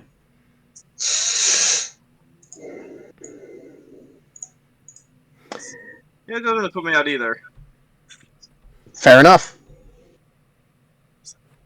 You're both gonna arrive roughly at the same time, I think. Probably. Just because mostly because I don't feel like splitting up the timeline right now. My brain is slowly shutting down. That's fine. So we'll just assume that you spent the same amount of time doing your things and end up here at the same time. Yeah. We can say I flipped through the book, Fair enough. but we'll get to its contents later. The shop itself is a fairly well kept looking hut that is kind of leaning up against the building next to it. Not in a dilapidated kind of way, but in like a we used you as a third leg when we were building this kind of way. So it looks sturdy and solid, it's just slightly canted to the left. Ha. It is a 2-story building with a very small second story that's maybe half the size of the first story. Takes up about half the space in the back. And there are a lot of glass windows on this, which is fairly rare because glass is kind of expensive. Fair enough. So it's got like a full glass storefront, paned door, the works. And inside looks like any fairly well lit antique shop you might have ever been in, full of a bunch of old looking stuff. The sign out front is unsurprisingly shaped like a small toadstool with a cat sitting on front, like cat like sleeping on top, and it just says Mulara's Oddities.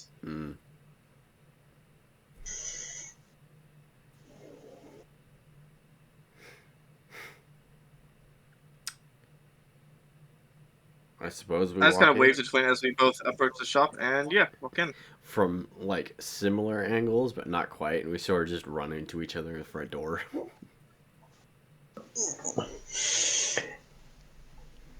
A little bell jingles as you open the door, giving a twee little ding-a-ding kind of sound. And in response, a hand kind of pops around a corner and waves to get your attention. With you in a moment. Fair enough. Sick. You are surrounded by well-organized stacks of stuff, from teapots to old stools and wicker furniture. There are a couple of swords hung up on the back wall. There's the odd shield, like, out in the hallway as, like, a decorative piece. Full-size trunks full of really old-looking clothing. I don't know if you've ever been into, like, a family-owned 300-year-old antique shop kind of vibe, but it looks a lot like that. Like, it's just full of all of the stuff you can imagine, but old. There. Interior of the place my dad took you to. Yes. I think we have something similar. Ocean, did you ever go to that near the Crooked Bridge? There's a museum. Did you ever? Yes. That place? Yeah. Yes. Yeah. Okay. Yeah. No, that's yeah. 100%. 100%.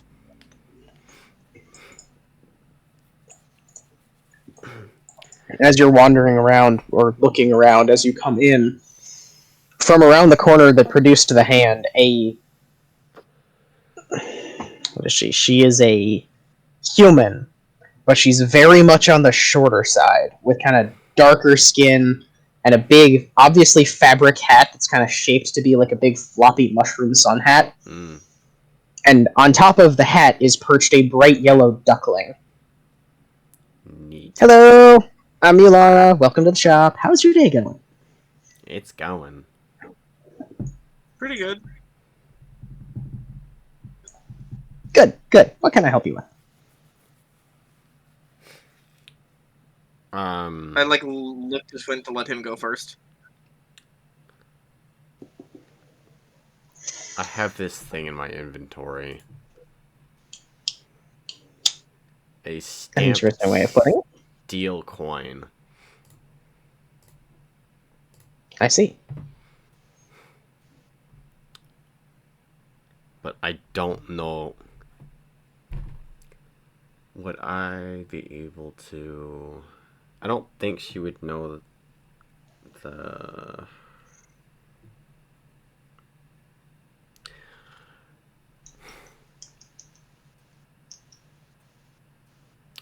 This might have been the wrong place to go, but it's whatever. for both the book and the coin. Well. You did conveniently run into the historian.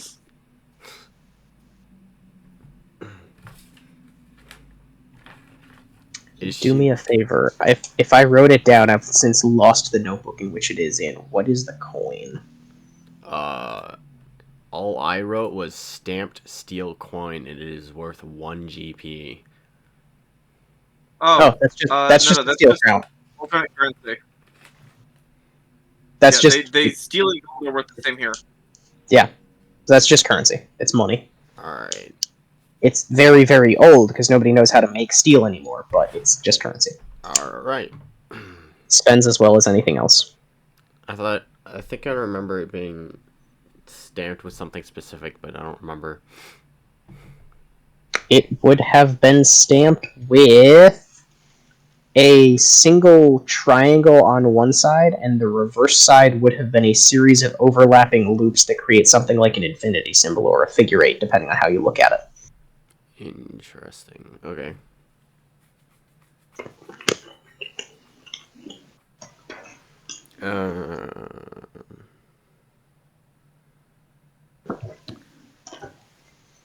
Kind of lost. What do you know in character? What do you know of the Traveler? Folktales, legends. Why do you ask? I hand her the notebook. Ah. She takes it behind the counter and starts reading through it. Can you do me a favor and either roll perception or insight? Which one is better? Perception or insight? You can do this as well if you'd like, Swampy. Because you're there. Sure. +3. Insight or perception? Either or. Neither of those skills, but I have a good wisdom. Try again. Because I am lucky. 12. Ah! 22. Alright. So, both of you notice she's flipping through the book faster than someone could would normally be able to read. Like, really, really fast. And then, as she's doing that, Laika, you notice, as soon as you met her, one of the most striking features about her is that she has kind of bright violet eyes. And as she is flicking through the paper, or flicking through the book, you notice them kind of start warbling from violet to like a dull brown until she finishes the book, shuts it, and they go back to being plain violet again. And she lays it on the counter. I can tell you this is about 300 years old, though it has aged very well. It's written in a lot of languages, like a lot of languages that I don't speak, but they're all very clearly different. You could tell from one dialect to the next. And it's repeated reference to an entity eventually known as the Traveler is roughly concurrent with a lot of folk tales from the time about what do they say? They say things like it eats little children who wander out at night, or it hunts the souls of those who are unworthy. Some believe it may have alternately been a god of some kind, but obviously religious records are kind of... Well, I'm no historian in that regard. I don't really care about religion. It's never been my thing. The saints were always good enough for me. But, it's an interesting curiosity, and it is magical, but I couldn't tell you what properties it has. Interesting.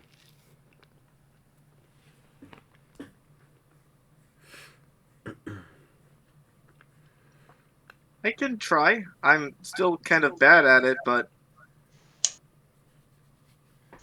Let's kind of look over at Twin. It's his book. Sure. She gestures at it. I'm going to take out my ritual book and start the 10-minute process of casting Identify. Well. Alrighty. What are you going to do for 10 minutes in the shop, Twins? It's just kind of like, I am awkwardly sitting there while you guys wait for me. Ask about my stamped steel coin.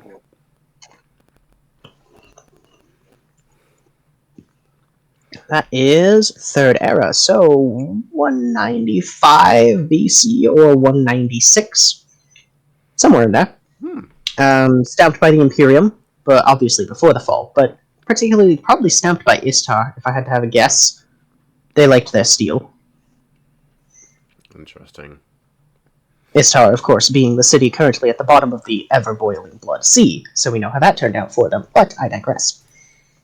Yeah. Do we have a ever-boiling sea? Oh. That's generally, like, lore. The Blood Sea is just a red patch of ocean that is always boiling and full of monsters. I'm looking at the world map and yeah, okay. Yep. Just... It's full of death! Yep, okay. Fun. You ever been eaten by a boiled lobster? Some people in this setting have. Interesting. You ever wonder what would happen to be if your calamari was consuming you? Simply meet the Kraken at the bottom of the sea. Which you will do, because the boiling water reduces the surface tension so much that most ships immediately sink upon entering. Fun. Very.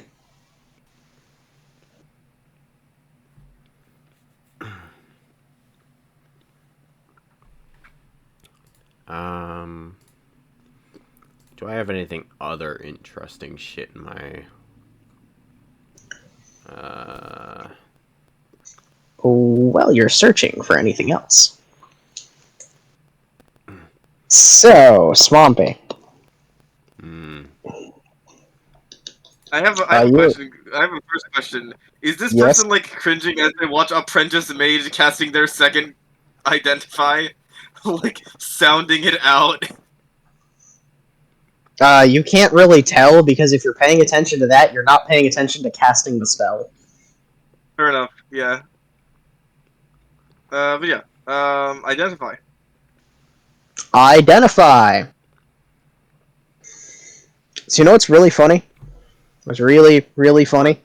This book was written by a man named Steven. Damn, this man was written by a man named Steven. Except Steven, he's not named Steven anymore. Because he's dead. He's also not named Steven because he didn't have a name when he died. You don't remember why he didn't have a name, but he didn't have a name by the time he died. He spent his life paranoid that the shadows were trying to consume him, surrounded himself with torchlight at all times, and the last glimpse that you get of anything related to the history of this book is him setting his pen down and walking off into the night. Ah. He died. We wandered off into death. Damn, the shadows got him. He was right all along. Yep. Where the ink has been removed in the places where he wrote some things down that have since been removed, the ink has not been blotted out. It has been physically separated and taken out of the paper, leaving very little evidence that there was anything there in the first place other than the magic that removed it. And the book itself is, in its pulp, it's made of trees that are dead and a cow that is also now long dead. Nobody remembers the cow's name. The tree's name was Orthon, but nobody cared because it was a tree. I like your. I'm gonna be honest. I like your version of Identify. I don't know if it's just because I'm an apprentice mage and I have no idea how to narrow it down, or if it's just because of it, but I like it. It also has all of the properties of a spellbook. It is a fully functional spellbook that contains no spells. Oh my god. All right. The language it's written in are Istarian, Drelkin, and Welk. None of which you know, and they're not names you recognize. Oh boy. Aside from Istarian, you know what Istar was, but it's at the bottom of the sea, so it can't help you translate right now. No. You told me translate. Oh. Not in. Wait. I could if I send another 10 minutes to cast comprehend languages. If I'm you not want to gonna do spend that, another but 10 minutes casting comprehend languages, I'm you are not free gonna to do do so. I'm not gonna do that. I came in to say hi to like ask this person questions. I immediately stopped. It took 10 minutes just sitting there in their shop. I'm gonna not take 20. I So have the another thing to ask magical about. magical properties. Is it just the fact that magic was used to remove words from it? First of all, magic was used to remove words from it. Second of all, it has all of the qualities required to be a fully functional spellbook. But it is empty. It is devoid of spells, Okay. yes. This was written by a crazy person. No shit. The tree that was killed to make it was named Orgathon, and it's a spell book that has no spells in it, and several of its bits of its contents were removed by magic. Great. I've got an entire page in my own book now with like every detail about Ornithon the tree, how big it was, the shadow monsters. Yep. I'm just like looking over it, trying to summarize for you. Great. I pull out my rapier and motion to the little sigil that's basically burned into it. What do you make of that? Related to the traveler. That's usually the omen associated with him Great. in any of his folktale forms. Well, seeing as that's I mentioned that there was at one point a cult dedicated to him. That was their symbol for him, which is why it's associated so heavily as an omen. You have an interesting collection. yeah, because he seems to follow me around. She does not immediately treat you like you're crazy. She just kind of takes that in stride and nods. Cool.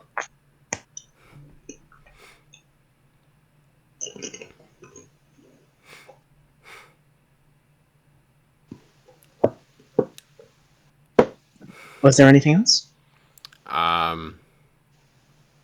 Nope, I'm good for now. Browse the shop. You might find something interesting. Cool.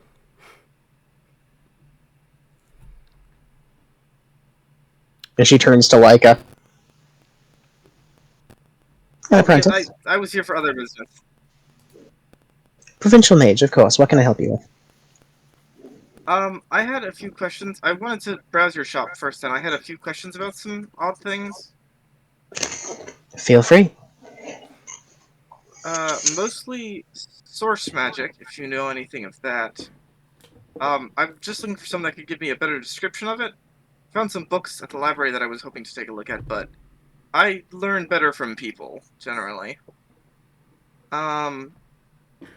Understandable. I also, this is like, she's like, kind of like scratches her arm. You also seem to have a lot of interesting things here, and I don't know that you'd be interested in this, but I thought I'd show it to you, because, like, Quinn was showing off cool stuff, and I've been sitting in here for 10 minutes doing nothing. I'm going to show her my stick with all of its various sigils on it. Okay. Which sigils in particular? I believe I finally figured out. remember the list. I finally read the note for it. It contains 4 sigils. Okay. It contains the silver triangle that the elves used as a religious symbol, the multicolored fire that the minotaurs praised. It has the turtle shell lightning bolt symbol for my god, and it has the symbol of the black tower, the black robes, Got it. like the moon. Yep. She eyes the moon. Well, you're a provincial mage, so you know what that is. The rest is religious iconography, which is not my specialty, as I've said. But I can tell you this. She holds up the platinum triangle. This is the symbol. You may have noticed it's also stamped on your associate's coin. It was a major god whose name is not recorded anywhere, but seems to have been associated with law and government of some kind. As for this, she picks up the symbol of your god, looks at it for a minute. Historically, the symbol of a god. Again, I don't know that much. However, in folk tales, it is a sign of ill omen, warning to sailors. It's a... I want to shy away from the word cursed, but sailors are a superstitious lot, and having one of these aboard would be seen as asking for trouble. Almost challenging the ocean to come and take you.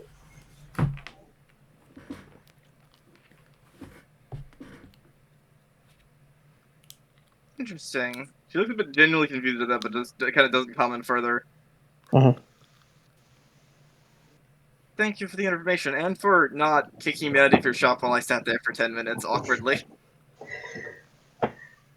I like to watch the apprentices work. It's very entertaining.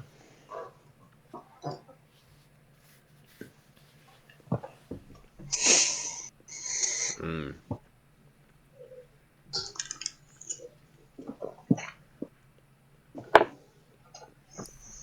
While you think about the source question, I'll look around, and she kind of motions around, like, feel very awkwardly.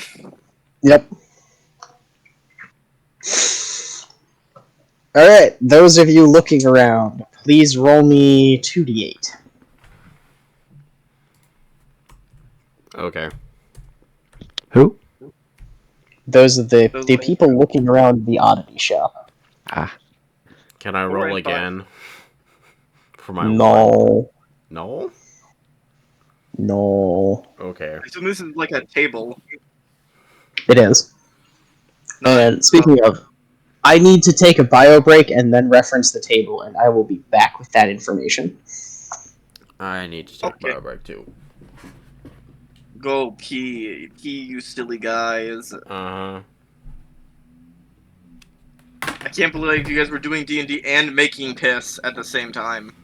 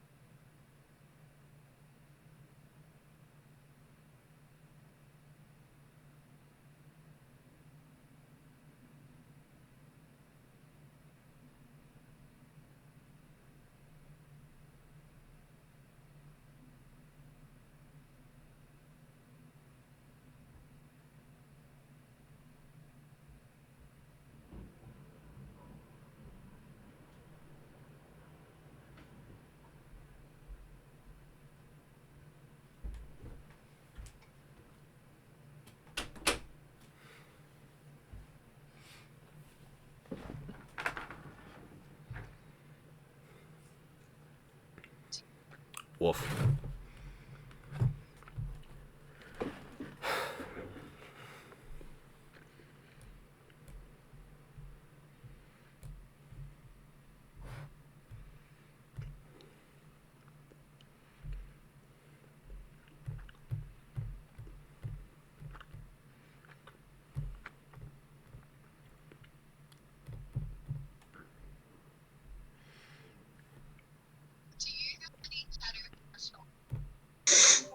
Alrighty.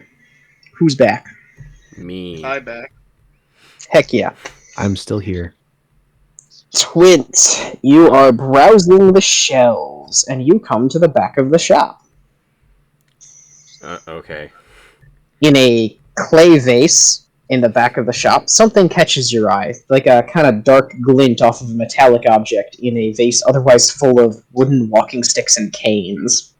Okay. As you inspect closer, you find it's about a foot long, made of what feels like solid iron, is a hexagonal rod, and at either end are pieces carved to look like galloping horses. Huh. It seems to be made out of one singular piece of metal. Don't know if that's a good thing or a bad thing. I'm not gonna say it. Don't say it. Don't say a I'm not gonna thing. say it. Don't say a I'm not gonna say a thing. thing. Can I touch it? I wasn't gonna. I mean, it's there. I touch it. It's a Well, very sorry. cold metal rod. Okay. However, it feels very strangely heavy as you pick it up. Less like it weighs something, because as you actually move it, the resistance goes away. It's more like it doesn't want to move almost as you go to pick it up. It's an immovable rod, isn't it? It is an unlabeled iron rod in the back of an oddity shop. It's an immovable rod. Great. Okay. It's not immovable. You moved it clearly. It's just a very much doesn't want to be moved initially rod. It's a rod of being stubborn. Okay. Maybe you could ask about it or investigate it further. Sure. Let's investigate. Or How use do you wish insight to on it. I investigate? don't know. Investigation it is. Give me one. It turns out the thing I need to grab is just out of reach of my headphone cord. I'll be right back. Okay.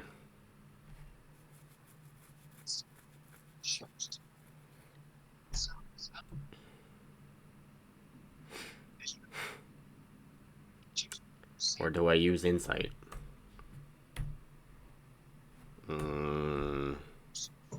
Kick. Do I want to use insight? What do you hope to gain by using insight? What is it? I'll be honest, man, I already told you what it is. It's about a foot-long metal rod. Can I ask about it? Sure, she's right there. Yeah. Let's ask about it. Oh, it's an oddity. Very old, but you wouldn't know by looking at it, I'm sure. Okay. Really, it is just a curiosity to me. But, is 2 gold a fair price? If you're interested. Maybe. How much did she say it was worth? 2 gold. 2 gold. Sure. 2 gold it is. You have bought an iron rod Yep. of unknown properties. You have obtained the Rod of Horses. And because it's made of metal, I can probably figure out what it is. Presumably. I mean, you can try. There's literally nothing stopping any of you from trying. It's just a matter of how you decide to try and what you want to find out. Sure. Although, don't give them to your followers. The followers will run away with them according to 2nd edition. I see. Okay, first of all, screw you. I was going to save that for later. Second of all, this isn't 2nd edition, it's 5th edition. We're doing heroic fantasy, not pulp fantasy. I know, I remember the fucking video. It was like, oh yes, if you ever give a follower a magic item, they immediately run away with it. No matter alignment. Now, I will specify, the way that was usually ruled in my experience was you would give them a magical artifact. They would check their level against the artifact, and if the artifact was equal to more than half of that hireling's level, they would make a morale check, which if they succeeded, they would run away with it. Wonderful. It's a very good time. Mm-hmm.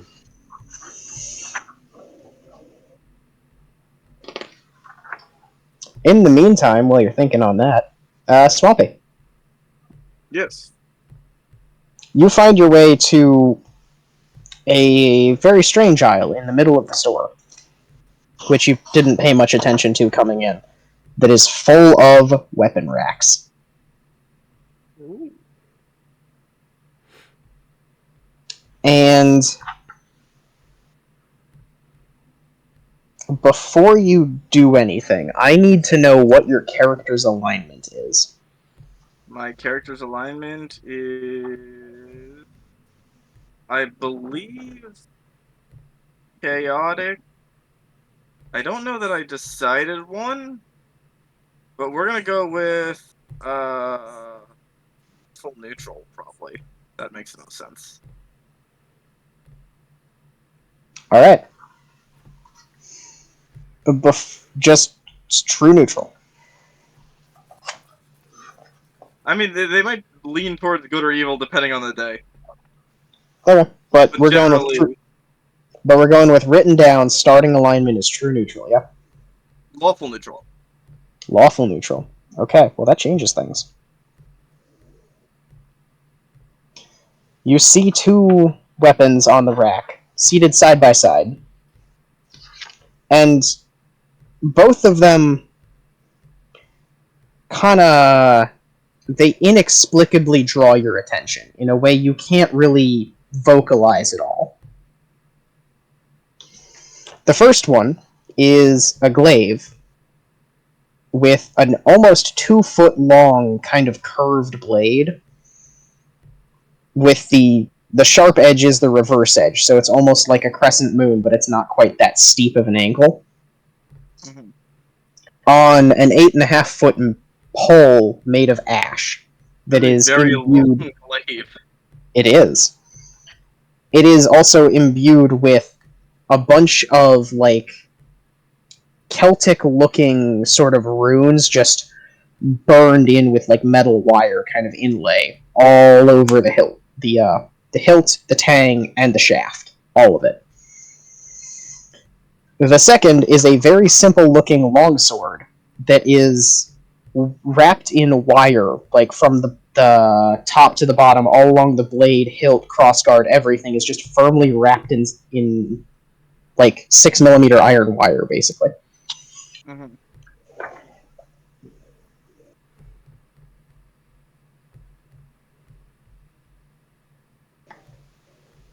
Anything else?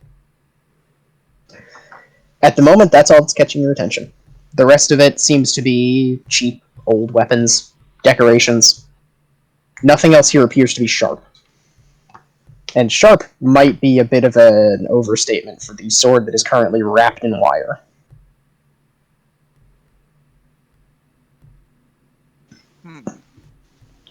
I'm gonna kind of pick up both of them and just look them over.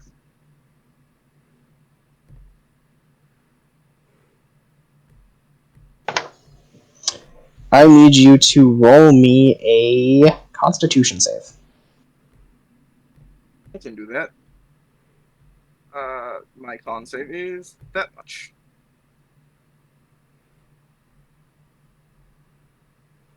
16. Alright. So, you take...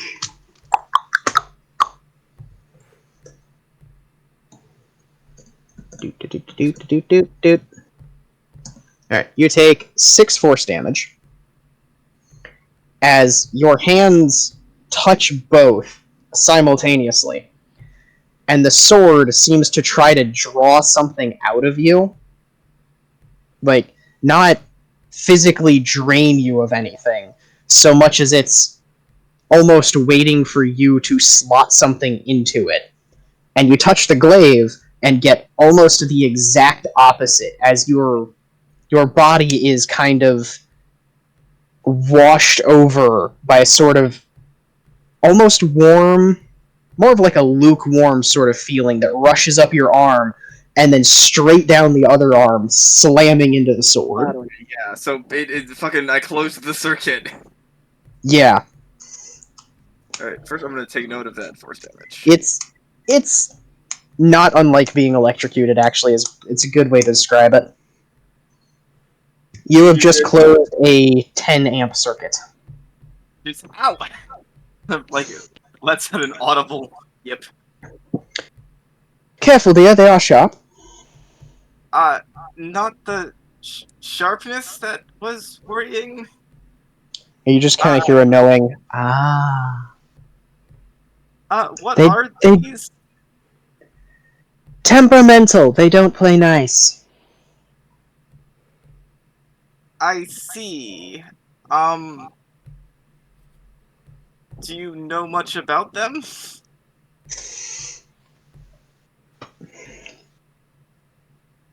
The laugh you hear from over the shelves indicates that she's tempted not to tell you anything. They're curiosities that have found their way to me through, we shall say, fortuitous events, and they have histories of their own. Personalities might be a little bit generous, though. I don't imagine, if you're interested in either of them, that they would play nice with each other at any point, though you're welcome to try if you'd like to pay. Everything's for sale, after all. How much for either? I'm just gonna kind of ask as I touch one, take my hand off of it, then touch the other one. You get the same feelings, but no closed circuit. So the sword is waiting for you to slot something into it. The glaive is trying to give you something. Okay.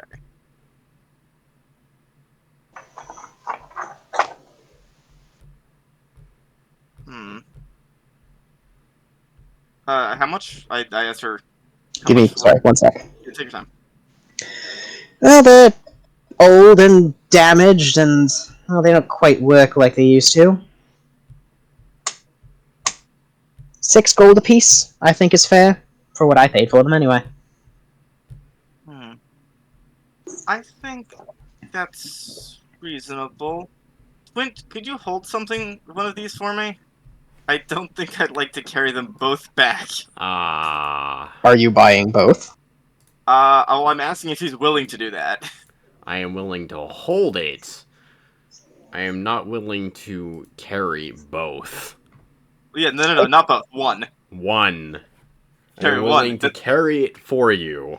The idea is to separate them so that no one person is touching both of them. Okay. I'm gonna... Okay. First of which, the one that is pushing, if I just kind of open myself up to it, where does it feel like it's pushing a specific part of me at, like, what's the vibe here? Have you ever in your life attuned a magic item before?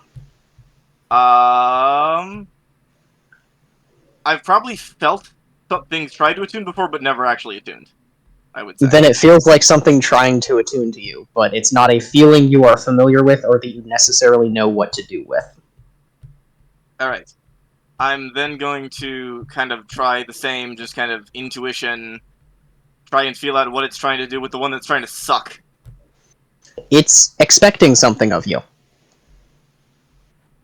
It seems to be waiting expectantly, but again, it's the same feeling of you aren't attuned to it, you've never attuned to anything before, so this isn't a vibe you're familiar with. Okay. And it doesn't seem to be an intelligence of any kind. It's just from what you're immediately experiencing. Yeah, like magical programming, it's supposed to do something. Yes. Kind of nature thing. Nothing wants to evolve. Things just evolution just happens. These things just want to attune. They are built to attune.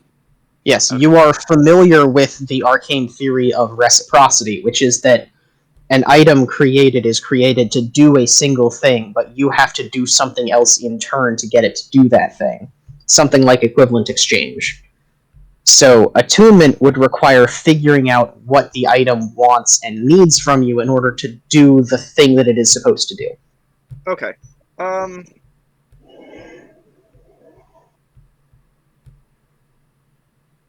By the way, Twin, what's your alignment? What did I put down?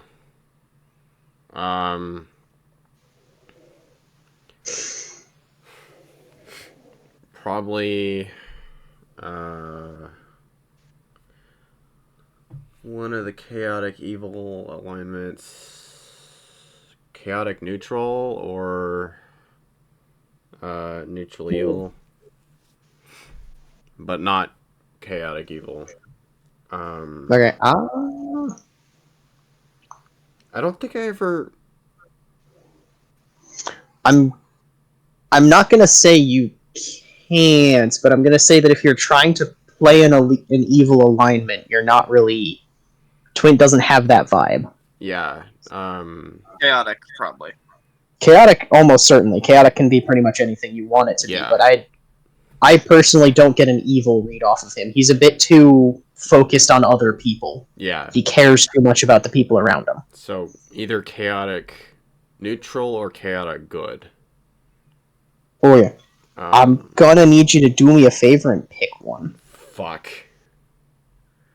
I can change it later. I just need to pick one now, right? You can change it with significant character difference and growth, but you need to pick one now for mechanical reasons. Chaotic neutral. I'm sure it will later shift into chaotic good, but for now, Swampy, it is chaotic neutral. which thing are you asking Twint to carry? Well, I would ask him to poke them first. Okay. I'm just gonna say, try putting your hand on these and see which one feels more carryable. May I? Which would you like to touch first? I will try whichever one is closest. The sword, let's say. Flip a coin. I just need to know. Fuck. The pole. Alright, the pole is a pole. And you have absolutely no experience whatsoever with magical items. So the feeling of something pushing against your internal mechanical functions is really disconcerting. But it's not hurting you. Okay. It's just kind of... It's there, and it's the weirdest thing you've ever felt in your life. Cool. Like, there's an ethereal, untouchable, unknowable force attempting to assert something onto you. Not forcefully or violently, but just like it's trying to give you this thing you don't know how to take or engage with. Sounds like parents. It's a little less existential and a little more physical. Oh. But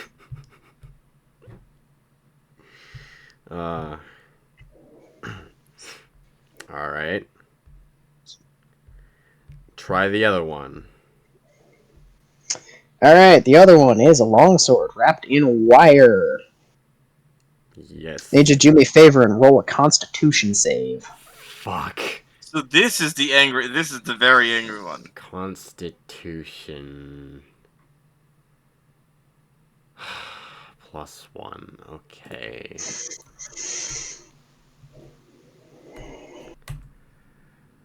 Five.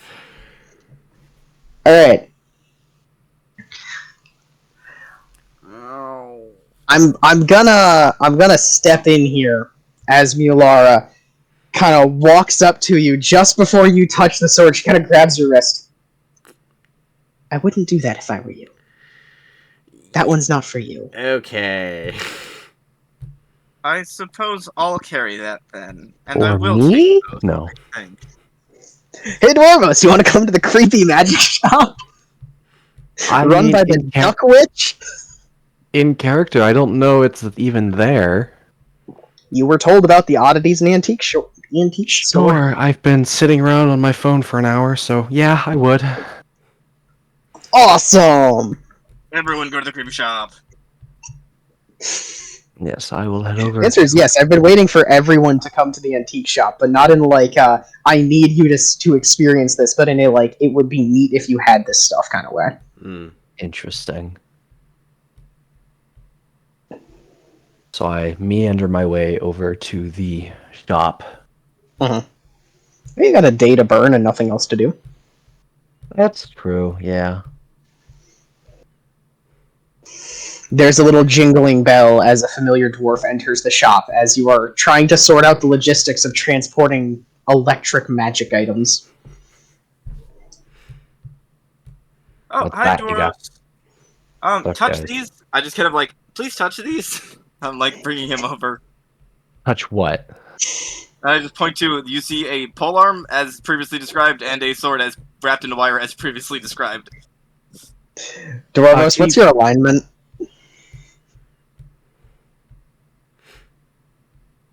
I feel like it's a little bit lawful. Okay. I feel like a lawful. Is he good? Is he a good cleric? Or is he an evil So cleric? there's lawful, evil, and chaotic. I want to say lawful neutral, but I know that doesn't quite work. So Lawful neutral works. I'm lawful neutral. There's Are nothing you? stopping you from being neutral or good. Personally, I have not seen anyone in this party do anything objectively evil, so I would have a hard time believing you're evil. Me of all people, evil. Yeah, right. The one takes care of God. everyone. Yeah, I know, right? sure. It turns out you have like some back burner scheme to kill and eat everyone. Oh my god. I'm growing No. their magical power so I can fight them to the death later. I'll play lawful Dude, neutral. that would be a sick character concept. I want to play in a campaign with that player. Anyway. That's so called you might- Hisoka pro Hunter x Hunter. They're a pedophile. Hey guys, could someone describe the polearm, because I haven't been paying super close It is attention Alright. last bit. It is a polearm with a 2-foot metal crescent, almost crescent-shaped blade, but not quite that aggressive. It is a large ashwood handle with what look like Celtic runes carved in it. Yep. The blade is 2 feet. The handle is 8 feet. 8.5. Damn. 8.5. Long. A It's long probably ass not- blade. For me, but I might touch it. Alright, so what's your final answer on the alignment? Fuck. Hold on. Let me pull up my character sheet. But honestly, it makes more sense that it is more on the lawful side. Oh, I still have Yeah. Warframe up. We're not can gonna worry vibe about with that. that. It's okay, I'll be on Warframe in like half an hour anyway. It's fine. Yeah, seriously. I have it as chaotic good. Okay. Because I'm not really doing anything inherently evil. Fair enough. But also not overly lawful, but I am starting to take into that role. So would you like to say lawful? Can I say The right- chaotic lawful? Yeah, the right thing is the right thing. It doesn't matter the methods. I'm That's not fair. going to lock you into what you wrote down. I'm going to lock you into what you feel your character is now that you have played them. And you can change it later through character growth, but for now I need a solid mechanical answer. I feel like chaotic lawful because I can get a little in someone's face. I'm Would you- 100% down for that. Alright, I'm chaotic lawful. Alright. So you're touching the glaive first. Yes. Literally nothing. You felt nothing before, this is nothing. That's what that feeling is. Did you You're guys feel completely anything when devoid you of touched it? entire feeling. It is a glaive. This is the most normal glaive you have ever held in your life. Oh my god, that do be a glaive. It do glavin. Wait, did you guys feel anything when you touched it? A little something. Good or bad? No, just Push. magic-y. It is a push. Okay, because I'm holding this and I don't feel anything. It's just a glaive. Mulara is at this point leaning against a shelf casually, holding the duck, watching you, just to see what happens. Oh my god. Alright, well, I'm going to put it back because it's probably a It's little the bit unwieldy for a under 5 foot character. I'm not going to lie to you. For a dwarf used to expert craftsmanship and the finest weapons made on the face of Ansalon to date, this is the best glaive you've ever held in your life. But it is also the most normal glaive you have ever held in your life. Interesting. And then what about? I'm going to put it down for now. Can I try attempting to pick up the sword? Mulara smiles in the background. And I'm going to give you a choice. Because you put us in an interesting position, and I really want to see what happens. Okay. You can either roll me a charisma save, or roll me a constitution save. Your choice. Does each of them have different outcomes? Not really. I'm not going to give you a blind choice like that. I'm just going to let you choose by which method this happens. So it's whatever you would prefer to put into it. Probably Constitution. Plus he wasn't paying attention, so... For the record, just to lay it out here, I'm not the kind of DM to give you the blind choice of would you like Charisma or Constitution. If there are going to be real consequences, I'm going to lay them out. In this case, I just need to know how you plan on dealing with what's about to happen. I'm going to be Constitution because beefy ass fucking dwarf. Yeah. Healthy. Yes, magical, but we're not using wisdom, so Constitution it is. Well, fuck. But if I go Charisma, no. You said saving throw, correct? Yep.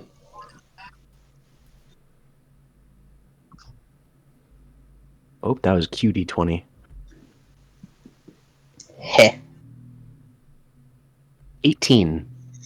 And you calling the bot a cutie? Is that what you're doing? Anyway. Fuck yeah. 18. Oh boy. I love this already.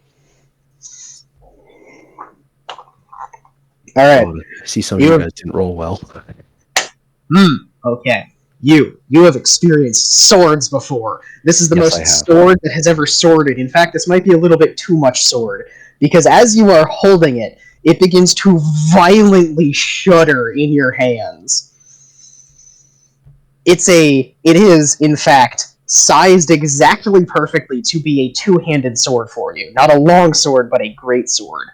Oh. And as you hold it, it, like, kinda violently tries to shake out of your hands like you're holding an animal that is trying to get away from you.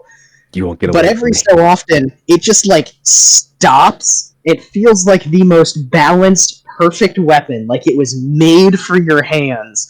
And then a couple seconds later, it's trying to rip itself away from you. Unfortunately, I have spent years using hammers and weapons. This isn't escaping my grip. Plus, you're so used to like the recoil of a hammer. This would be big fucking hammers. Yeah. Even with all of that, it is taking everything you've got not to let this thing go flying. And you have no doubt that if you let go, it will embed itself in something.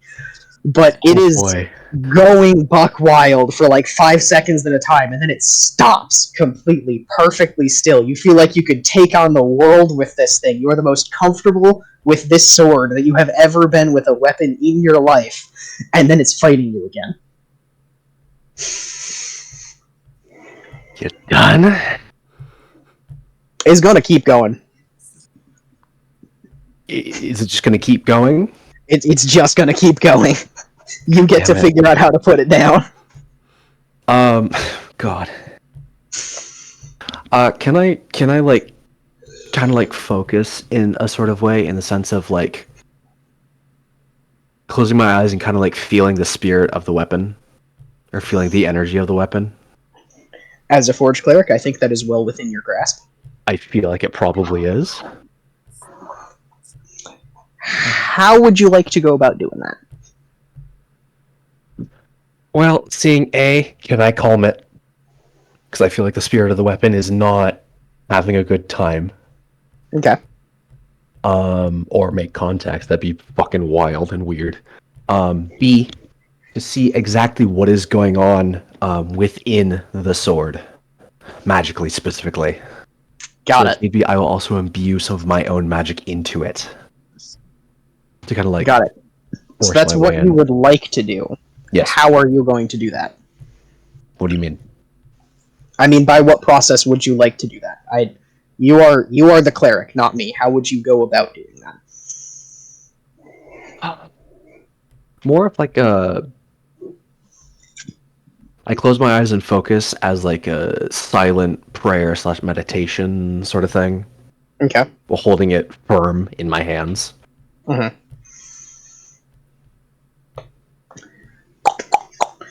In this case, I think that's persuasion. I think. Unless you can think of something more applicable to what you are particularly doing as a cleric. Persuasion, maybe. You are a cleric. You do also have access to concordance. You just don't know your god that well. So I do have access to what? Say it again. concordance, like Swampy does. You just don't know your god that well. So you also don't know your modifier right now. This is true. Oh, are you saying there's a hidden modifier that you have for me that I really don't know? Yes. As Oh, I love that. I have a written stat you don't know about because you haven't reached the point where you would be familiar enough to know what it is. Well, that's a little annoying, but it is what it is. So, That's annoying for me. I have to track it every time it changes. It's supposed to be your job. You're just not there yet. oh god, was I supposed to learn this a while ago? No, it's later. I have Okay. taken the burden onto myself. I will attempt a little bit of persuasion. Alrighty. Or Persuade even... me a sword, boy.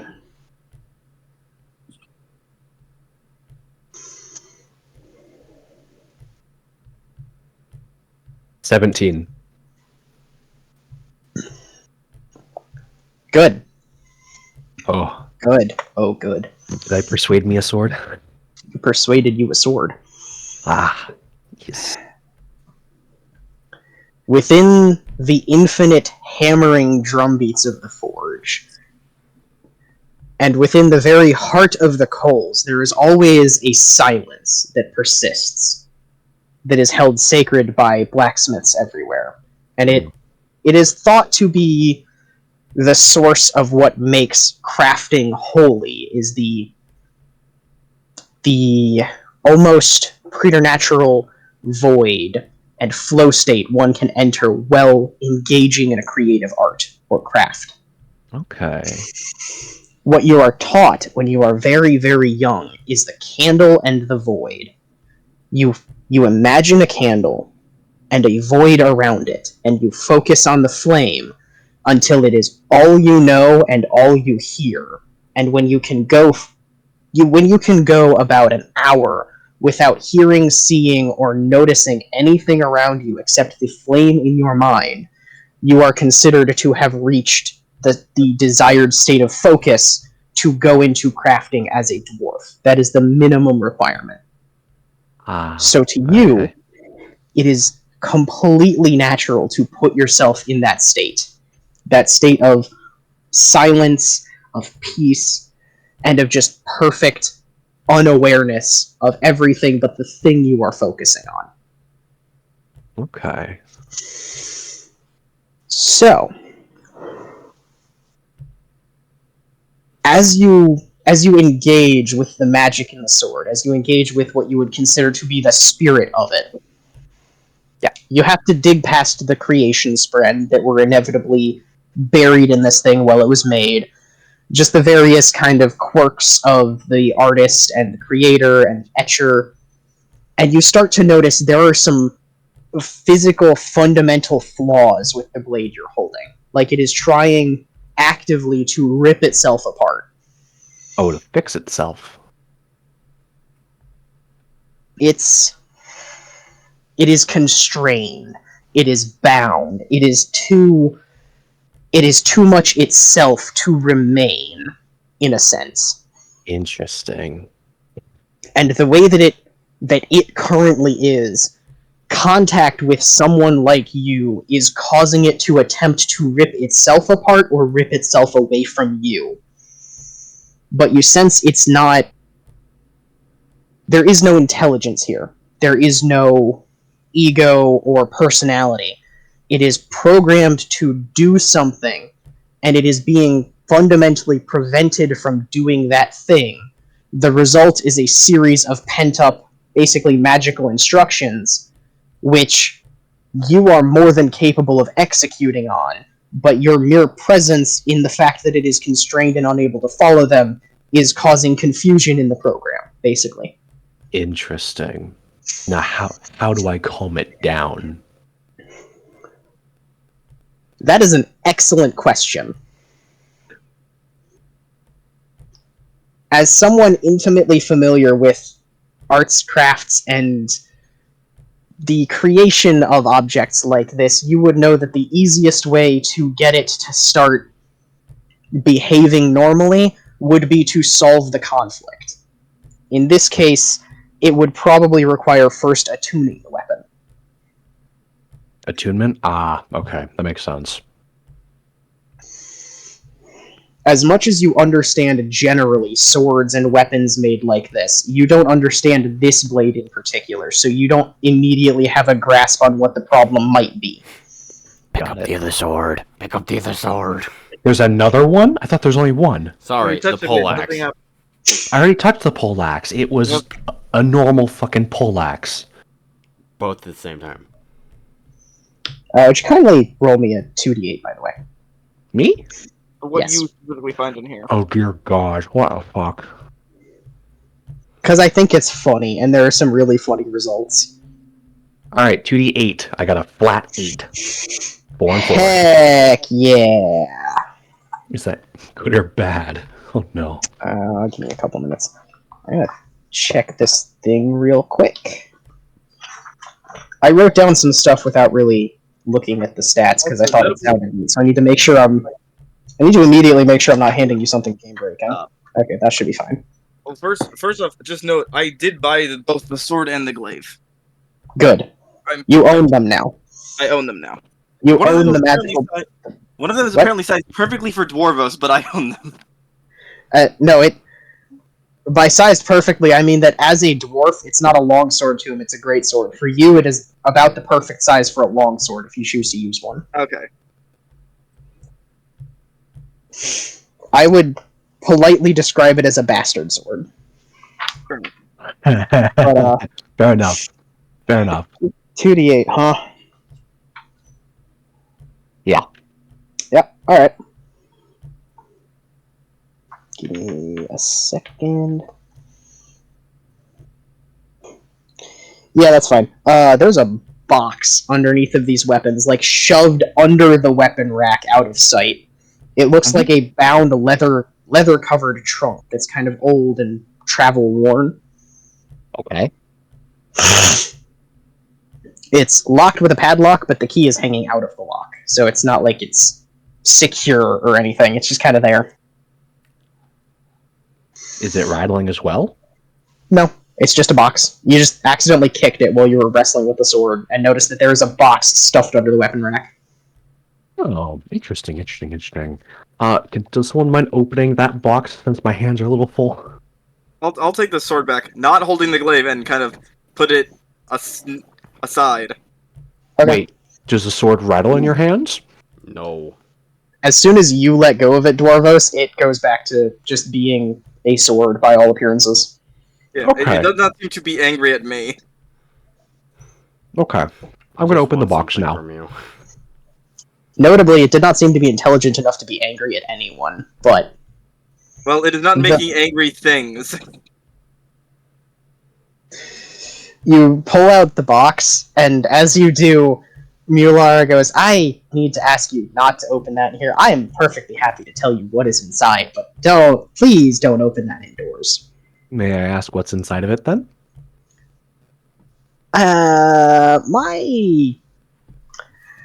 My master had some more interesting experiments when he was teaching me the trade, and that was one of them.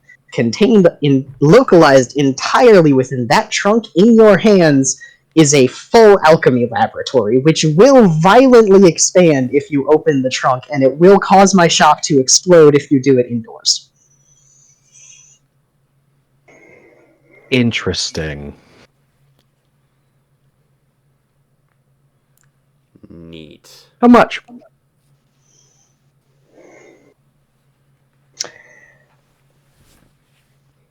I'll be honest, 10 gold and you can have it. I kind of want to be rid of it. It's really annoying. It is a health hazard in here. You have no idea. I am waiting for the day a child accidentally touches it and blows my shop and me up. There may or may not also, before you pay me, there may or may not also be some things trapped in there. I don't know what he did in that building. I just closed it after he died, asked no questions, and put it right there where hopefully no one would see it. How big is it, the building? Size of this one? It's about the size of this room. Okay. Good to know. Like a whole, basically, house kind of thing? No, it's just a room. It's not like a full building that constructs itself. It will just expand to fill this room. Oh, so it fills whatever room that it's in. No, it fills a room this size. Got it. Okay. So open and empty space. Understood. Yeah, or an appropriately sized room. There's not my shop, which is already full of things. This is valid, yes. Anyways, I walk over and hand him 10 gold. That is fine. Awesome. Her.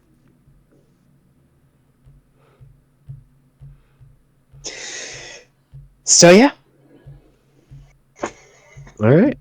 you are free to continue browsing or leave with your treasures. I'll be honest, pretty much as soon as you leave, I'm going to wrap up because I'm getting really tired. Mhm. Same. I'll continue browsing. Alright, roll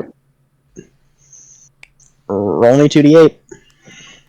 And Peggy, you give me a strange little shop full of weird things. You expect me not to continue to look around? 5. Also, for carrying them back, I'm gonna give Dwarvos the glaive because he has no visible reaction to it. Oh, does everyone else have a reaction to it? Mhm. Yeah, it feels weird to Twint. For you, it's just a glaive. Apparently they don't like each other. I just kind of explained that I touched them both and they do not like each other. Define do not like each other. I'll tell you later. She just says, I'll explain it later. 5. Alright, 5. There's a coat rack on the other side of the shop that it's kind of calling your name. It smells a little bit funky. It's full of old coats. Like trench coats and dress coats. Fancy ones. Pretty impressive collection, actually. And all of them look kind of old. There is one that is just covered in patches. It might as well at this point be made of patches, in fact. And every little patch has a little picture on it.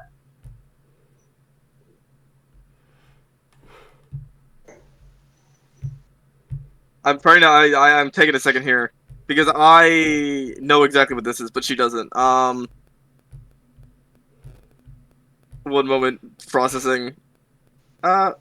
What's that? I just kind of look over at her as I point to the coat and kind of pick it up. It's a coat. It's a really pretty coat. It is. She's eyeing you like she expects you to know something.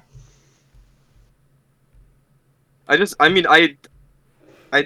like commotion in my spirit. It looked kind of.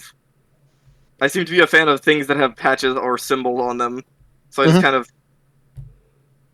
turn it over, I touch it, see if it bites me, for lack of a better word, and it's a coat.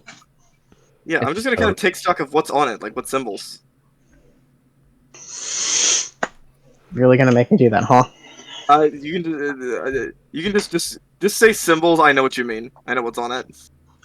No. If you're gonna ask that question, you know what this item is. I'm gonna have you roll 2d10, 1d6, and a d8. 2d10, 1d6, and a plus d8. 1d8.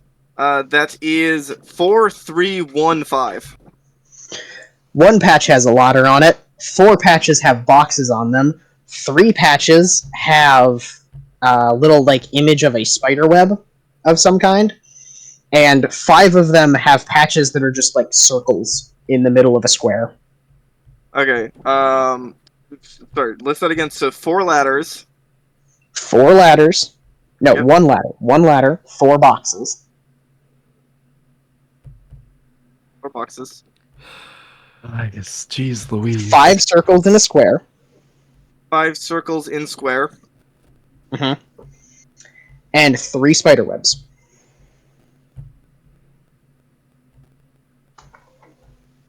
I'm writing that down because I will so not remember that. I know you won't. Don't worry. You seem to have a story behind most things. Where did you find or get this one? I made it. Oh, Out of spare parts, mostly. what's it for? Is it just a piece of artistic expression? Mostly. That's creative work. I had fun making it. Had fun using it. Wearing it. You know, as you do with coats, you wear them. Something of a fashion statement in my line of work. I am a fan of symbols, As am I. although I'm not sure I know how to make sewn ones. Only the kind of glassy ones that I've been making. But that might be a Embroidery fun is a wonderful hobby. I highly recommend it. Especially for one of your natural talents.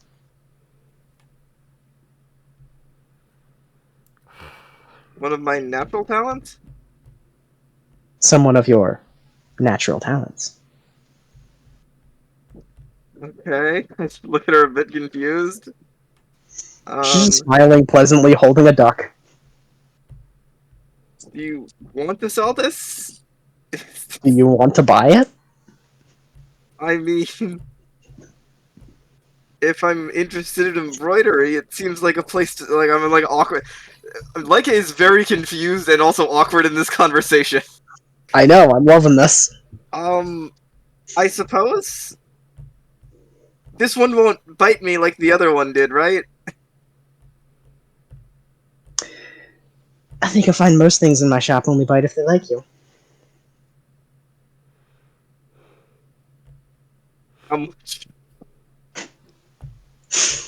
For that, it has emotional value. 4 gold.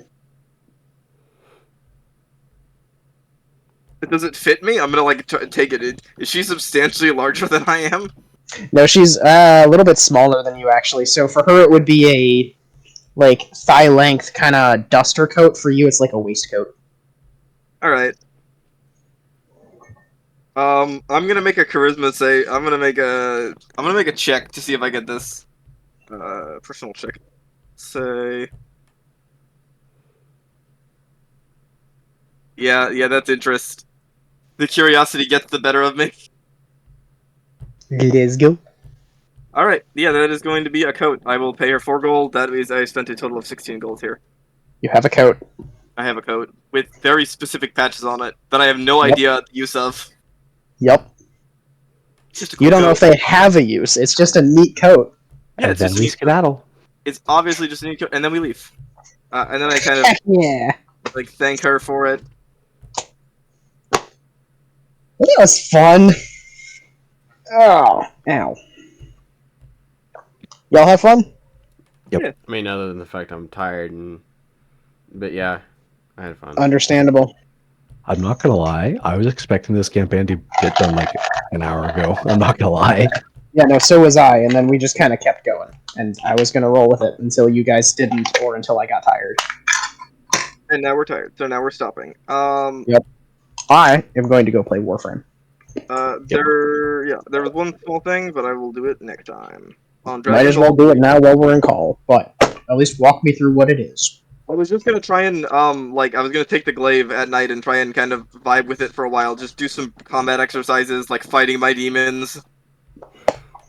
Try to get Fighting my inner demons with an outer glaive. Yeah, basically trying to get into that flow state I do with the monk subclass. Just kind of practicing letting Okay. the combat flow and trying to basically my own way of trying to attune to the sword because I don't know how the fuck attunement works.